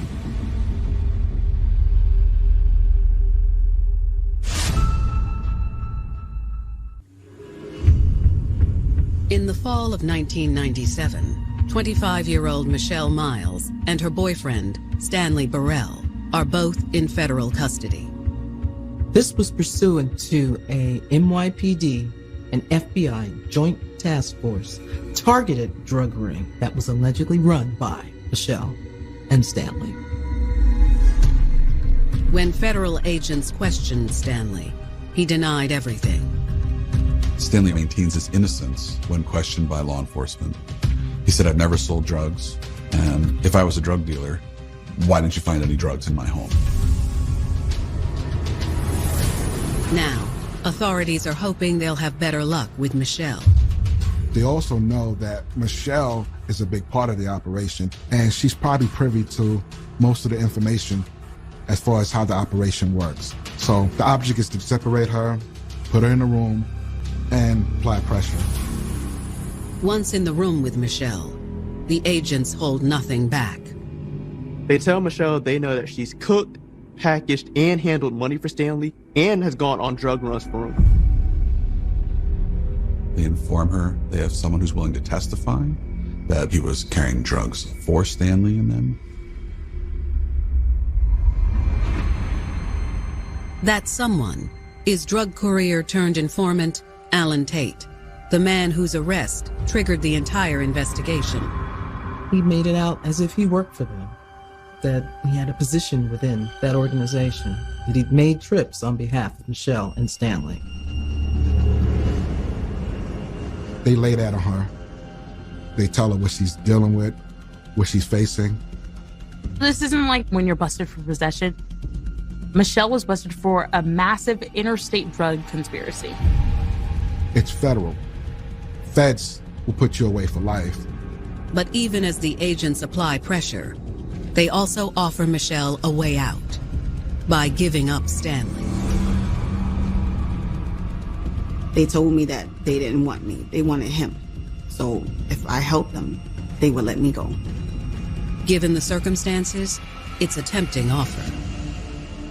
Michelle finds herself at crossroads, facing the biggest decision of her life. Protect myself, protect my man. To investigators' surprise, Michelle remains faithful to Stanley.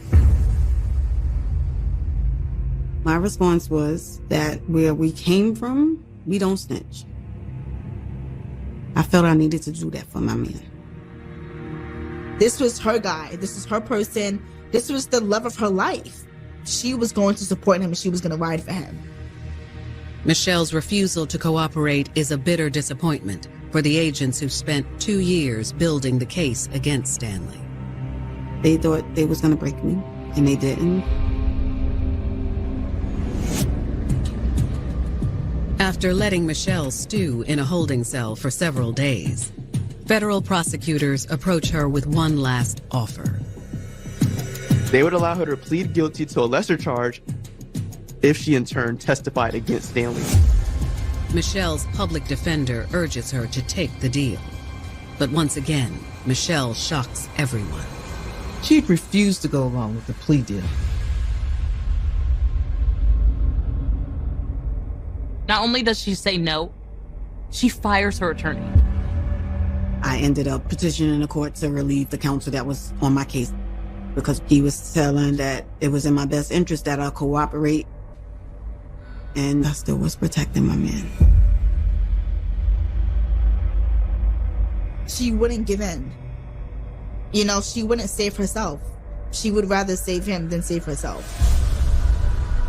Despite the things that she had been through in her past for Stanley. Michelle did so much to stay loyal to her man that didn't even stop after she was arrested. Stanley, also in jail awaiting trial, coaxes Michelle to continue to keep quiet. Me and Stanley, we sent letters back and forth. He was always like, I love you, you're gonna be okay, I have your best interest at heart, don't worry, everything is gonna work itself out. They have nothing, this is all I've heard from the beginning. You're gonna be fine, you're gonna get out. They're not gonna convict you. The person she trusts the most, Stanley, is really guiding her. I didn't break my loyalty to him. So now, I guess I have to fight. But is Michelle making a grave mistake? Michelle's welfare wasn't something that really crossed his mind. He had some type of mind control on her. Stan just wanted to be aware of the moves that were being made by Michelle. But he wasn't in love with her. You can't be in love with a woman and put her in that situation.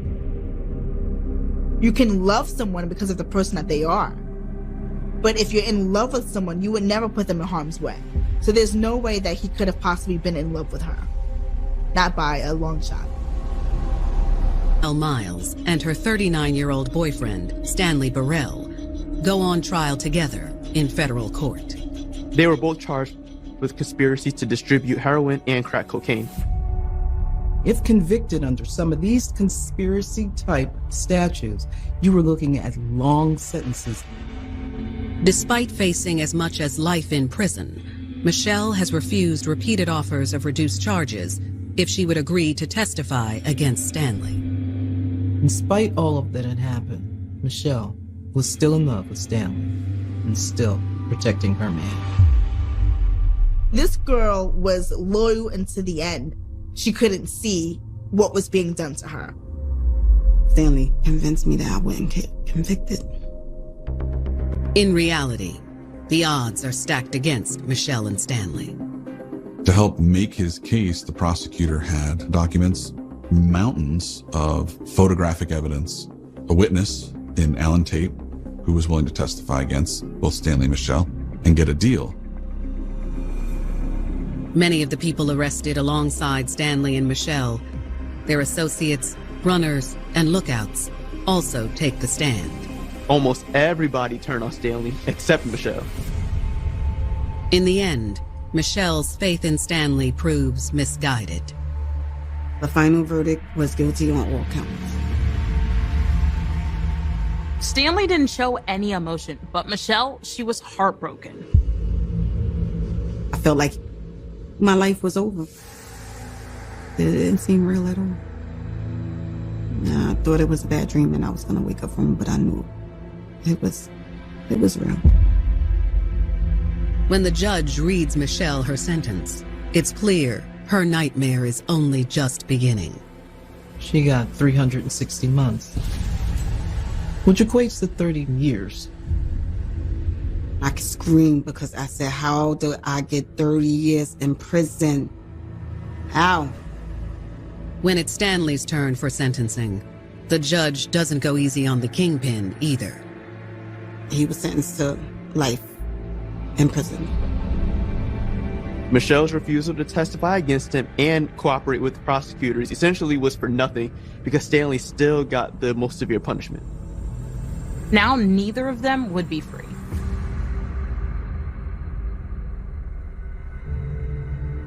From behind bars, and with the gravity of her sentence weighing on her, Michelle finally starts to break free from Stanley's grasp. I just felt like, Michelle, you have to separate yourself from him. Because this man is going to be the death of you. Look at what I'm going through right now. Had I not continued on in this relationship, I wouldn't be here. In 2016, after 19 years behind bars, Michelle gets an opportunity for a second chance at freedom. President Obama launched the Clemency Project. It allows qualified federal inmates to petition to have their sentences commuted. This program was aimed to help non-violent drug offenders just like Michelle. Michelle works with a pro bono attorney to apply for the program. And in May of that year, she receives an official response signed by President Obama. The letter said that you are a prime example of rehabilitation, and therefore I granted you clemency. I screamed. A huge weight was lifted that day. Since her release, Michelle hasn't missed a beat in rebuilding her life. I'm so proud of her because she came home and she got right on her feet. Michelle is in a healthy relationship. She has her own place. She's gainfully employed. Right now, I work for a nonprofit organization that deals with formerly incarcerated individuals. She has taken control of her life and she's making healthy choices and she's understanding her worth and she loves herself and she loves her freedom. Michelle hopes her experience can serve as a warning to other young women who face a similar dilemma: losing yourself in your man. I wish to reach young girls to really deter them from making the same mistake that I did. Don't do it. Don't date a drug dealer. Don't date anyone doing anything illegal. It only leads to exactly what happened to me, prison. Or a casket, depending.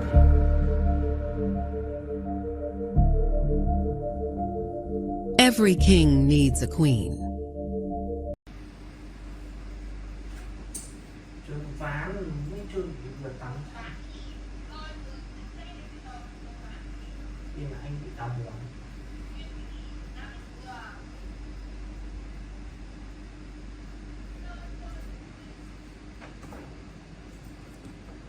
Anh bị táo bón đó.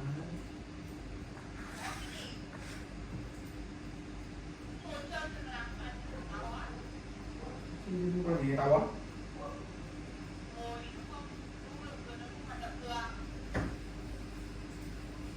Chúng ta vừa chơi game vừa chạy bộ mà. Hai môn phối hợp mà.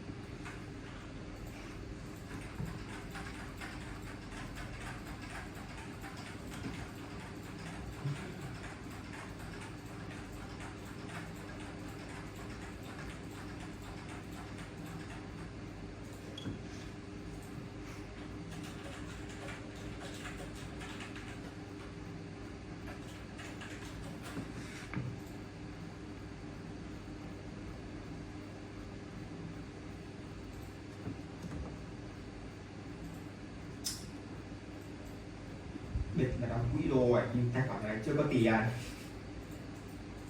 Mẹ bảo chú Đức không đi đá nhưng rất chăm dụ anh em đóng quỹ.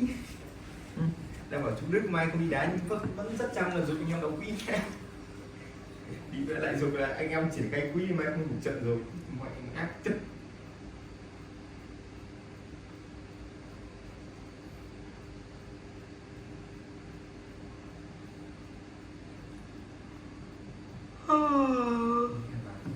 Điện thoại rất là kém.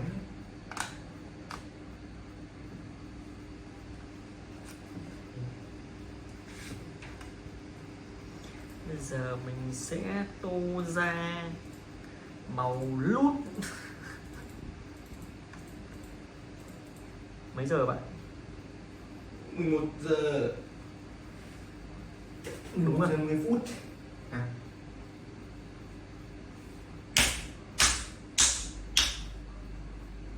Đúng quá, nên giải chú cùng đèn. Đúng.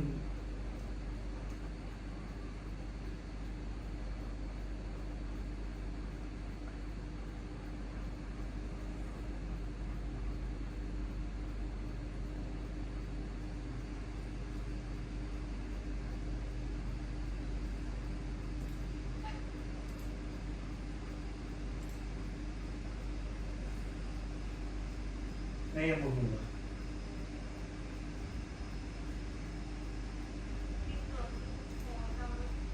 Mệt gì? Mệt gì đi chơi mệt gì?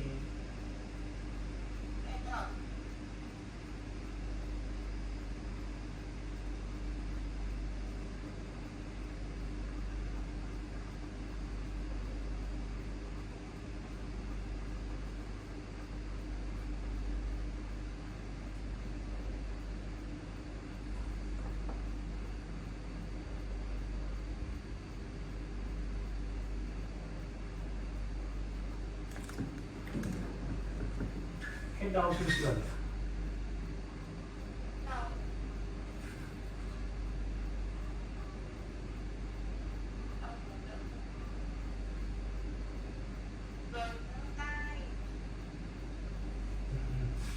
đi.